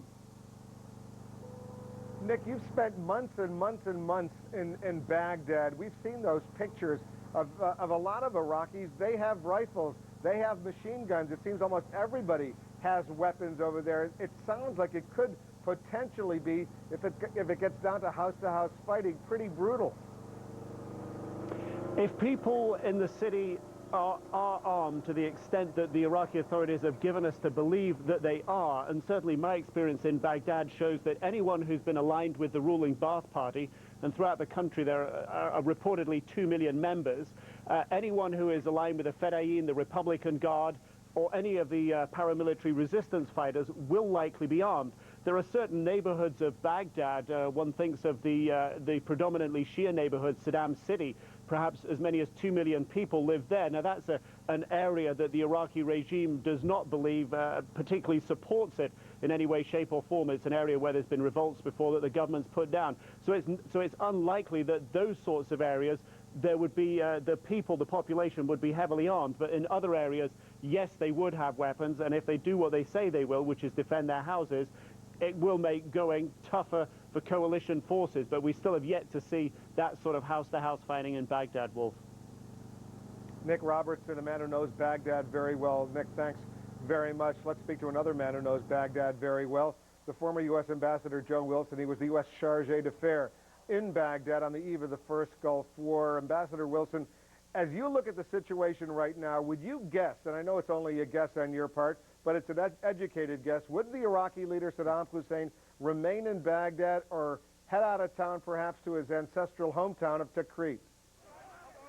Well, I think that that Saddam, being the ultimate survivalist, Wolf, will probably try and figure out how he can slither out from under this mess he's in to fight another day. There's the Samson theory, the Samson strategy, that he will try and bring the whole house down around him, but it's looking increasingly like that option has been denied him by the rapidity and the lethality of the American forces that have got Baghdad surrounded and in fact are in Baghdad now. That leaves him with a limited number of options. He can hole up bunker style and wait for the inevitable, or try and sneak out. And this is a man who has been plotting his own security for 30 years, and he may well have some bolt holes that he thinks he can squeeze through to get out of this mess and fight another day. Well, the nightmare scenario remains, even at this late stage, 3 weeks into the war, weapons of mass destruction. If he unleashes chemical or biological weapons, hasn't done so yet. What's your sense as you look at his various options right now? Well, I must say that I'm struck by the fact that none of the doomsday scenarios that we all talked about in the run-up to the war really took place in any significant fashion. The only thing that happened was they lit a few oil wells on fire in the south, but none of the bridges were burned, none of the were blown, none of the dams were blown. They hadn't used chemical weapons up until now, or other weapons of mass destruction, and so you know, it's hard to see how many more opportunities he has to use chemical weapons.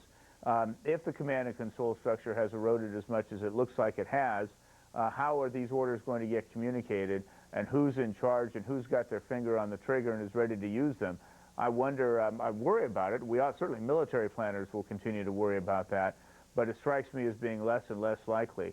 What is more likely is that we will get into Baghdad and we will settle in for this occupation And that is where you will see the resistance begin to build.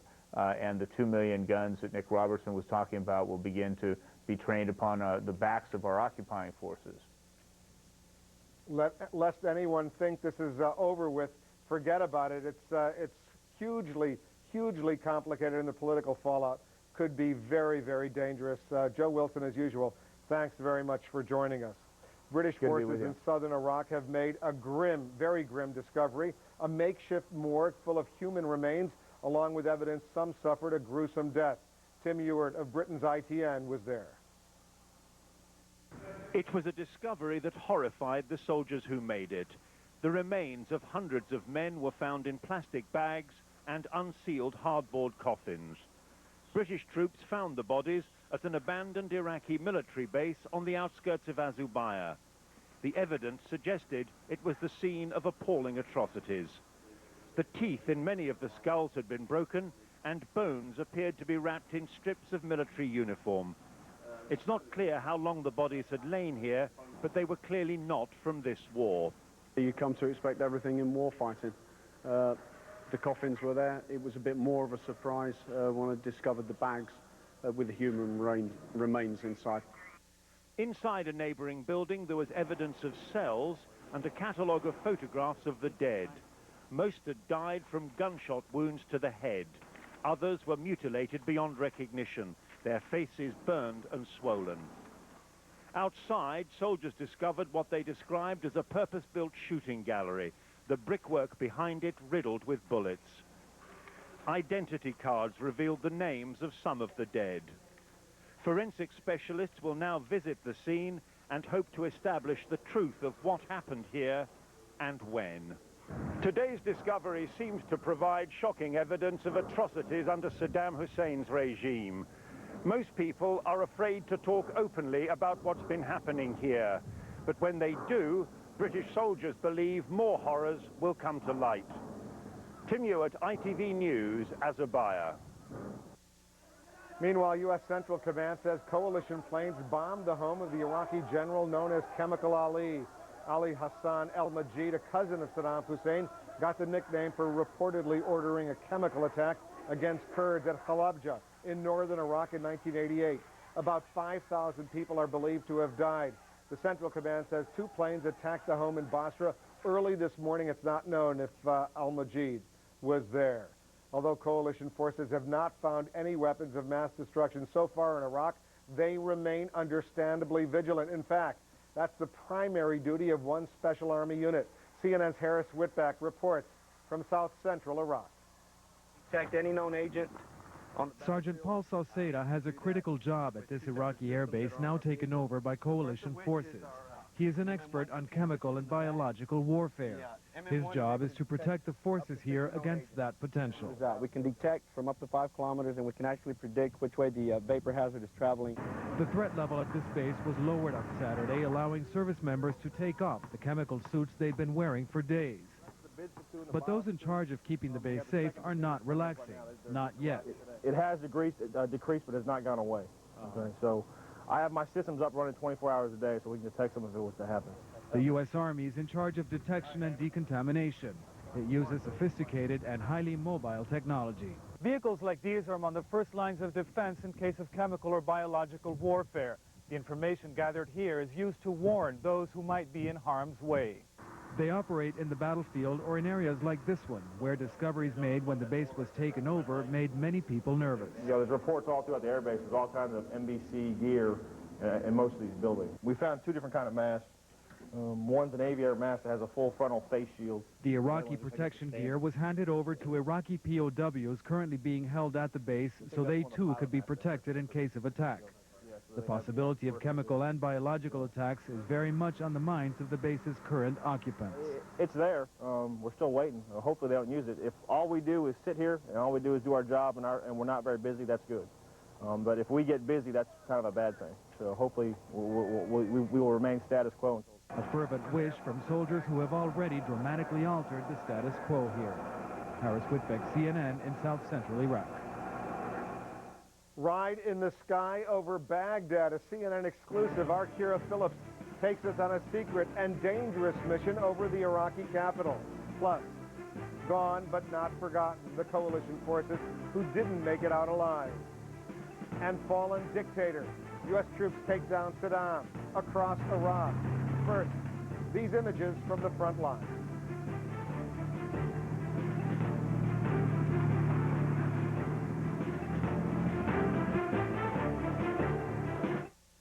Mr. Hogan is here to talk about software. Yeah. Beautiful day, isn't it? So, how much software would you like to buy? Thinking about a license for 20 servers. Great! 500 it is. We're not that big of a company. Great! 500 it is. Mr. Williams for 230 is here. Great!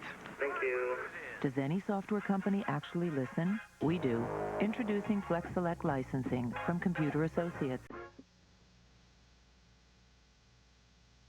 My name is Leanne, and on July 5th, my family fell victim to a crisis in healthcare. My husband was in an accident. He was rushed to the hospital, but the surgeons who could have helped him were no longer there. Lawsuits against doctors and hospitals had made it too expensive for them to practice.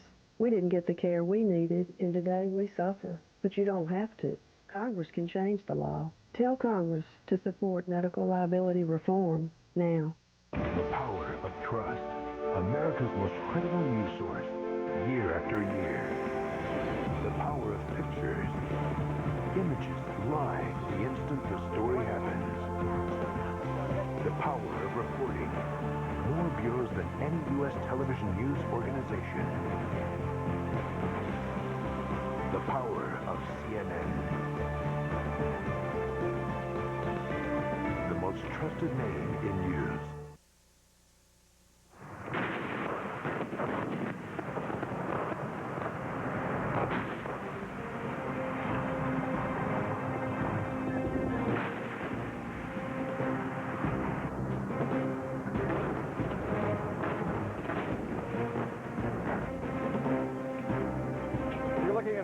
Pictures of U.S. Marines as they struck Iraqi forces around Baghdad. As coalition forces advance on the ground, there are eyes in the sky looking out for dangers that may be lurking ahead. CNN's Kira Phillips flew on one such mission, the only network television reporter to do so. She joins us now live from Bahrain with this exclusive report. Kira? Wolf, as the war intensifies within Baghdad, so do the efforts to protect those troops on the ground. Like you said, we had an exclusive opportunity to show you now exactly how that's done. We won't consider the mission a success unless the Marines are happy with the product. They are coalition bodyguards over Baghdad, an airborne shield to U.S. Marines. Let them know what's coming. Let them know if anything's coming back behind them on their flanks to close off their supply lines. You are now airborne over Iraq with Commander Steve Kroto's Gray Knights, the Navy's P-3 Eyes in the Sky. Any kind of forces that look like they may be threatening the Marines, we want to let them know. And we have the capability to send pictures or actual video, and then they can make decisions if they want to maybe avoid that area or go ahead and go out and engage those folks. Dodging missiles and AAA fire is something new to this squadron. However, protecting forces on the ground isn't. These men are about 3 hours into their mission, and the sun is starting to set. They've just come across one of the Marine convoys that they need to track, so they're watching every move that the Marines make as they move towards Baghdad, making sure they don't come across any type of threat. We're getting closer to it. Also on this mission, Marine Colonel Jim Lukeman and Sergeant Emilio Hernandez. They are tracking and talking to their fellow Marines on the ground. 2 vehicles move across the bridge.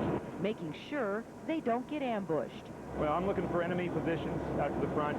We'll look at the routes ahead of where our guys are going to go and try to see what enemy is there. Lukeman is warning his troops about a bridge ahead. He doesn't like what he sees. The Gray Knights fly closer and grab a clearer picture.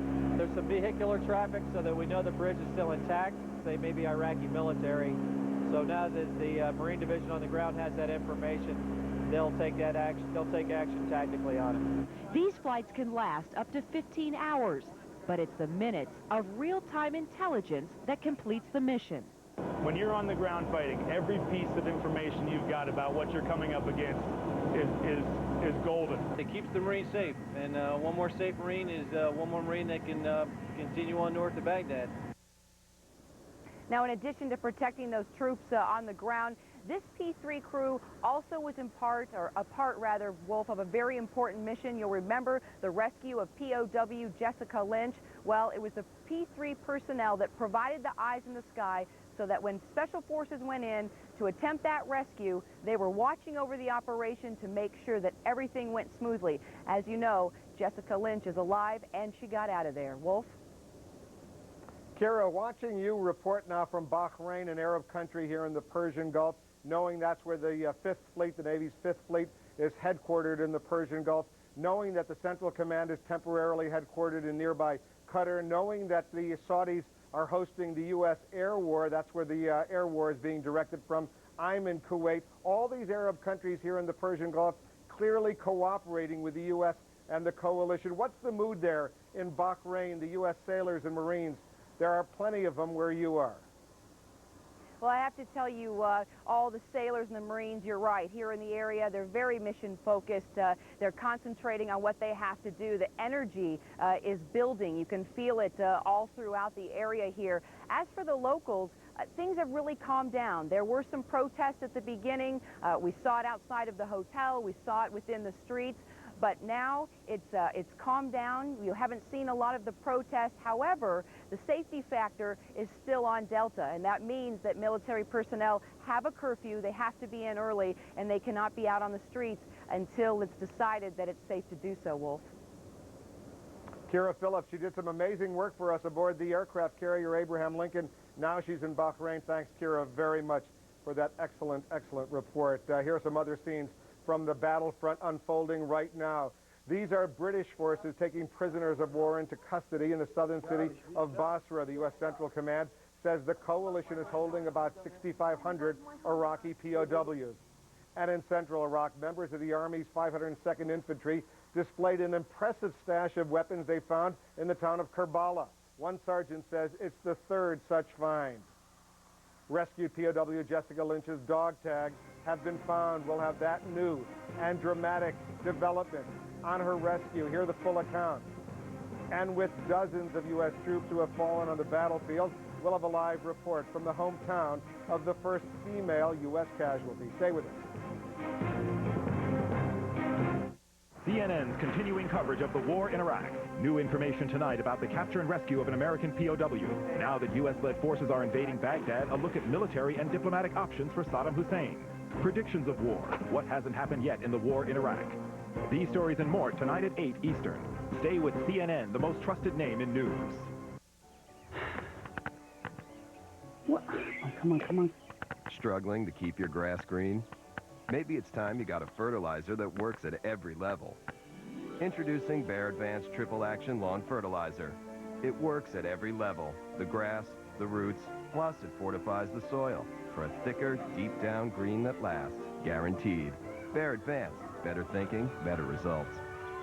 Available at Lowe's Home Improvement Warehouse and other fine retailers.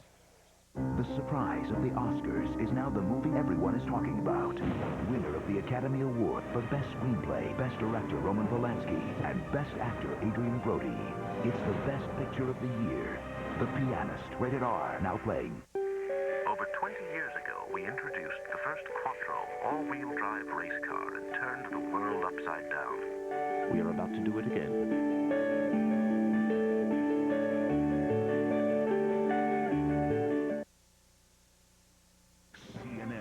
This hour, Wolf Blitzer reports from Kuwait City. Welcome back to CNN's continuing coverage of the war. In a moment, the push to Baghdad will take you to the front lines. But first, for the latest headlines, let's go back to Frederica Whitfield in the CNN newsroom in Atlanta. Hello, Wolf. Here are the headlines this hour. U.S. forces move forward in the battle for Baghdad, blasting a Republican Guard barracks in the southwestern part of the capital. U.S. Central Command says American troops probed deeper into the heart of the city. Sources in Baghdad say U.S. forces were spotted about a mile from Saddam Hussein's presidential palace. Heavy bombardment continues along the northern front in Iraq. These pictures from Kalek. CNN's Brent Sadler reports dozens of bombs hit an area where Kurdish soldiers are fighting Iraqi troops.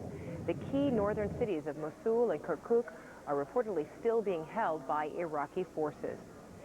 The U.S. Central Command reports that some 6,500 Iraqi troops are now in custody and being cared for by coalition forces. CENTCOM's Director of Operations says many of the Iraqis willingly surrendered instead of being captured. CNN's Ryan Chilcote watched an Army unit recover Iraqi weapons south of Baghdad. The weapons included machine guns, ammunition, and mortar shells. An Army sergeant told Chilcote the labels indicate most of the weapons were from Jordan and France. There are more deaths being reported due to SARS, severe acute respiratory syndrome. The World Health Organization reports the death toll is now up to 89, with more than 2,400 people suffering from the disease. In parts of Asia, all international air passengers are being screened for the disease in hopes of slowing the spread of SARS. Those are the headlines making news at this hour. Now back to our coverage of war in Iraq with Wolf. Thanks very much, Frederica. We have an update now on Private First Class Jessica Lynch, whose capture and dramatic rescue have captivated Americans. Her parents are on their way right now to Germany to be reunited with their daughter. And CNN's Jason Bellini, embedded with the U.S. Marines in southern Iraq, reports Lynch's dog tags were found today in the home of a suspected Ba'ath Party representative. Meanwhile, U.S. Central Command gave new details today about last week's daring rescue operation. As the team entered the hospital room, they found Private Lynch in a hospital bed. The first man approached the door and came in and called her name. She had been scared, had the sheet up over her head because she didn't know what was happening. She lowered the sheet from her head. She didn't really respond yet because I think she was probably pretty scared. The soldier again said, "Jessica Lynch, we're the United States soldiers here, and we're here to protect you and take you home." She seemed to understand that. As he walked over, took his helmet off, she looked up to him and said, "I'm an American soldier too." The team members carried her down the stairwell out to the front door to the waiting helicopter. Jessica held up her hand and grabbed the ranger doctor's hand, held on it to her for the entire time and said, "Please don't let anybody leave me." It was clear she knew where she was and she didn't want to be left anywhere in the hands of the enemy.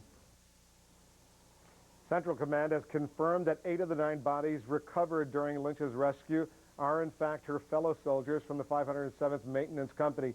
More now on one of those killed, Private First Class Lorianne Payastua. She was a Native American of the Hopi Nation, mother of 2 small children, and now she has become the first U.S. woman killed in battle, killed in this war. CNN's Rusty Dornan is in her hometown of Tuba City, Arizona, on the Navajo Reservation. Rusty? Well, Wolf, Lori Payastua grew up in a place that is not so unlike climatically as the place where she was killed. Tuba City, Arizona, in the desert, the middle of the Navajo Reservation, where there is searing heat and sandstorms, which we've been having actually over the last few minutes. But this town has been hit very hard by Lori Payastua's death. It is a community. Lori herself was a Hopi Indian, but the Navajos and the Hopis here are very close. People constantly are saying everyone knows everyone in this town. So when the news came last night, people flocked to the Payastua home to help them mourn, and Wayland Payastua read a statement to the press. We are very proud of Lori. Our family is very proud of her.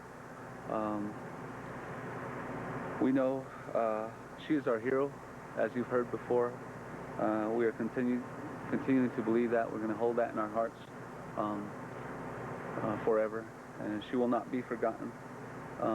And it gives us comfort to know that she is at peace right now. Now, Payastua and Jessica Lynch were very close friends, were even roommates before they went to Fort Bliss. Payastua's mother had even met Jessica before the two were deployed. Now, of course, the Payastua family was on a roller coaster after they had heard that Lynch had been rescued, because they were still holding out hope upon hope that indeed their own daughter would come home safely. There will be, the family does not know when the body will be returned here to Arizona, but there will be a service at their local Catholic church tomorrow, and much of the community is expected to attend. Wolf?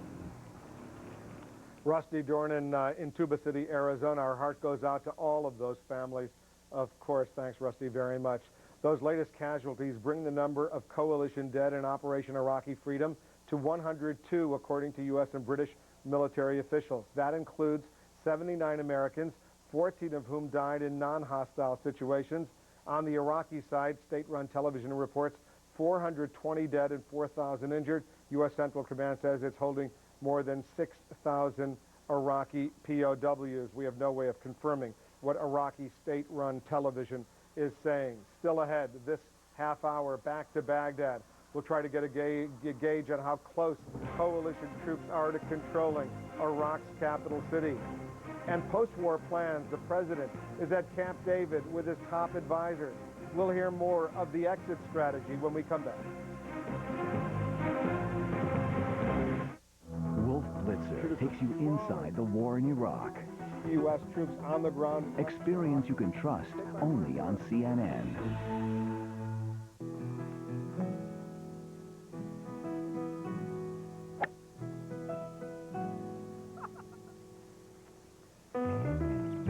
You got your hand there? Yeah. It's going to be a long day.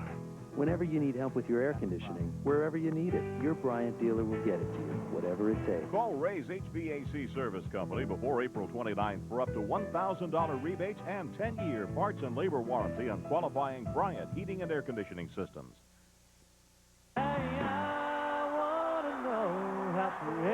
Don't miss Kenny Chesney, one of today's hottest country stars.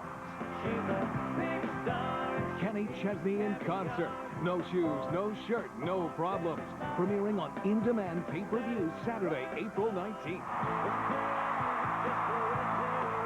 Hey everybody, I'm Kenny Chesney. Catch us live on In Demand. See Kenny Chesney in this special taped concert April 19th on Comcast. CNN, the most trusted name in news.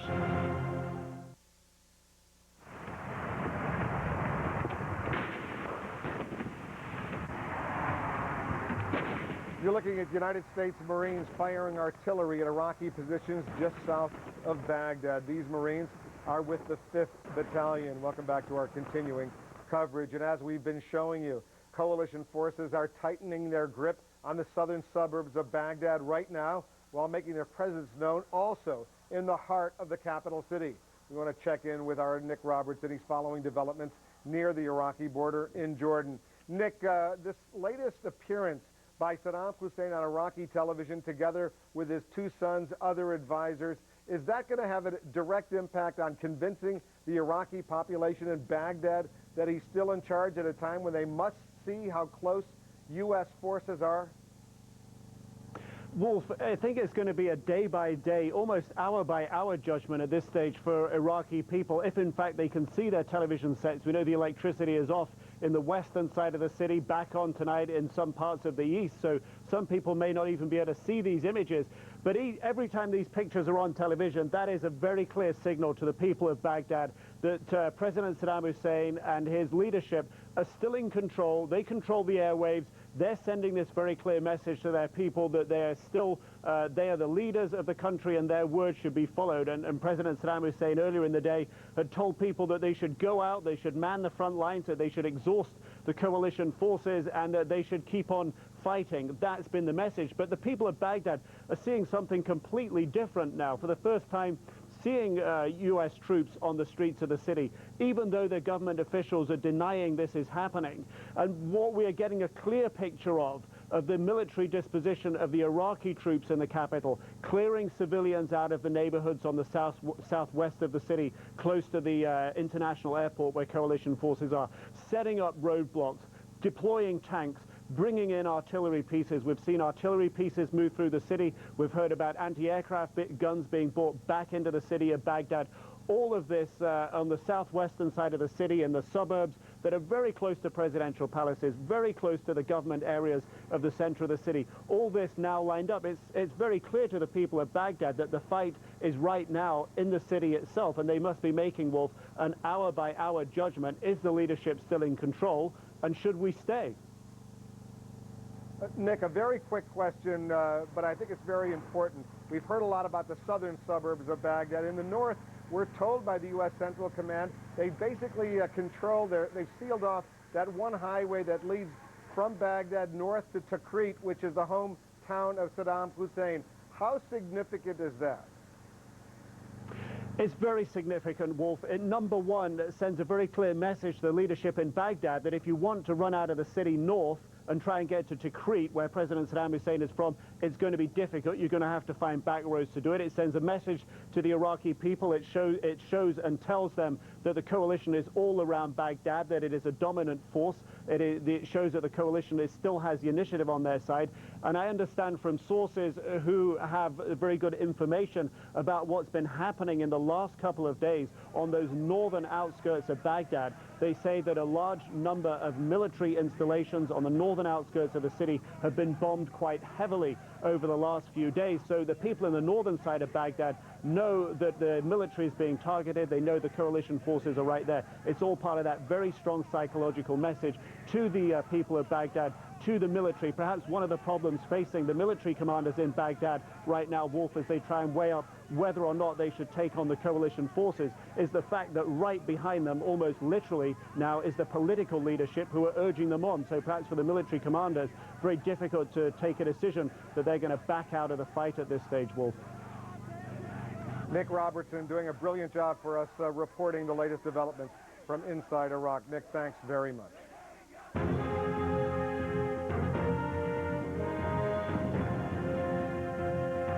As coalition forces assault Baghdad from the ground and from the air, reinforcements are making their way toward the Iraqi capital. And some groups are encountering a bit of resistance along the way. CNN's Martin Savage is in the southeastern suburbs of Baghdad with the 1st Battalion, 7th Marines, and he tells us what's happening there. The U.S. Army has been pushing up from the west. It is the role of the U.S. Marines to push up from the east, actually, specifically the southeast. 5th Marines rolled in last night ahead of our positions here down the road there and ran into some problems. RPG, that is rocket-propelled grenades fired their way, a number of their tanks hit, and reportedly there may have been some casualties. So it came upon the 1st Battalion, 7th Marines to go into the same area today, try to clear it out, bring it under control, and make sure that things have settled down. So the lead element, that is, of the convoy we are with, has done just that. It has not been without any fighting, though. Not heavy fighting. It's told that it was sporadic fighting. We know that it's taken place only because in the back here, we've heard the sound of artillery fire. It began early this morning, came again in the afternoon, and then just a short while ago, again, more artillery fire. This is all U.S. Marine artillery. It's being called support fire, sent in the general direction where the sporadic fighting has been taking place. Possible they may have found embedded positions of the Iraqi Republican Guard or Iraqi regular troops. Instead of sending ground units in to deal with those directly, hit them with artillery and then send in the infantry to clear out afterwards. Tends to be a little safer for your ground forces to do that kind of work. It is the plan to continue to push up from the southeast and to the east of Baghdad, encircling the city from this side. Martin Savage, CNN, with the 1st Battalion, 7th Marines. The Bush administration is just as interested in post-Saddam Iraq as it has been with the war plan. Our White House correspondent Suzanne Malveaux says that officials are already looking ahead. Suzanne, thanks for joining us. What is the game plan right now? Well, President Bush in his weekly radio address called Saddam's regime a dying regime. He vowed we will not stop until Iraq is free. But the White House tempered its optimism with the reality that as Allied forces approach the center of Baghdad, there could still be nasty battles ahead. During his weekend at Camp David, President Bush reached out to friend and foe of the Iraqi war, Spain's Prime Minister Jose Maria Aznar and Russian President Vladimir Putin. Their focus was on the future, a post-Saddam Iraq. Mr. Bush in his weekly radio address. By defending our own security, we're ridding the people of Iraq from one of the cruelest regimes on earth. The White House envisions replacing that regime immediately after the conflict with a military force commanded by General Tommy Franks and a U.S. civilian administration headed by retired General Jay Garner. The U.S. would help create an interim Iraqi authority. But the plan is raising questions and even concerns from world leaders that without international input, it is doomed to fail. The simple fact of the matter is that no one in the United States knows who the Iraqi people want to lead them. And for the United States to simply choose people, whether they're from the inside or from the outside, could be very problematic in establishing even a transitional authority with some legitimacy in the eyes of Iraqis. British Prime Minister Tony Blair and many European leaders believe that legitimacy will come if the United Nations endorses the new Iraqi regime. Mr. Bush and Mr. Blair will meet this Monday and Tuesday in Belfast, Ireland, to debate the UN's role. Mr. Bush and Mr. Blair will also meet with the Irish Prime Minister and leaders of 3 political parties of Northern Ireland to try to jumpstart a power-sharing arrangement between the Catholics and the Protestants. Wolf? Suzanne Malveaux at the White House. Thanks, Suzanne, very much. We'll all be watching this upcoming summit, all the latest developments this coming week. Just ahead, an Army airborne goes on a reconnaissance mission in northern Iraq. Hear what they found in some of the outlying villages. But first, these images from the front line.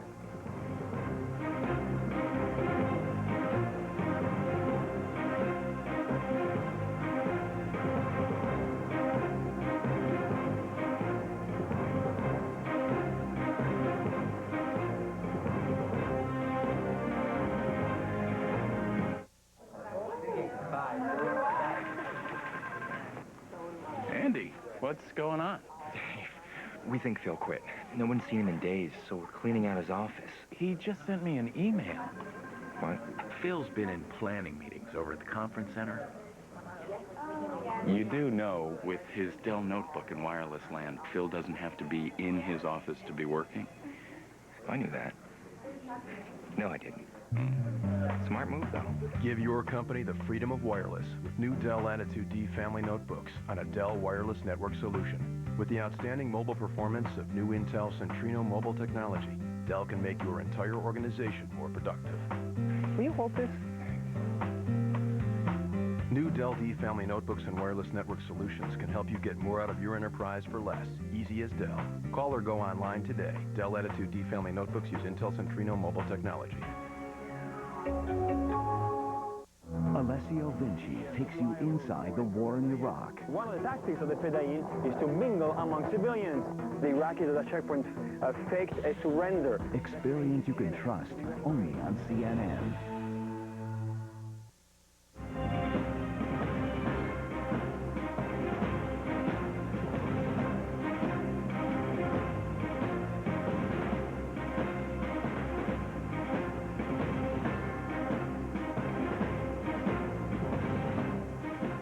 Now a recap of some of the latest developments in the war in Iraq. Once again, here's CNN's Miles O'Brien.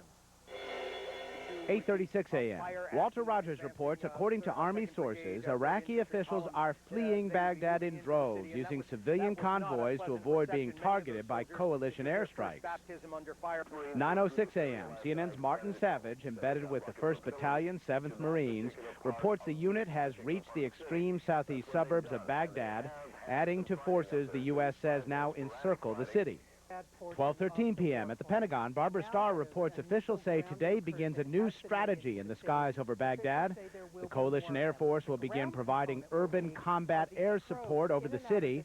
Now the operating plan includes both ground and air missions. 12:21 p.m. CNN's Wolf Blitzer reports, according to an eyewitness, a bomb has hit central Baghdad only a few hundred meters from the Palestine Hotel. The Palestine Hotel is where much of the International Press Corps is based. 2:25 p.m. CNN's Brent Sadler, embedded with U.S. Special Ops in northern Iraq, files this CNN exclusive video of U.S. Special Forces operating in the northern front.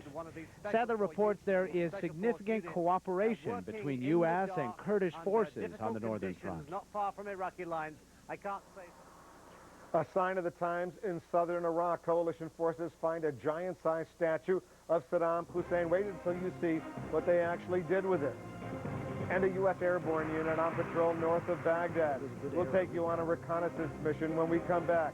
But first, these images from our colleagues at the Associated Press.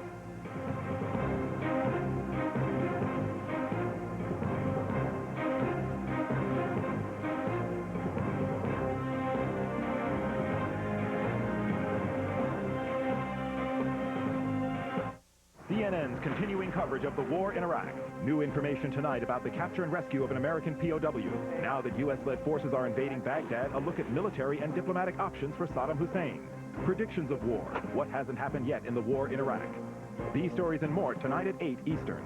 Stay with CNN, the most trusted name in news.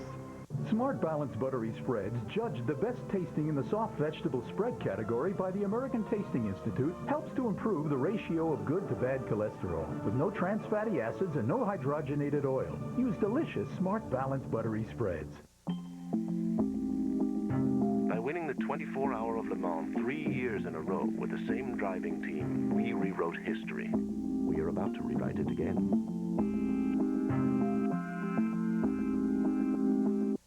Where do you get your pet's flea, tick, and heartworm medications? Oh, what a hassle. I take the dog, drive to the vet's office, then sit and wait. I just call 1-800-PET-MEDS, and my pet's medications are delivered right to my door. Wow, I paid a lot at the vet's office. And I paid a lot less. 1-800-PET-MEDS guarantees the lowest price on all your pet's medications. Order now and receive free shipping.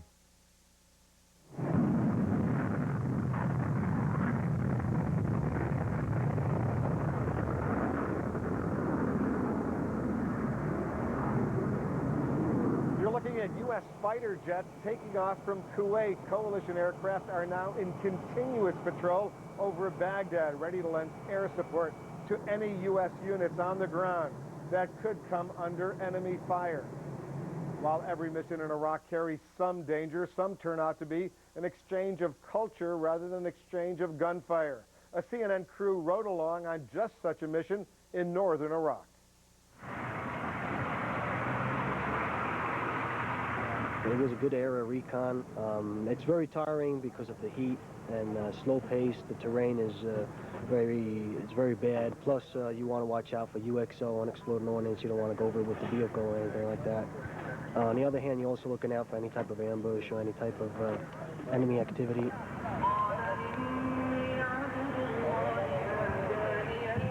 We hit a couple of villages on the recon today. Talked to the local village chief, and everything seemed pretty well. They asked if it's okay to give you a cup of tea. You want these, sir? It will be nice to accept. Yes. Because they know we're going to help them and everything, and you can tell that when they see us, they wave to us and everything, and they will bring us out tea or whatever, and you can tell they're real happy to see us here, for sure. It started out was the kids. Seeing someone walking barefooted, no shoes. I mean, right, I take that for back at home. I'm like, don't see that, and come right over here and I see this, and it's sad to me. 1987, Iraqi regime come to this village and ruined everything to the ground, and these people had to flee. He didn't let nobody take anything with them. They were saying that the Iraqis came through and just bombed and leveled most of the village, and just seeing those ruins there, it's like, man, we gotta stop this thing. People are gonna think twice before they come through and bomb a village. Like, hey, America's here, so we better not do that. I thought maybe we might run into some trouble or something like that, make some contact, but I like the way it's turning out. It's more peaceful. If it doesn't happen, that's fine with me. At least I know all my guys are going to make it back, see their families after this, and live their lives. Can't really say I'm disappointed, because I know eventually it's going to happen. We'll actually make our first contact, and we'll move on with that. But right now we're doing what we're supposed to do, which is helping these people get back up on their feet and protecting them while they're protecting us, and it's basically a mutual thing right now. If the war ends, I mean, I'm sure that we want to be here and help these people better themselves and, you know, better the infrastructure, their political situation, you know, better their lives, basically. I'm sure we're gonna do that. I mean, we're not just gonna take off and leave and go back home after the war is over. Our thanks to CNN's Thomas Nybo, our photographer, and Steve Nettleton, our reporter, for putting that excellent piece together for us. Meanwhile, in Baghdad earlier today,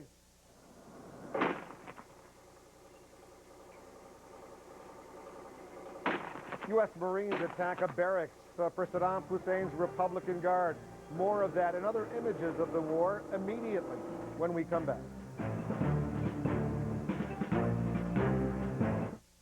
CNN Tonight, the latest from the battle for Baghdad, plus Winston Churchill's grandson, Operation Dear Abby, and more. Only on Larry King Live, CNN Tonight, 9 Eastern.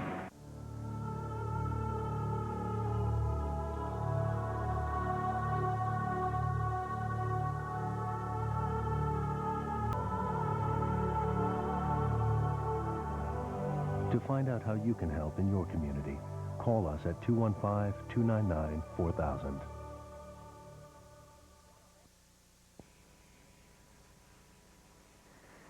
Have you ever been in the woods, miles away from the hustle and bustle? It's so quiet, you'd think you were in total silence.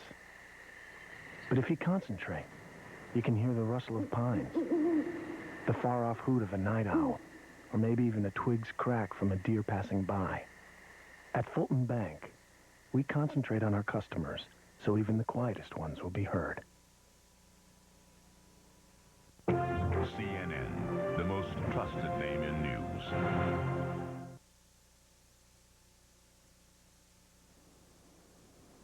Live pictures of Baghdad. Once again, it's been a scene of heavy pounding from the air as well as from the ground. Artillery fire coming from the southern suburbs. That's where U.S. Marines, Army soldiers are working their way ever closer to the Iraqi capital. We'll have much more coverage of that coming up throughout the night. But first, a look at some of the other striking images of this war. U.S. forces move forward in the battle for Baghdad particularly, blasting a Republican Guard barracks in the southwestern part of the capital. U.S. airstrikes pounded the northern Iraqi city of Kifri earlier today, devastating frontline positions so coalition forces could move in to take control. And British forces in Basra have taken down Saddam Hussein. Well, sort of. Yesterday, they knocked down a huge statue of the Iraqi president, reducing it to rubble. Please stay with CNN throughout the night for up-to-the-minute. When I say up-to-the-minute, I mean up-to-the-minute war coverage. I'll be back for 2 more hours of coverage with Anderson Cooper. I'm Will Flitzer in Kuwait City. For the latest, we'll have Frederica Whitfield right after this break.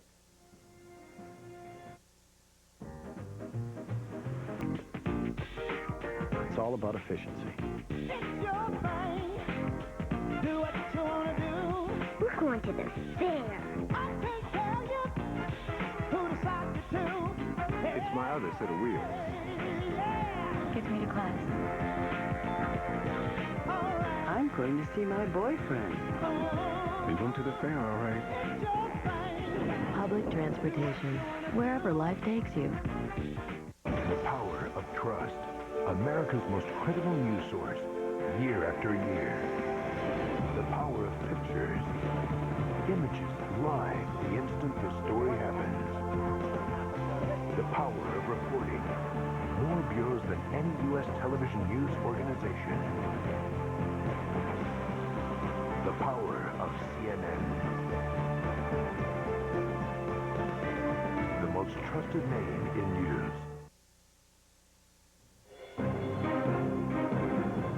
Hello, I'm Frederica Whitfield in the CNN newsroom with a quick look at the headlines. Baghdad faced the fury of coalition forces on day 17 of Operation Iraqi Freedom.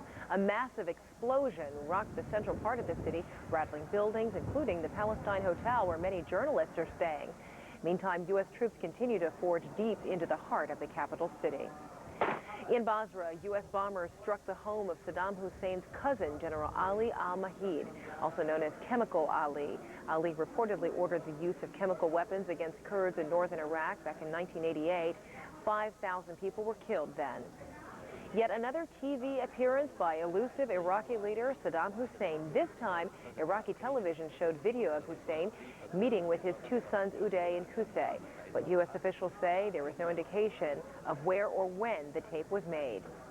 The first female U.S. soldier to die in the Iraq War is now identified, as 23-year-old Lori Ann Payestoa of Arizona, one of just over 3 dozen Native American service people fighting in Iraq.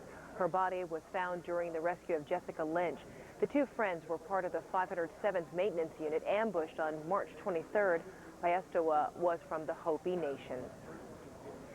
Right now, you're looking at the dog tags of former POW Jessica Lynch. U.S. Marines say the ID was found in Nasiriyah, in the home of a Ba'ath Party official. Those are the headlines making news this hour. Now coverage of the war in Iraq, live from the front lines. By night, by day, by ground, and from the air, coalition forces are getting closer to toppling Saddam Hussein. But Iraq's leaders still aren't crying uncle. We kick them out, we pulverize them. The casualty count, putting human faces on the cost of war. Plus, from the war overseas to a battle in the cabinet, are Colin Powell and Donald Rumsfeld at odds over the endgame? Live from Baghdad, Washington, Kuwait City, Texas, Arizona, and cities around the globe. War in Iraq, live from the front lines, with Anderson Cooper at the CNN Center and Wolf Blitzer in Kuwait City. Good evening. It is just after 4 a.m. in Baghdad. You are looking at a live picture. We know they are out there somewhere in the darkness. Baghdad's newest residents, U.S. forces, have come to town, and from time to time, they are making their presence known. Good evening. I'm Anderson Cooper. My colleague, Wolf Blitzer, is in Kuwait City. Wolf? Good evening, Anderson. And we've heard some huge explosions in Baghdad tonight, but the U.S. military is now making its presence felt through more than nightly bombings. They drove right into downtown Baghdad earlier today. Let's immediately have CNN's Walter Rogers report. What we are hearing from the U.S. Army commanders in this theater of operations is a very upbeat message. Upbeat in the sense that one senior officer in the United States Army was quoted as saying, "We have the Iraqis rocking backwards on their heels." This senior officer went on to say, "We just need to keep the pressure on for a few more days." The very clear implication of his remarks is that there is a timeline and that the military commanders believe the Iraqi resistance is crumbling and will continue to crumble, especially when the U.S. Army 2nd Brigade, 3rd Infantry Division rolled at will through some sections of Baghdad today, right into the city itself, well into the city limits, and did a tour through the U.S. Army's 2nd Brigade, 3rd Infantry, literally rolling on tanks through, first as a reconnaissance unit, then as literally a show of force. And indeed, they swept through a southern third of the city, perhaps a southern quarter of the city of Baghdad, 6 million people, and then came back out again just simply to say, we are here, and if there's anything left of the Ba'athist regime of Saddam Hussein, the message the Army was sending that we can flex our muscles in your capital anytime you want. One very important thing, we continue to receive reports of a mass exodus of Iraqi party officials, Ba'athist party officials, and Republican Guard officers trying to flee west of the city, going up perhaps in the direction of Syria. We have heard that they have been carrying suitcases of money. The Army has discovered that in some fleeing vehicles over the past few days. CNN senior international correspondent Nick Robertson is keeping up with his sources in Baghdad. Nick's joining us now from along the Jordanian-Iraqi border. Nick, as far as you can tell, what's the latest that you're hearing from inside Baghdad? Well, the latest from Iraqi officials has been coming from the information minister, and he's been telling the people of Baghdad that the coalition forces don't actually control the international airport. They came in force. They've been defeated by Iraqi troops and Republican Guard and Fedayeen fighters. In fact, he said that the airport was being turned into a graveyard for coalition forces, and said that it was all a sort of Hollywood act that had been put on film for the television cameras, that none of this was actually real. And he promised to take journalists out to the airport sometime during the day, but that never actually happened. And the information minister also read out on television a statement from the Iraqi leader, from President Saddam Hussein, and this statement said to the Iraqi people, it is your duty to exhaust the enemy, to exhaust the coalition forces. He said that the coalition forces are facing defeat at this time and that you should go out and attack them. But to harm the enemy more and more, go against the enemy and destroy the enemy, and follow the plans that you got in writing. God is great. May the criminals lose. Now, this message has been reinforced and backed up late in the evening in Baghdad by a picture on Iraqi television, video in fact, of President Saddam Hussein with his two sons, Uday Saddam Hussein in charge of the Fedayeen fighters, Qusay Saddam Hussein in charge of the whole of the center of Iraq and the Republican Guard. Vice President Taha Yassin Ramadan was there. But again, like all the pictures we've seen of the Iraqi leader, difficult to tell when it was shot.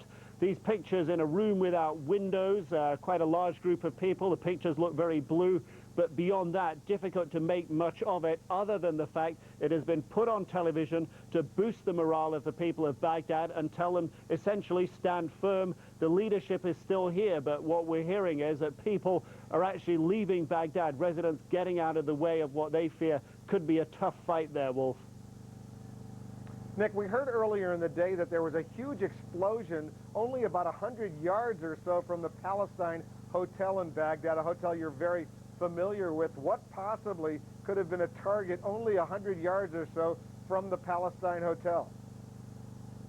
Wolf, a number of potential targets to Palestine on a riverside road right next to the Tigris River, right across the river, about a quarter of a mile away, a presidential compound. That has been hit on many, many, many occasions. Something much closer to the Palestine Hotel hit on this evening. Now, if you come out of the Palestine Hotel, head right, that is in a northerly direction along the riverbank, you pass several large buildings. Now, until recently, those buildings looked like any other building in Baghdad. Just days before the war started, we started to see more military activity around those buildings, sandbags being put outside those buildings. Very clear to me at that time that these buildings had a military nature to them, perhaps belonging to the Ba'ath Party, perhaps belonging to the Republican Guard, but certainly a number of buildings along the riverfront, very close to the Palestine Hotel there. Clearly not civilian buildings, but having a military function. We don't know at this time, Wolf, but one of those buildings may very well have been the target of this particular bomb. Nick Robertson reporting for us. That Palestine Hotel, of course, is where most of the international journalists still in Baghdad are staying. Anderson, back to you. Thank you.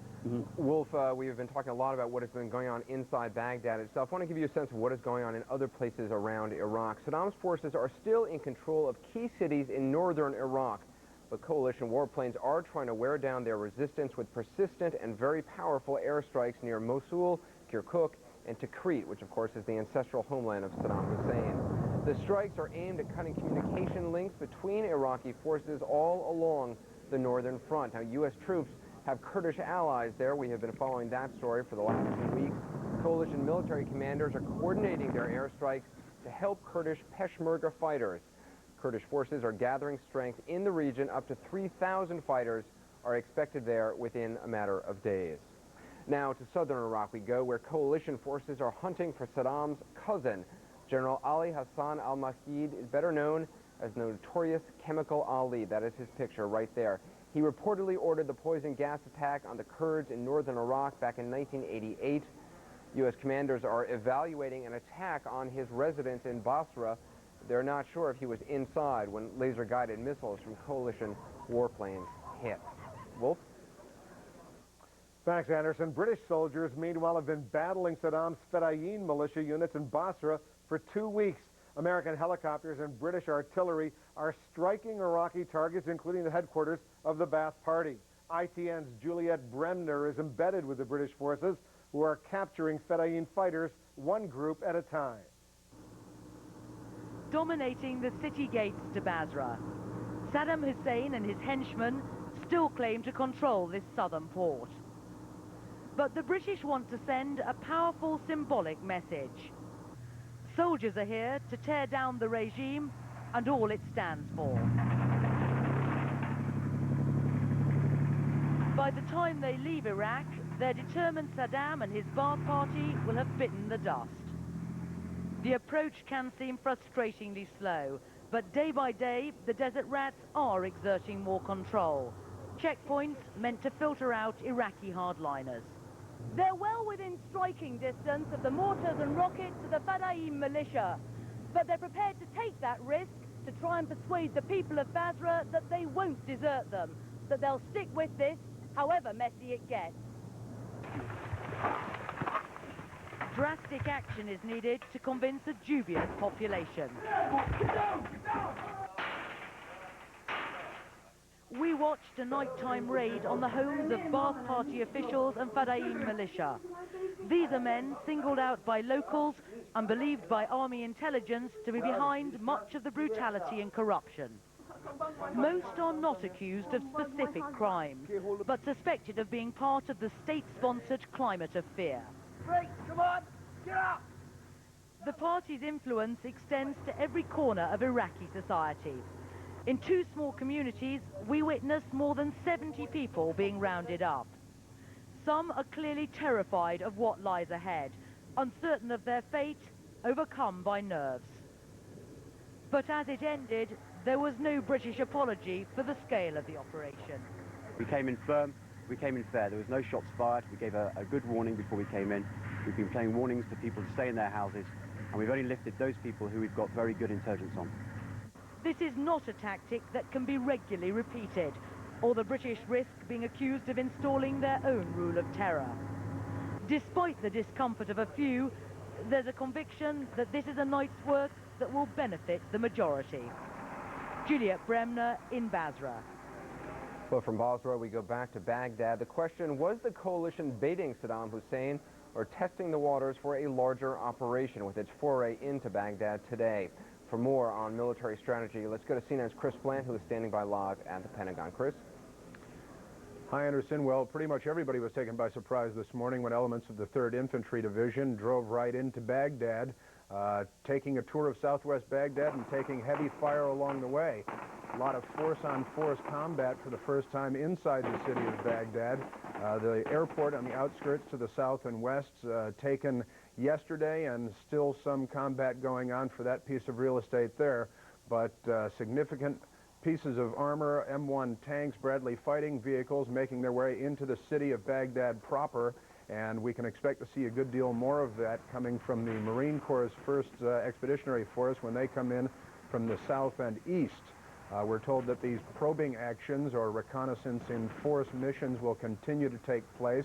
The first ones earlier today, not going all the way downtown, but just a few miles from the seat of government for the regime of Saddam Hussein, and plenty more to come. We're expecting that aircraft are going to come into play now, coming into the city of Baghdad for close air support missions to support the troops on the ground as they move forward and take on Iraqi forces of the Republican Guard, the Special Republican Guard, and the Special Security Organization there.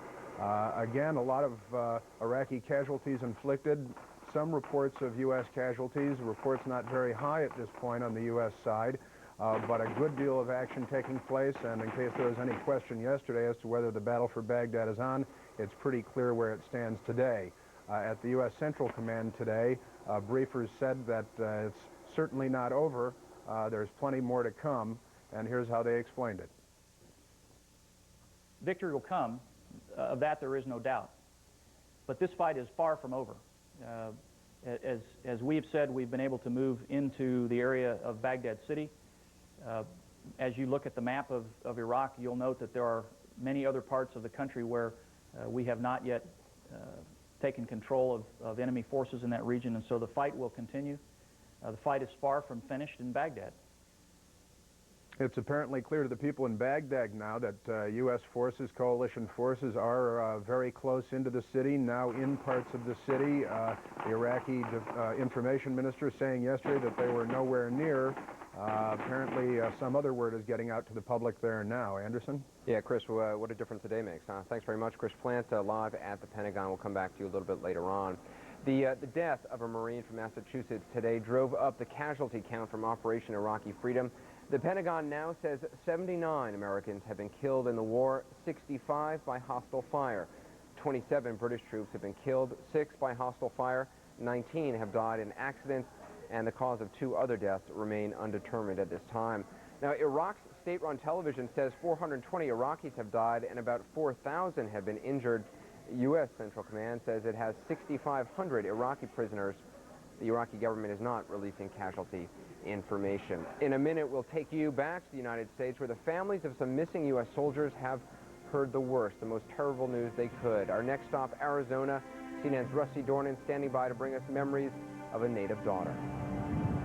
Lori Pius-Dewa's hometown mourns the loss of the mother of 2, and her Native American family says she was Our Lady warrior. More coming up.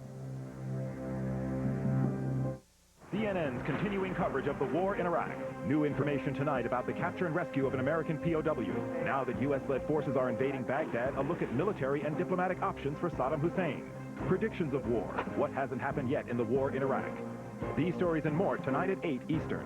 Stay with CNN, the most trusted name in news. Even in the beginning, we were building some of the most technologically advanced cars in the world. We still are.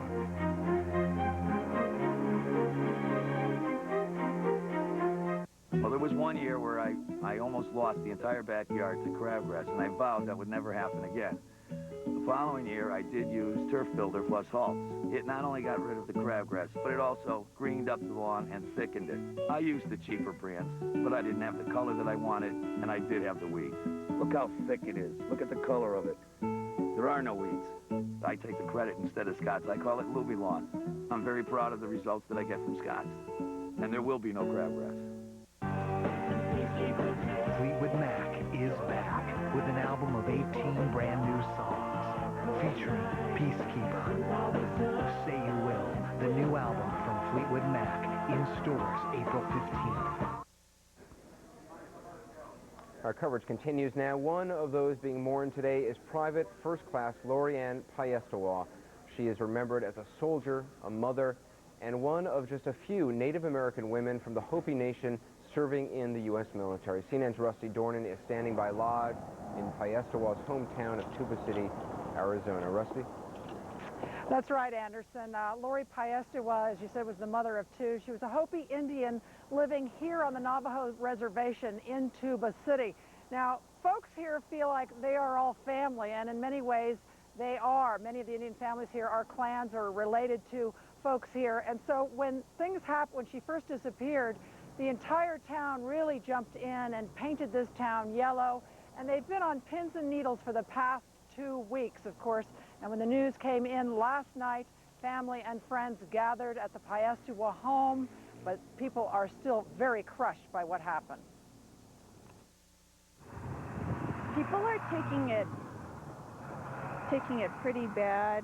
Some people know her, they're family friends, or they're a friend of a family, or they're a friend of a friend that knew the family. So either way, you know the family.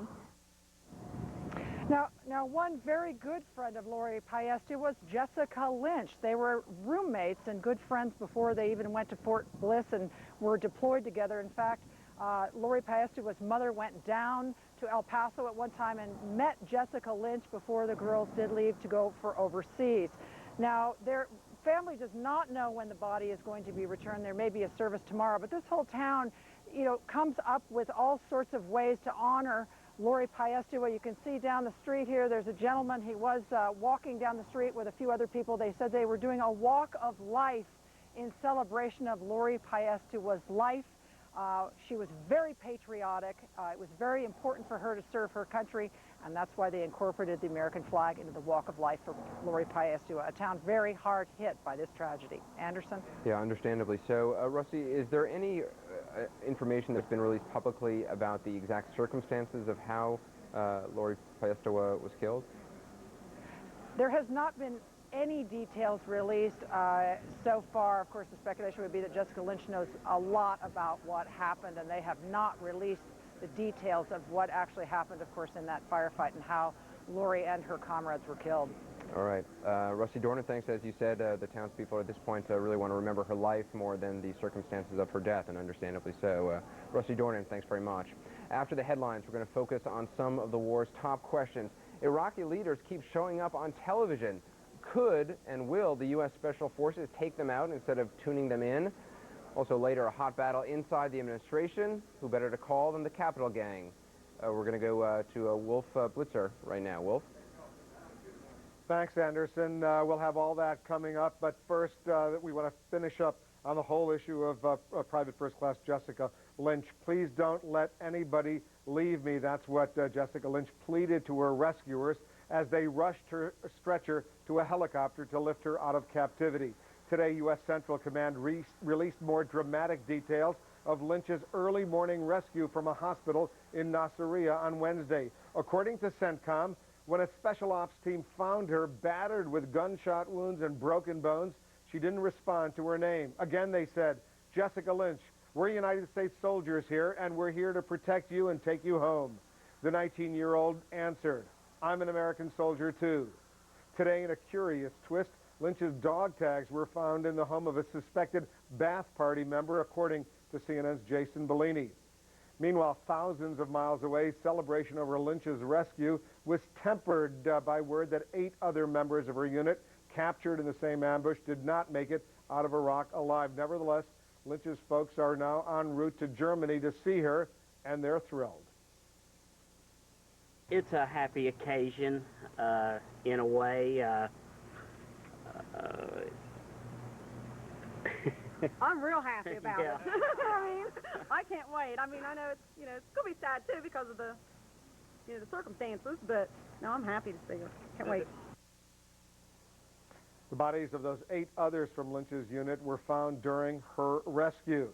Now people who've been praying for their safe return are preparing to say a final goodbye. CNN's Ed Levenderas at Fort Bliss, Texas, where the 507th Maintenance Company is based. He's joining us now live. Ed?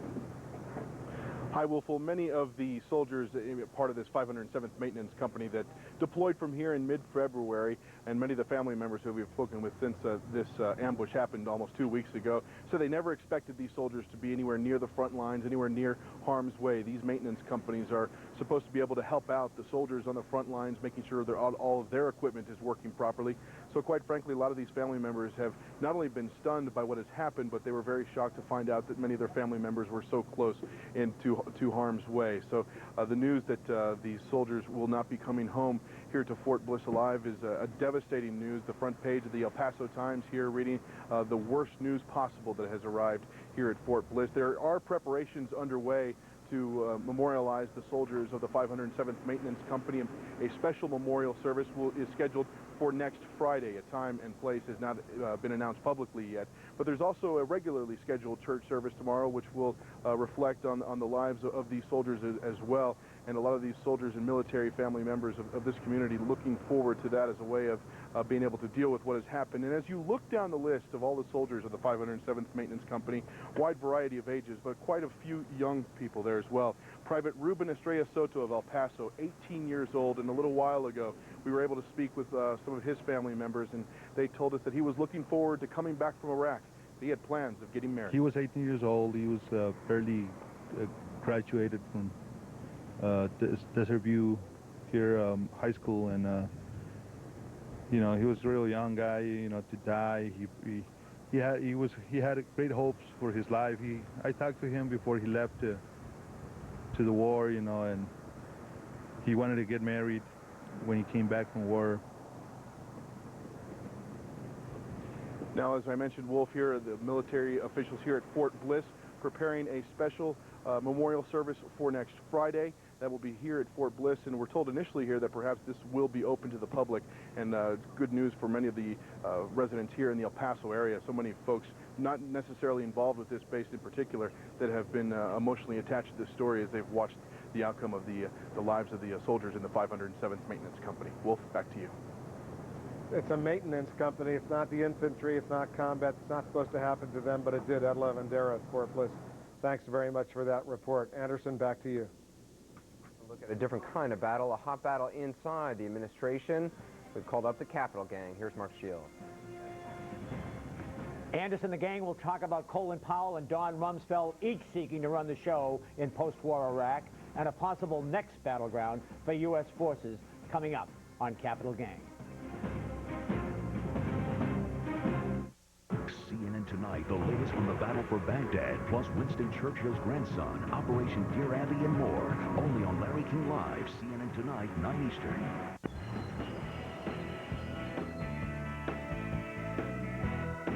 They were inspected 2 years ago. Well, you should have your brakes checked every year. You know, there's a big difference in the quality of brake parts. Bargain brakes are no bargain. That's why I trust my car to Jim, because he only uses Raybestos brand brakes. I'm never taking my car to another place again. I've earned my customers' trust by only installing premium quality Raybestos brakes. A life-saving reminder from Raybestos. It's a feast at Applebee's on me on my own. Everything fighting sure is nice. I love this combo. Cajun combo gets me noticed twice a meal.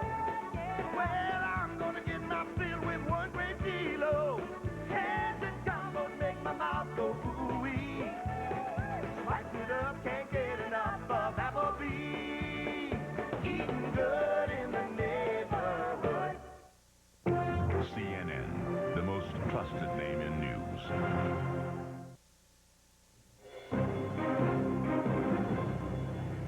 Frederica Whitfield in the CNN newsroom. Here are the headlines at this hour. U.S. tanks rolled into parts of Baghdad Saturday. Soldiers with the U.S. 3rd Infantry Division using tanks reportedly shot into the barracks of Iraq's Republican Guard. But Iraq's information minister denies the site was targeted or that any such incident took place in Baghdad.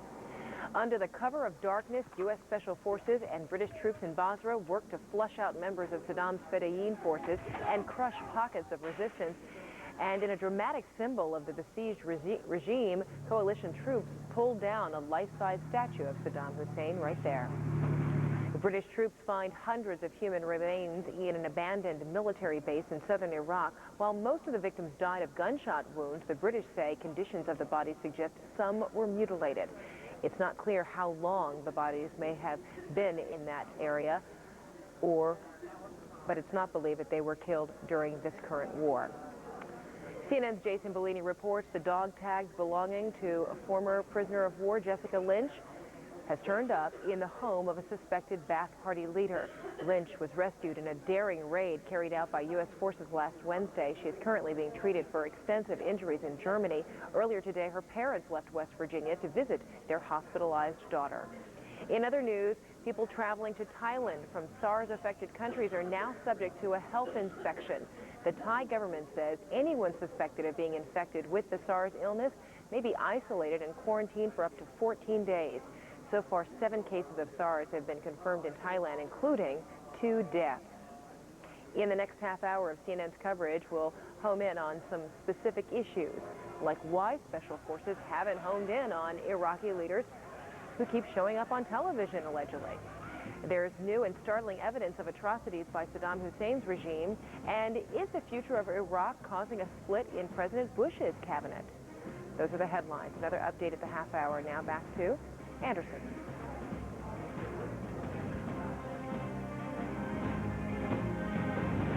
Actually, it's Will Frederica. Thanks very much. But coming up, the battle you may not be hearing about. Donald Rumsfeld and Colin Powell. Are they in harmony yet, or will it come down to survival of the fittest? Members of the Capital Gang weigh in immediately when we come back. You need to manage your business anytime, anywhere. Gateway's new business notebooks featuring Intel Centrino mobile technology help you stay productive with wireless connectivity. Plus the freedom of having up to 8 hours of battery life. Now get 0% business financing for 24 months when you purchase Gateway 450E Series business notebooks. Gateway, business, government, education. Gateway 450 notebooks feature Intel Centrino mobile technology. Where do you get your pet's flea, tick, and heartworm medications? Oh, what a hassle. I take the dog, drive to the vet's office, then sit and wait. I just call 1-800-PET-MED, and my pet's medications are delivered right to my door. Wow, I paid a lot at the vet's office. And I paid a lot less. 1-800-PET-MEDS guarantees the lowest price on all your pet's medications. Order now and receive free shipping. Brent Sadler takes you inside the war in Iraq. We've just seen an airstrike in this area behind me. U.S. Special Forces are working very closely with their Kurdish counterparts. Brent Sadler, experience you can trust, only on CNN. Welcome back to our continuing coverage. There is a hot battle underway, not only in Iraq. This is a different kind of battle here at home, a battle in the Bush cabinet. We've drafted the members of CNN's Capital Gang to try to figure out who is winning.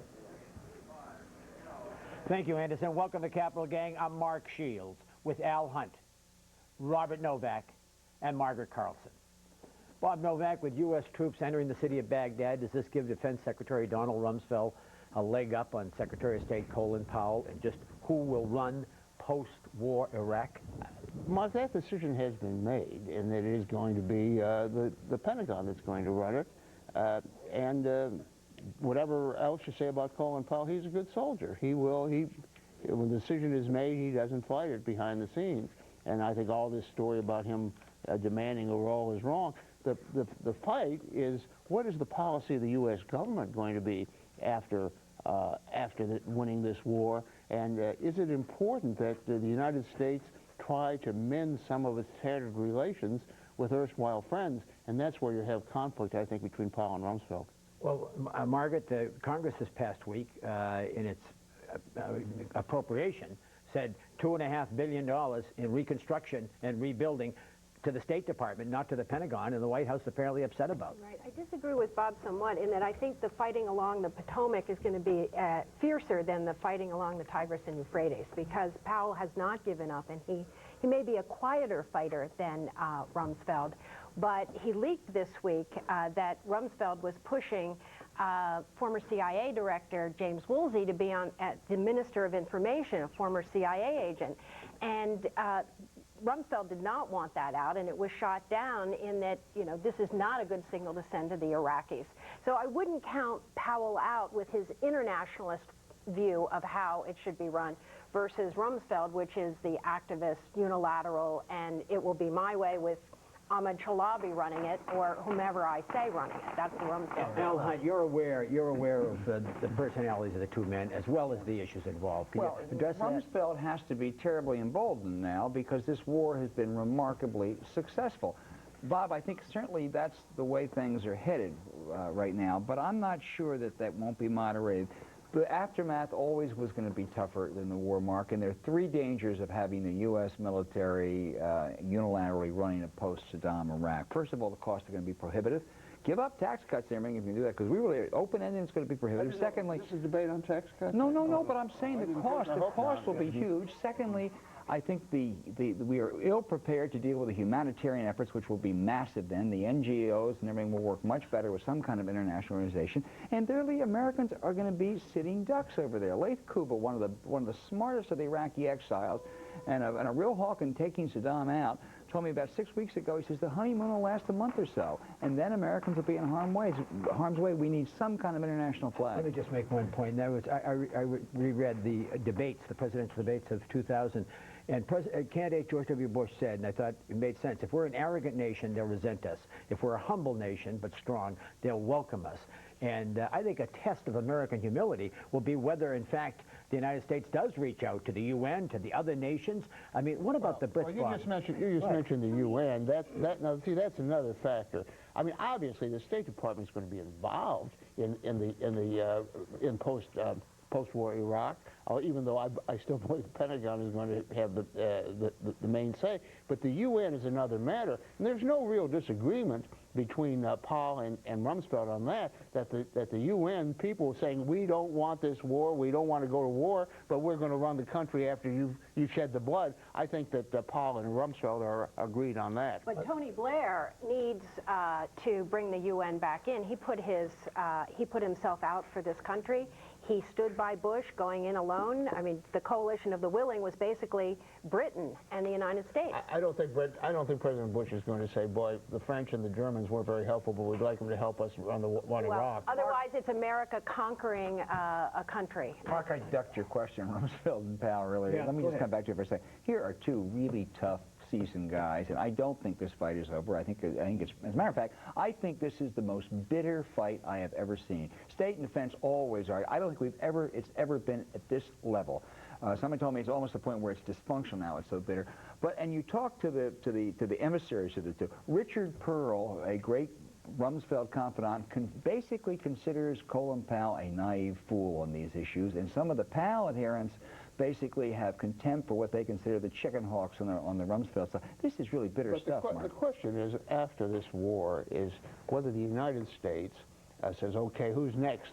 Who's next in this thing? Or whether we say, we've got to mend some fences with the rest of the world. We've got to mend our fences with our allies in Europe. We've got to mend fences with the Arab world, with the rest of the world. And I don't believe that President Bush has definitely gone into the hard-line Rumsfeld position on that. Let me just pick up, Bob, on your point about Powell has signed off.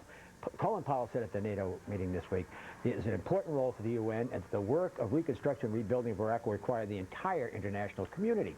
I mean, for one thing, you can't write a national charter for Iraq without the UN being involved. I mean, this is a question. Are we going to add, and I think Margaret put it arrogant unilaterally again, and the Brits who put a bigger share of their own military force into this, we're going to cut them out? I don't believe, Mark, that Colin Powell is going to go quietly and say, okay, or not quietly, forget that. He is not going to say, okay, the UN, you're going to run this thing. I don't believe that is his position. I know that's not his position. It may not be his position, No. but you say we need to mend fences. And one way is to bring in the UN to share the peacekeeping, because the peace is going to be every bit as hard as the war. I agree. Now, what about next? I mean, Bob's raised an important question. The rumor around town, the report is that Syria is next, and that Douglas Feith at the Defense Department is already working on a contingency plan with a green light to work on that contingency plan from Don Rumsfeld for a potential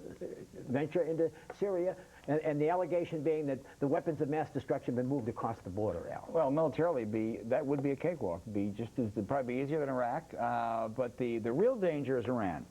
And if you want to talk about something that's formidable, Iran is sitting right there. They're a predominantly Shia country. The Shias are going to dominate in Iraq.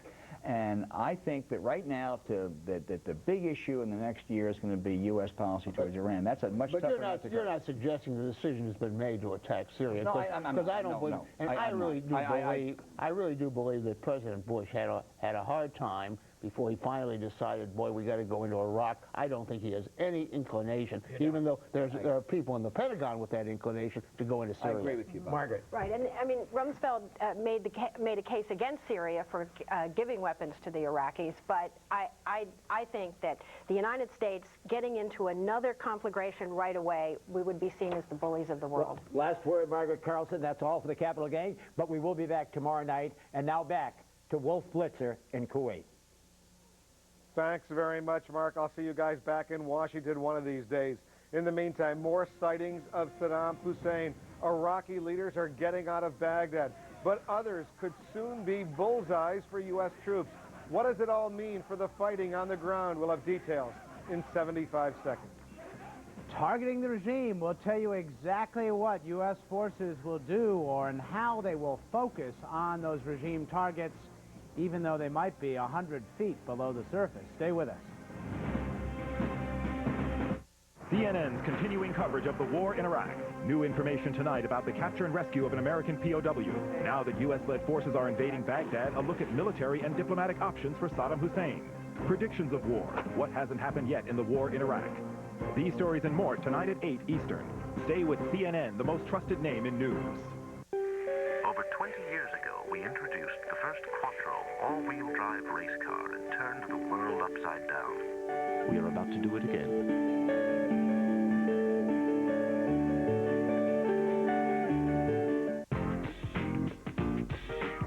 It's all about efficiency. We're going to the fair. I can't tell you who decided to. It's my other set of wheels. Gets me to class. I'm going to see my boyfriend. We went to the fair, all right. Public transportation, wherever life takes you. Fleetwood Mac is back with an album of 18 brand new songs featuring Peacekeeper. Say You Will, the new album from Fleetwood Mac, in stores April 15th. Well, Saddam was back on Iraqi TV today with his top military leaders and his two sons. They've also been seen around Baghdad. Now, if the videos are real and are recent, the question is, are they leaving themselves open as potential targets for special operations units? With more on that, here's CNN's Miles O'Brien. Thanks very much, Anderson. Yes, let's talk about targeting the regime and whether it becomes significantly easier the closer the coalition gets. Some of this is common sense. The closer you get, the closer you get. But there's some subtleties to this, and to help us sort out those subtleties is retired General David Grange. Joining us from Madison, Wisconsin this evening. General Grange, good to have you with us. How you doing, Miles? I'm well. I want to show you a piece of tape, live interview from earlier today. The Information Minister of Iraq, there he is. He was talking live, Mohammed Saeed al-Sahaf, and I half expected to see an Apache helicopter off in the distance and him being targeted. Is the Iraqi regime getting a little sloppy here, perhaps? Well, I think so. I'm surprised he's still talking. You know, if the coalition forces feel anything like I do, I'm surprised from after hearing his second-grade propaganda every night that he hadn't been eliminated. Is this, are they making themselves easier, more likely targets? And let's take a look at Saddam Hussein the other day. what is purported to be Saddam Hussein out among people in the streets of Baghdad. You can see the smoke off in the distance, so perhaps this happened within the past couple of weeks. Is there a bit of hubris in all this, and could that be exploited by the coalition forces? Well, I think it may be exploited right now. You know, one theory may be they're getting some information from these interviews. I mean, if you look at this one with Saddam, supposedly, you can tell just from his body actions, even if he isn't an expert, if you're not an expert in the evaluation of a double, that he looks quite fake. He looks like a puppet. He looks like he's being talked through this entire charade in the streets. Again, these are tapes, so it's not immediate targeting information, but you could probably make some things out, and I am surprised that whether he's a double or not, this person's still alive. So you know, maybe it's some information to be gained, and that's why they're not dead. All right, to what extent does anything that we're seeing in this realm result in, and the term is actionable intelligence for special forces or whomever to target the regime? Well, that's a key word, actionable intelligence. This type of intelligence is fleeting. It's a small window of opportunity to take action, whether it be from a special operations ground team, snipers as an example, or a raiding party, or it could be from an airstrike or an Apache helicopter, something like that. But it's very fleeting, I think, intelligence and windows of opportunity to make a strike. And so since most of these things are taped, it's hard to get that actionable intelligence in a quick enough manner to act right then to take them down. But it is providing some information. I'm really surprised that some of these characters that we're seeing continue to appear on television. All right, let's take a zoom into Baghdad using our earthviewer.com and focus in on the Republican Palace. Of course, we don't know that that is where Saddam Hussein is, but we do know that beneath that Republican Palace, right on the shores of the Tigris River, that mother of all palaces, if you will, there is a significant bunker. Western reports have consistently said that there's a $60 million bunker. Whether Saddam is in there or not, we wanted to give you just sort of an idea of what it might look like based on some of these reports. Let's roll the animation, take you down beneath the Republican Palace there, and zoom you in. 100 feet below, and if you look at this first stop along the way there, built on springs to guard against a nuclear blast. We're told it can survive a nuclear blast as close as 600 feet away. Some 6,000 square feet, and it contains all the comforts of home. Is it likely that Saddam Hussein and his regime are in there? Well, it's a good chance that they're in a bunker like this, and keep in mind that not all these bunkers are directly beneath the palace or the mosque or the hospital, wherever it's located. They may go down 100 feet, and they'll go a block or two laterally, and then that's where the true bunker is, and that might be beneath the residential area. So a penetrating bomb may or may not reach that depth, or even if it could, take out the actual command and control center. A lot of these things are remoted horizontally as well as vertically for command and control and communications. Let's take a look at an animation of one of these so-called bunker buster bombs. And as you said, the efficacy of this is coming off of an F-15. And down it goes. And the idea here is that these bombs are designed with a delayed fuse so that they can auger in and then explode.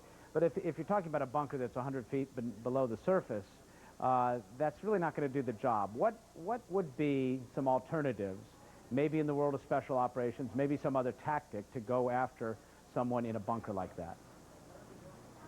Yeah, Miles, the Special Operations Forces, a variety of them, are obviously trained to take down complexes, to take down building structures as well as other structures. It takes a lot of training to do this properly.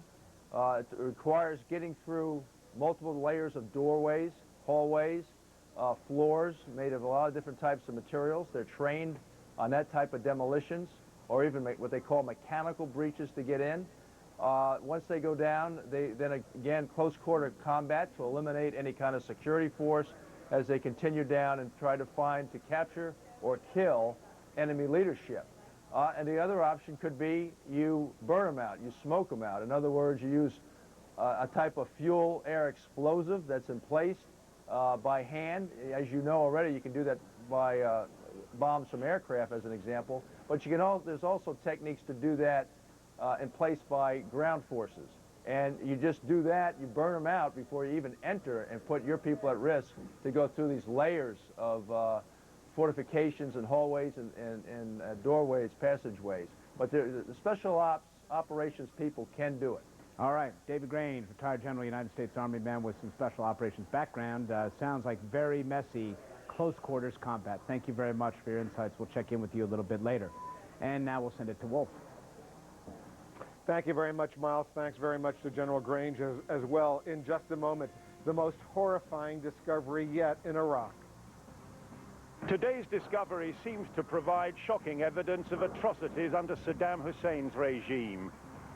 What's inside these wooden boxes is something you don't want to know about, but something you can't go without knowing. And later, are you better informed about the war than the rest of the world? The answers are coming up in just 60 seconds.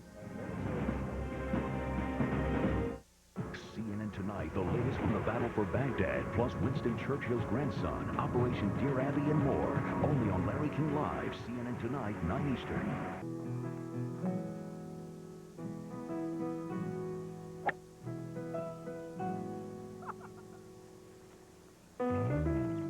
You guys need a hand there? Yeah. It's going to be a long day. Whenever you need help with your air conditioning, wherever you need it, your Bryant dealer will get it to you, whatever it takes. Call Kenway AC and Heating before April 29th for up to $1,000 rebate and 10-year parts and labor warranty on qualifying Bryant heating and air conditioning systems.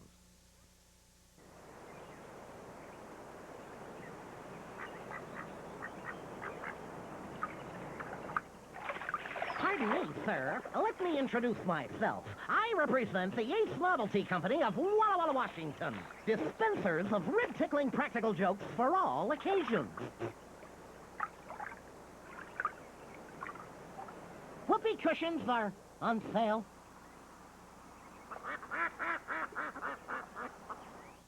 CNN, the most trusted name in news. In a warehouse between Basra and Azubaya today, a gruesome discovery. This, of course, we're talking about southeastern Iraq. British troops found hundreds of boxes of human remains. They are too old to be from this war, but as Tim Ewart explains, they could be a sign of past atrocities by the Iraqi regime. It was a discovery that horrified the soldiers who made it.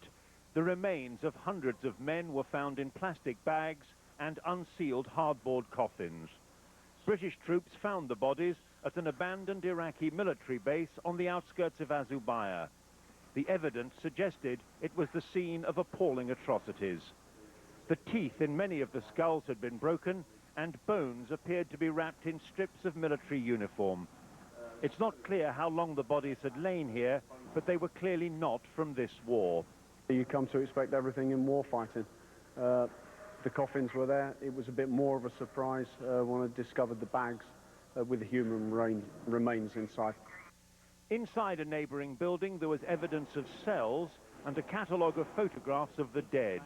Most had died from gunshot wounds to the head. Others were mutilated beyond recognition, their faces burned and swollen. Outside, soldiers discovered what they described as a purpose-built shooting gallery, the brickwork behind it riddled with bullets. Identity cards revealed the names of some of the dead. Forensic specialists will now visit the scene and hope to establish the truth of what happened here and when. Today's discovery seems to provide shocking evidence of atrocities under Saddam Hussein's regime. Most people are afraid to talk openly about what's been happening here, but when they do, British soldiers believe more horrors will come to light. Tim Ewart, ITV News, Azubaya.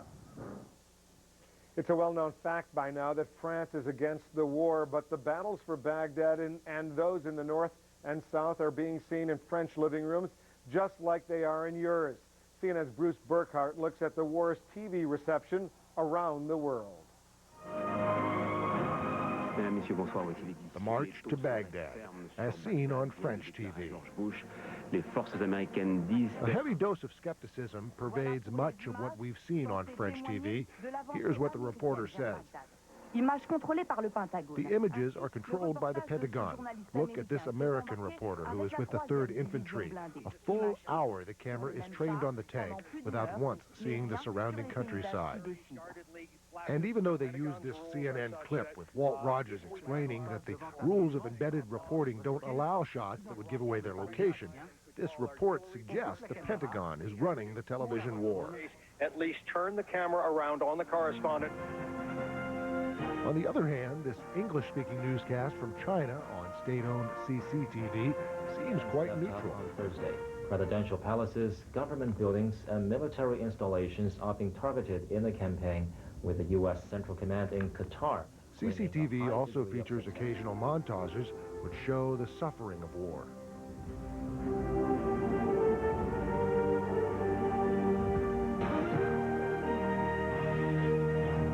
Television in Italy also maintains a fairly neutral tone, but has devoted considerable resources to covering the war. A reporter in Baghdad, the anchor and cutter, and several embedded reporters. The translation? Tensions on board are high as we are flying so low to the ground. This is CTV News from Canada. There, too, the war is always the top story. Now for a look at the big picture, we go to the smart board. Better that than a dumb board. But whatever the name, it's now a staple of TV coverage in many parts of the world, not just the U.S. A big map and retired military officers trying to make sense of it all. With this war, to borrow an expression from an earlier era, the whole world is watching. Bruce Burkhardt, CNN. They certainly are. If you are getting a glass of water during the break, be sure to bring it back for our next report. It's going to taste better, I guarantee you, after Richard Blystone shows you what they are going through just to get a glass of water in parts of Iraq. There are 3 top priorities here. Number 1, water. Number 2, water. Number 3, water. Getting the waterworks to work when Live from the Front Lines returns. And before you go to the kitchen, check out these still photos from the Associated Press.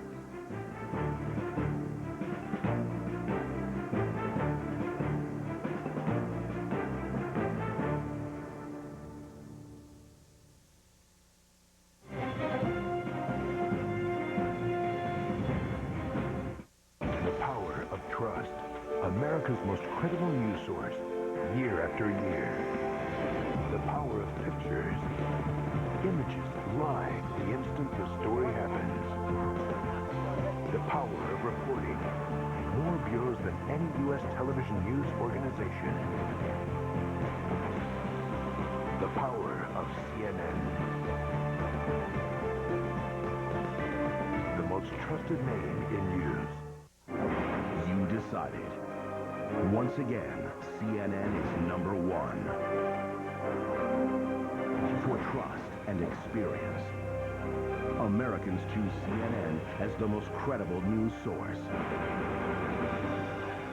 More than MSNBC or Fox News. More than any network, newspaper, or magazine. CNN is the most trusted name in news. This important programming note, tomorrow on a special late edition, I'll have a special interview with the Vice Chairman of the Joint Chiefs of Staff, General Peter Pace. He'll be my guest tomorrow at noon Eastern, 9 a.m. Pacific. For Iraqi civilians, nothing is easy nowadays, not even getting a drink of water. And while help is certainly on the way, CNN's Richard Blystone reports that the helpers face a daunting challenge. He's just returned from this checkpoint. He drove up. It's like running through deep sand in leg irons. My name? Alan. Oh, Tristan. That's Tristan, yeah.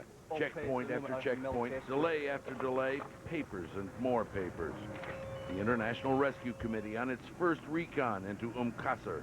We've got freedom of movement to the local area. Security briefing. The NGOs need that. Because in the wrong environment, they could do more harm than good. They've got a now abundance of water.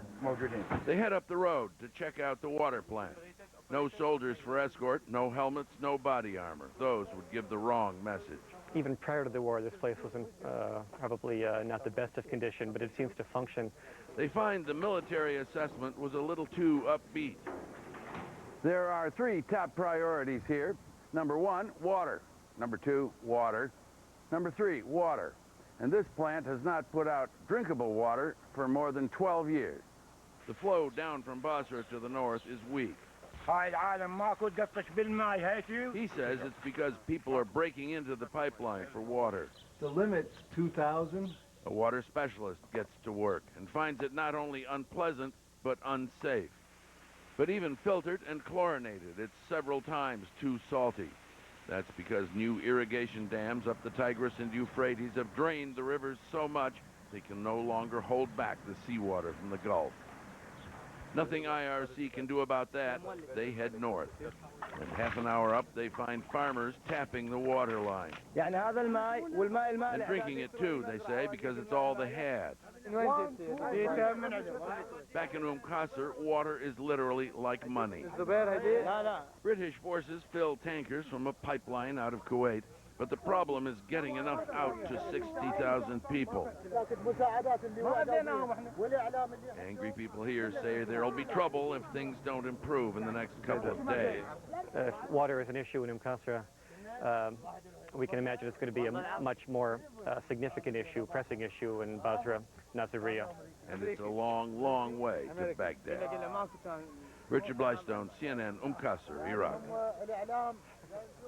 And Anderson, water is only one of the enormous humanitarian challenges facing the international community right now in dealing with Iraq. There are plenty of others, enormous challenges just waiting ahead. Anderson? Yeah, there certainly are. And we're going to actually look at some of those challenges in our next hour. We're also going to look at the question of what is Saddam Hussein thinking? With so many dire threats before the war and so little having come to light, who exactly is in control in Iraq? And what are Hussein's options at this point?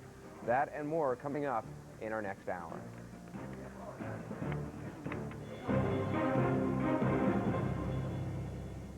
Hello, I'm Frederica Whitfield in the CNN newsroom. Our top stories: U.S. Special Forces and British troops are going house to house trying to flush out Iraqi fighters in the southern city of Basra. The home of Saddam's cousin, General Ali Hassan al-Majid, has now been decimated. Coalition aircraft destroyed his house in Basra. Al-Majid is also known as Chemical Ali for his use of chemical weapons against the Kurds in northern Iraq in 1988. And a symbol of Saddam's power in Basra took a fall as coalition forces toppled his life-size statue.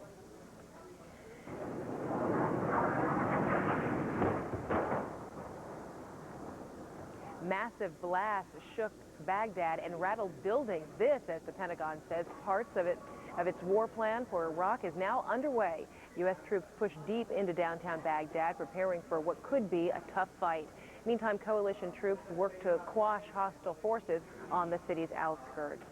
President Bush is keeping up diplomatic contacts with world leaders both for and against the war in Iraq. The White House says the president spoke with Spanish Prime Minister Jose Maria Aznar, who backs the American action, and Russian President Vladimir Putin, who is against it. Come rain, snow, or the gloom of war, the U.S. military mail will be delivered. The U.S. Postal Service chartered 2 747 cargo jets to deliver a whopping 750,000 pounds of mail a week to U.S. troops. That's a huge jump from the 21,000 pounds a week delivered last October. Those are the headlines making news this hour. CNN's coverage of war in Iraq, live from the front lines, begins right now. Live from the front lines, the timeline that created today's headlines. Tonight, how the day unfolded on the war front. U.S. troops swoop into Baghdad. Is this the beginning of the end for Saddam Hussein? The United States soldiers here, and we're here to protect you and take you home. More details on the daring rescue of Jessica Lynch, and an intriguing clue to her ordeal. The battle for Basra. British forces get a chokehold on Saddam's power and cope with a flood of prisoners. And our question of the day: if he is still alive, what is Saddam thinking?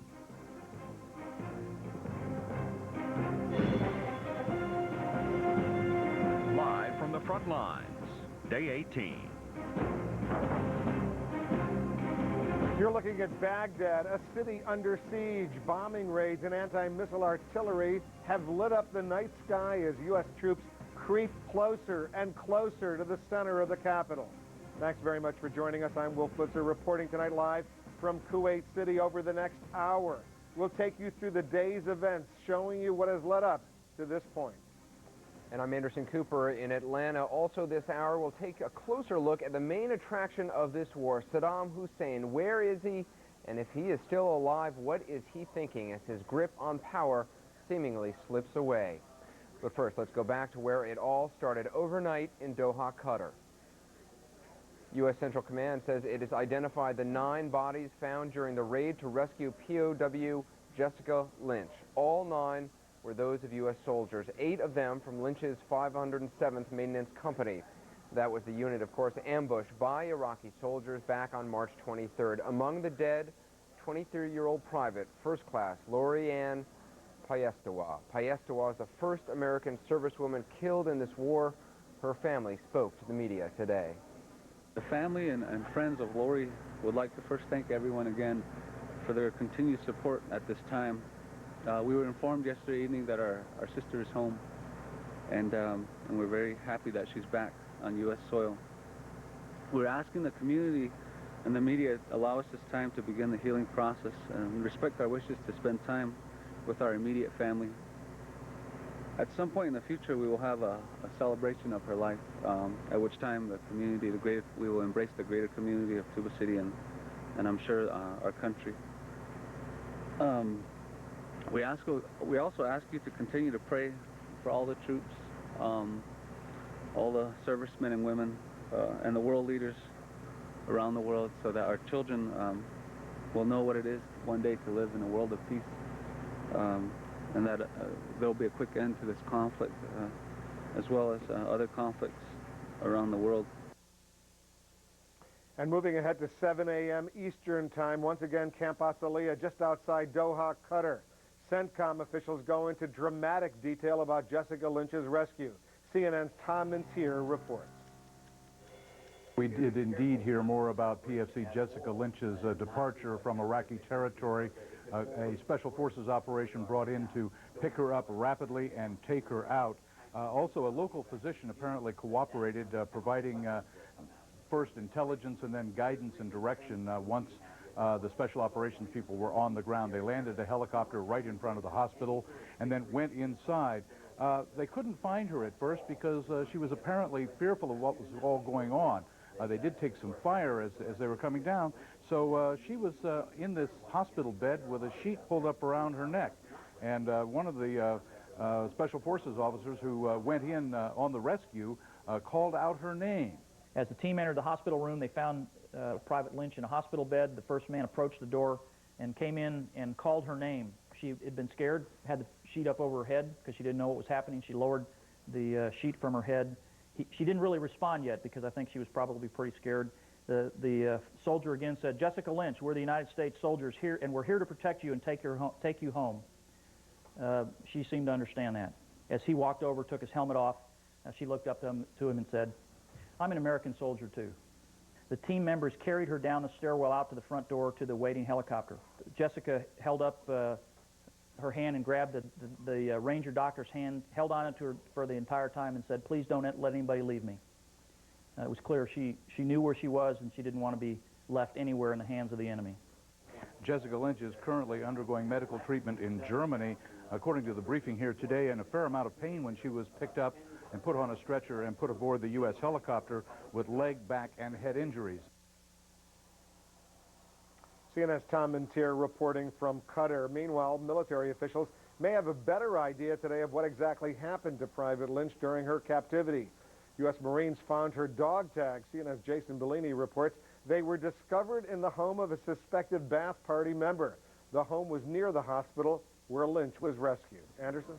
Well, most of the day, the world's attention was focused firmly on Baghdad. During the 8 a.m. hour, CNN's Walter Rogers reported that U.S. troops were moving in and out of the city and that Iraqi troops were fleeing.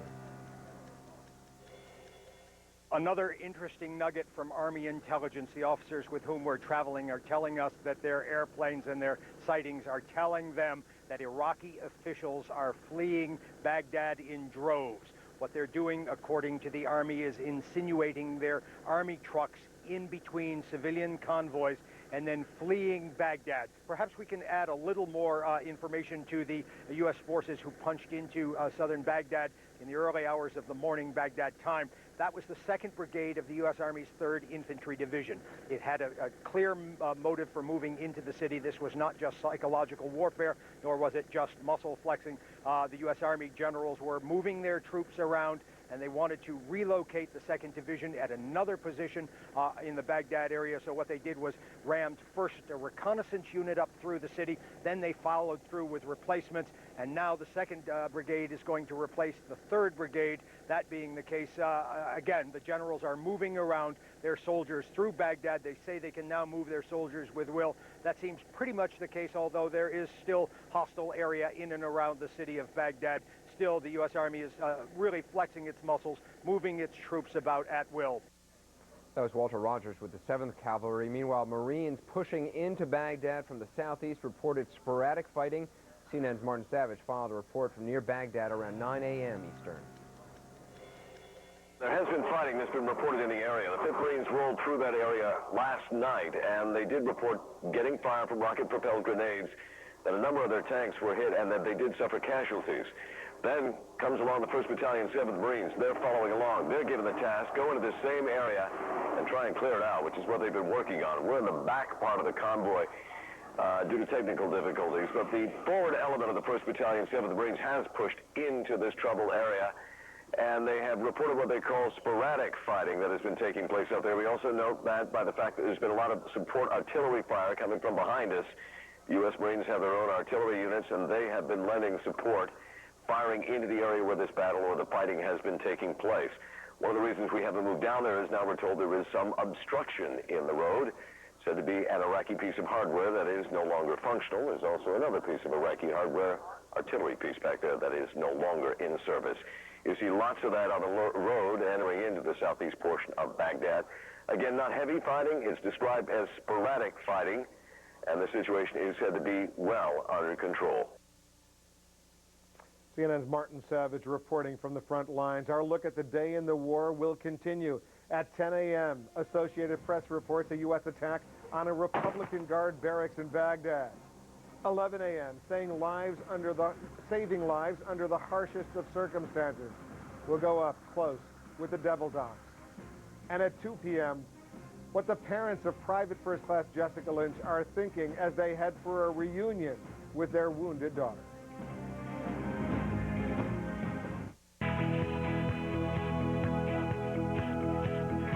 This summer, find your element with Cayman Islands H2Go. Travel between May 1st and October 31st and save over $2,000. Stay 4 nights and receive an extra night free. Book with Delta Vacations and your companion flies free. Call 1-800-755-4224. The surprise of the Oscars is now the movie everyone is talking about. Winner of the Academy Award for Best Screenplay, Best Director Roman Polanski, and Best Actor Adrian Brody. It's the best picture of the year. The Pianist, rated R, now playing. By winning the 24-Hour of Le Mans 3 years in a row with the same driving team, we rewrote history. We are about to rewrite it again.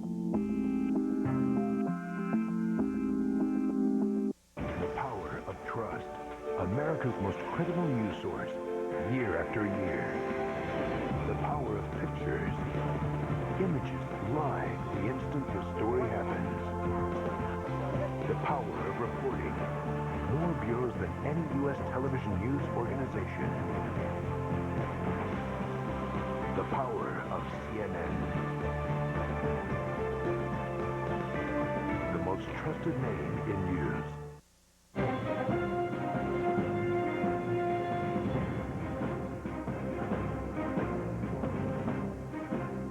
Continuing our coverage, at 10 a.m., U.S. troops opened fire on a Republican Guard barracks in Baghdad.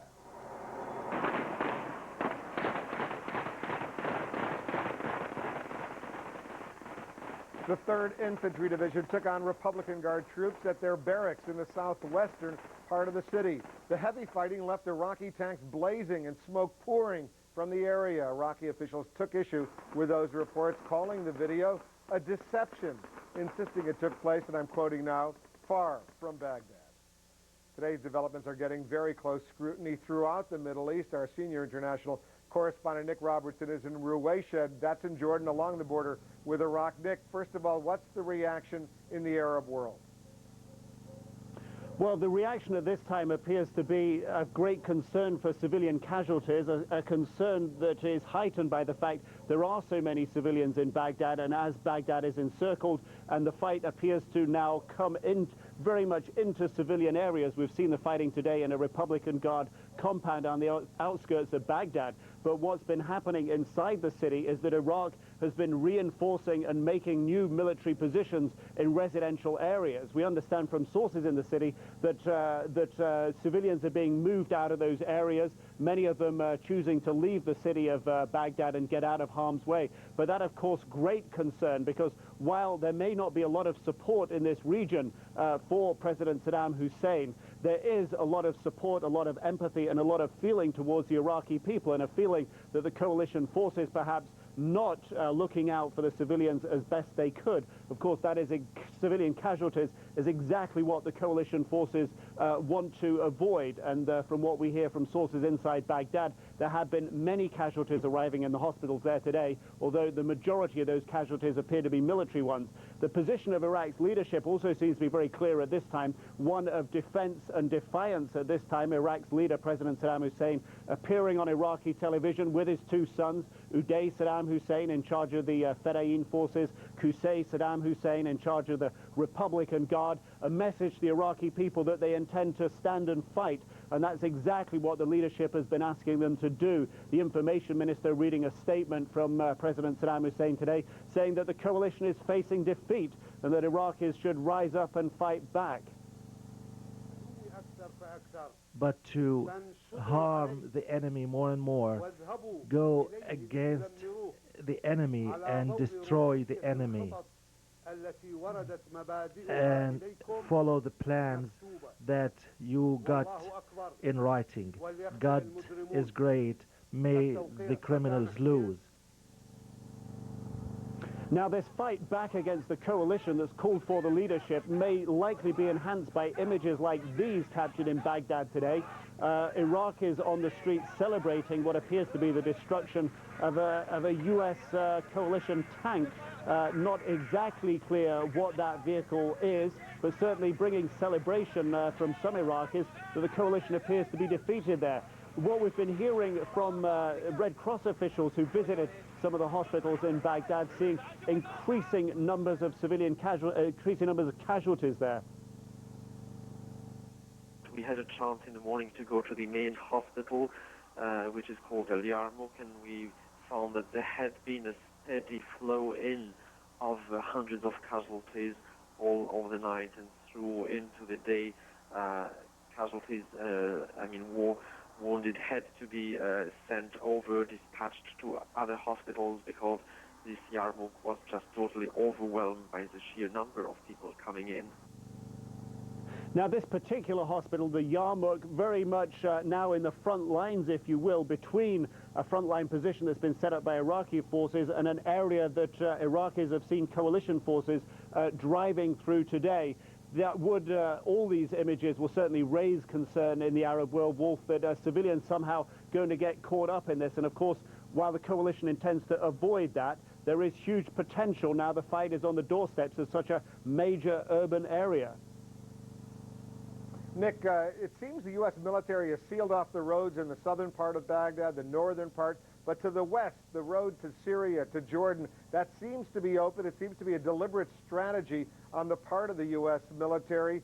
The question is this: are we seeing huge numbers of people fleeing Baghdad along those roads? The sources that we're talking to inside Baghdad say that people are leaving. They don't make it sound like an exodus. They say that people aren't panicking at this time. And along the western road out of Baghdad towards Syria, towards Jordan, actually U.S. Special Forces operate random checkpoints on that road. So it's quite possible anybody fleeing down the major highway there and the old road that used to lead out in the same direction could be stopped, searched, picked up by coalition forces who are out in the west. Obviously, the east of Iraq offers a quicker exit out of Iraq, if you will, for Iraqis. It's much closer to the Iranian border, anyone wanting to actually flee the country. What we hear from humanitarian officials in Jordan is that they are not yet seeing large numbers of refugees leaving the country. But it's very difficult for us to tell from out here, Wolf, since Iraqis have now excluded us from operating in Baghdad. Very difficult for us to get an exact assessment of the exact numbers leaving Baghdad. Wolf? All right, Nick Robertson, we'll be watching and waiting to see what happens on those escape routes from Baghdad. In the meantime, let's go back to Anderson. Anderson? Wolf, thanks very much. Just as a reminder to our viewers, we are looking back at the day that was in the war in Iraq, day 18. Now, at 10 o'clock hour, in the 10 o'clock hour today, this Saturday, in his weekly radio address, President Bush said Iraqi fighters were in their final days. And as CNN White House correspondent Suzanne Malveaux reports, the president is looking past the fighting. During his weekend at Camp David, President Bush reached out to friend and foe of the Iraqi war, Spain's Prime Minister Jose Maria Aznar and Russian President Vladimir Putin. Their focus was on the future, a post-Saddam Iraq. Mr. Bush in his weekly radio address. By defending our own security, we're ridding the people of Iraq from one of the cruelest regimes on earth. The White House envisions replacing that regime immediately after the conflict with the military force commanded by General Tommy Franks and a U.S. civilian administration headed by retired General Jay Garner. The U.S. would help create an interim Iraqi authority. But the plan is raising questions and even concerns from world leaders that without international input, it is doomed to fail. The simple fact of the matter is that no one in the United States knows who the Iraqi people want to lead them. And for the United States to simply choose people, whether they're from the inside or from the outside, could be very problematic in establishing even a transitional authority with some legitimacy in the eyes of Iraqis. British Prime Minister Tony Blair and many European leaders believe that legitimacy will come if the United Nations endorses the new Iraqi regime. Mr. Bush and Mr. Blair will meet this Monday and Tuesday in Belfast, Ireland, to debate the UN's role. Now, Mr. Blair sees the role for the UN as having broad powers, but the White House sees a much more limited role. But even within the Bush administration, there are divisions over how to run Iraq once the bullets stop flying. Wolf? Suzanne Malveaux at the White House. Suzanne, thanks very much. CNN medical correspondent and neurosurgeon Dr. Sanjay Gupta is following the work of Navy doctors who call themselves the Devil Docs.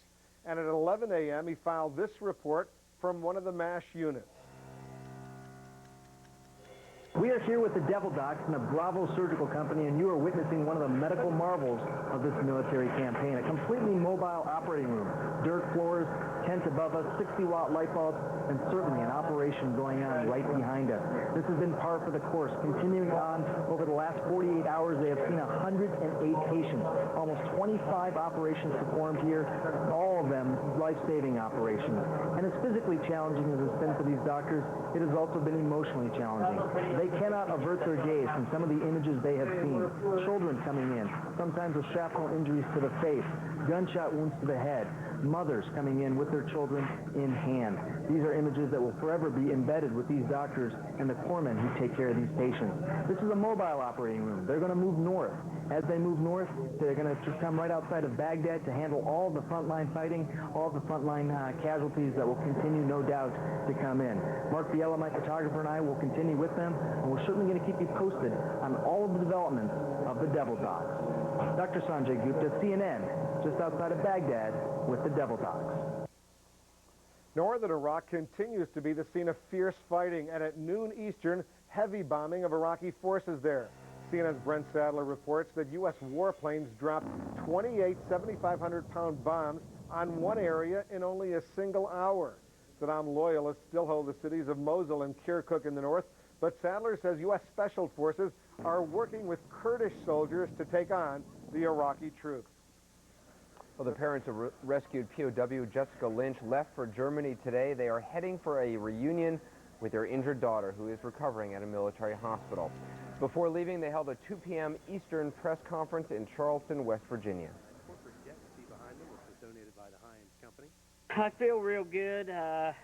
This has been a long waiting process, so we're looking forward to meeting up with our daughter over there and get her back here.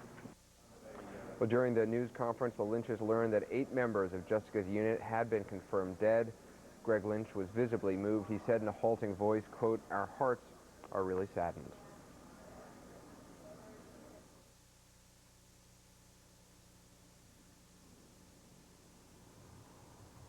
And after the break, we'll pick up in the 3 o'clock hour in Basra, where the fastest growing population seems to be prisoners. This is the biggest prisoner of war camp in Iraq, and it's getting bigger day by day. Its growth a measure of the coalition's success. Plus, the view from above will take you on a ride over Baghdad with the gray night, looking for trouble down below.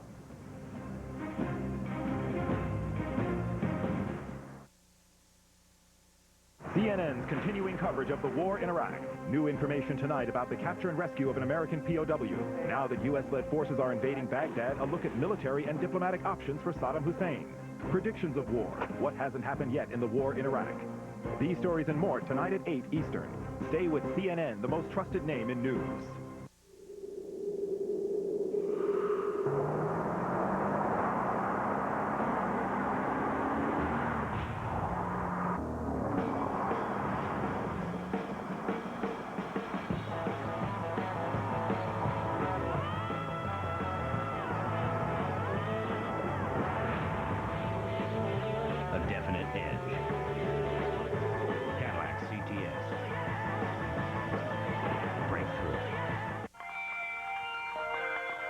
It's a beautiful morning. This is my favorite time to skate. I guess it's from all those years of 5 a.m. practices. But it's also the time when the pain and stiffness of osteoarthritis can be at their worst. Ask your doctor about ways to help relieve the pain of osteoarthritis. Call 1-888-MERC55 for more information.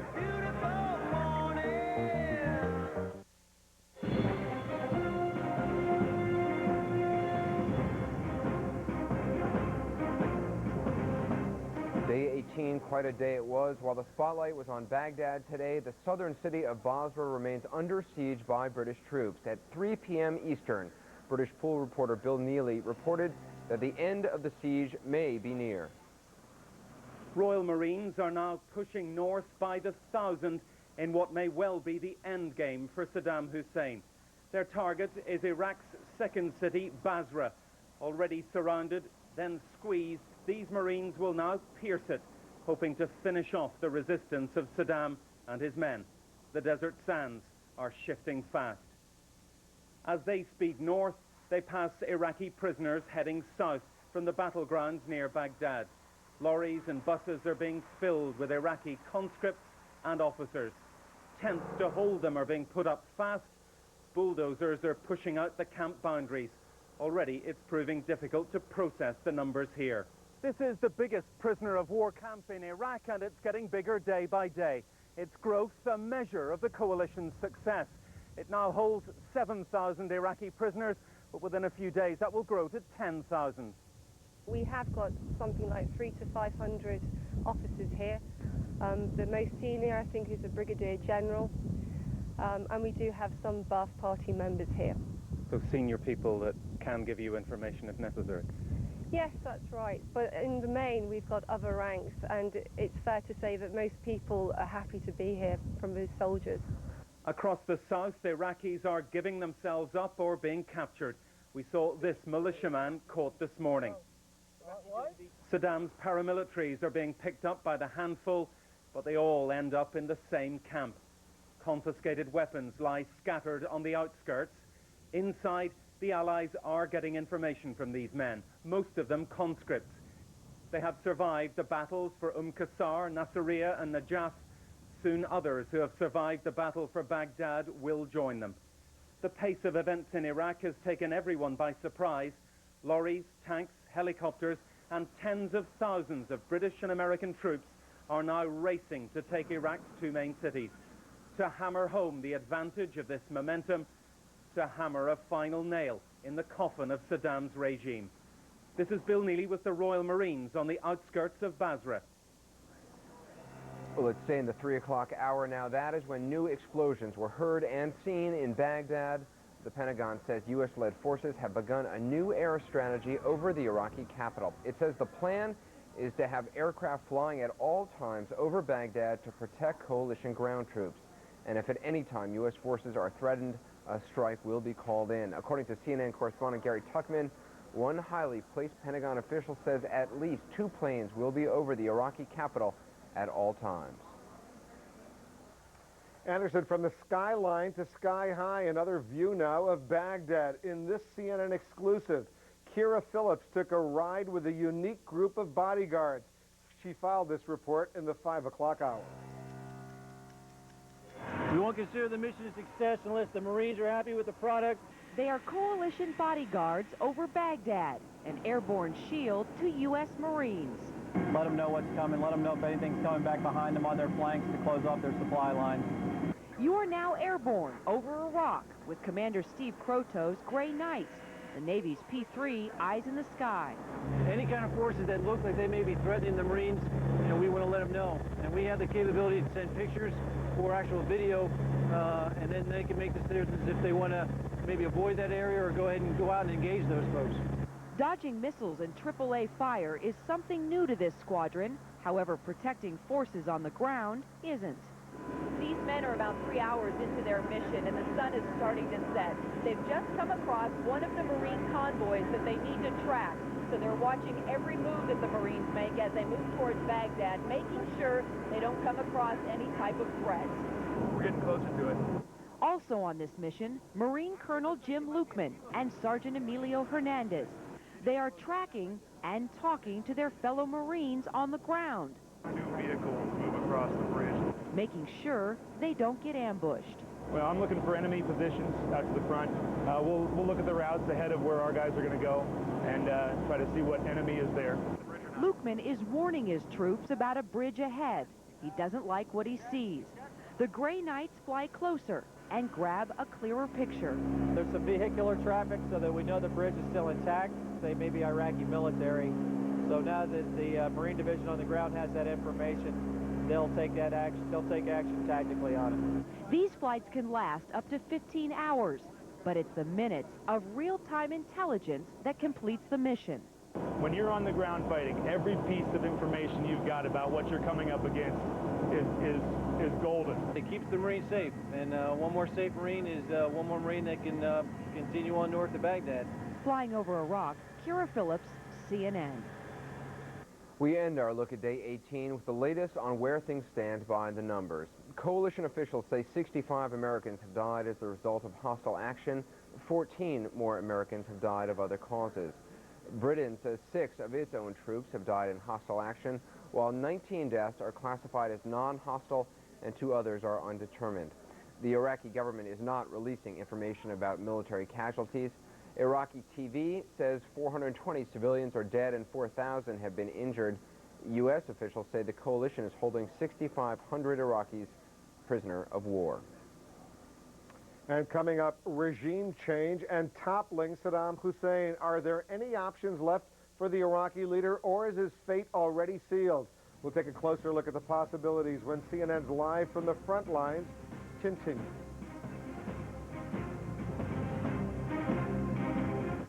Christiane Amanpour takes you inside the war in Iraq. They're shooting a little blind right now. Experience you can trust only on CNN. When it comes to business, Cumberland County, New Jersey has more to offer. Strategically located in the heart of the Northeast Corridor, we offer a wide array of financial incentives, below-market land costs, a skilled, available, and reliable workforce, and a superior transportation network. For more information on how we can help your business, call 1-866-866-MORE or visit our website at moretooffer.com.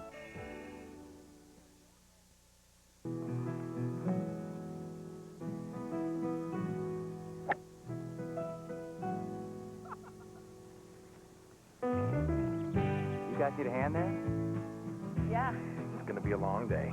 Whenever you need help with your air conditioning, wherever you need it, your Bryant dealer will get it to you, whatever it takes. Call Kenway AC and Heating before April 29th for up to $1,000 rebate and 10-year parts and labor warranty on qualifying Bryant heating and air conditioning systems. CNN, the most trusted name in news.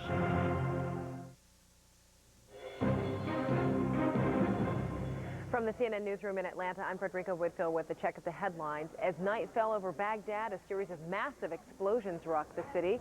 Witnesses say the blast shook several buildings, including the Palestine Hotel, where many journalists are staying. And the fighting continues in Basra, where British forces are conducting nighttime raids on the homes of people believed to be members of Saddam Hussein's Ba'ath Party. Saddam Hussein was on Iraqi TV again today. This time, he was meeting with his two sons, Uday and Qusay, some top aides, and some military commanders. It's impossible to know at this point when the scenes were recorded. Forensic teams have been called in to investigate a makeshift morgue in southern Iraq. British forces found it filled with old remains. Photographs discovered with the bodies at the site revealed some of the victims had been shot or mutilated. Private First Class Lori Ann Piestewa, a Native American from the Hopi Nation, is the first woman to die in combat in Iraq. She was from Tuba City, Arizona. The 23-year-old was a mother of 2 children. She was also a friend of Jessica Lynch, the POW who was rescued by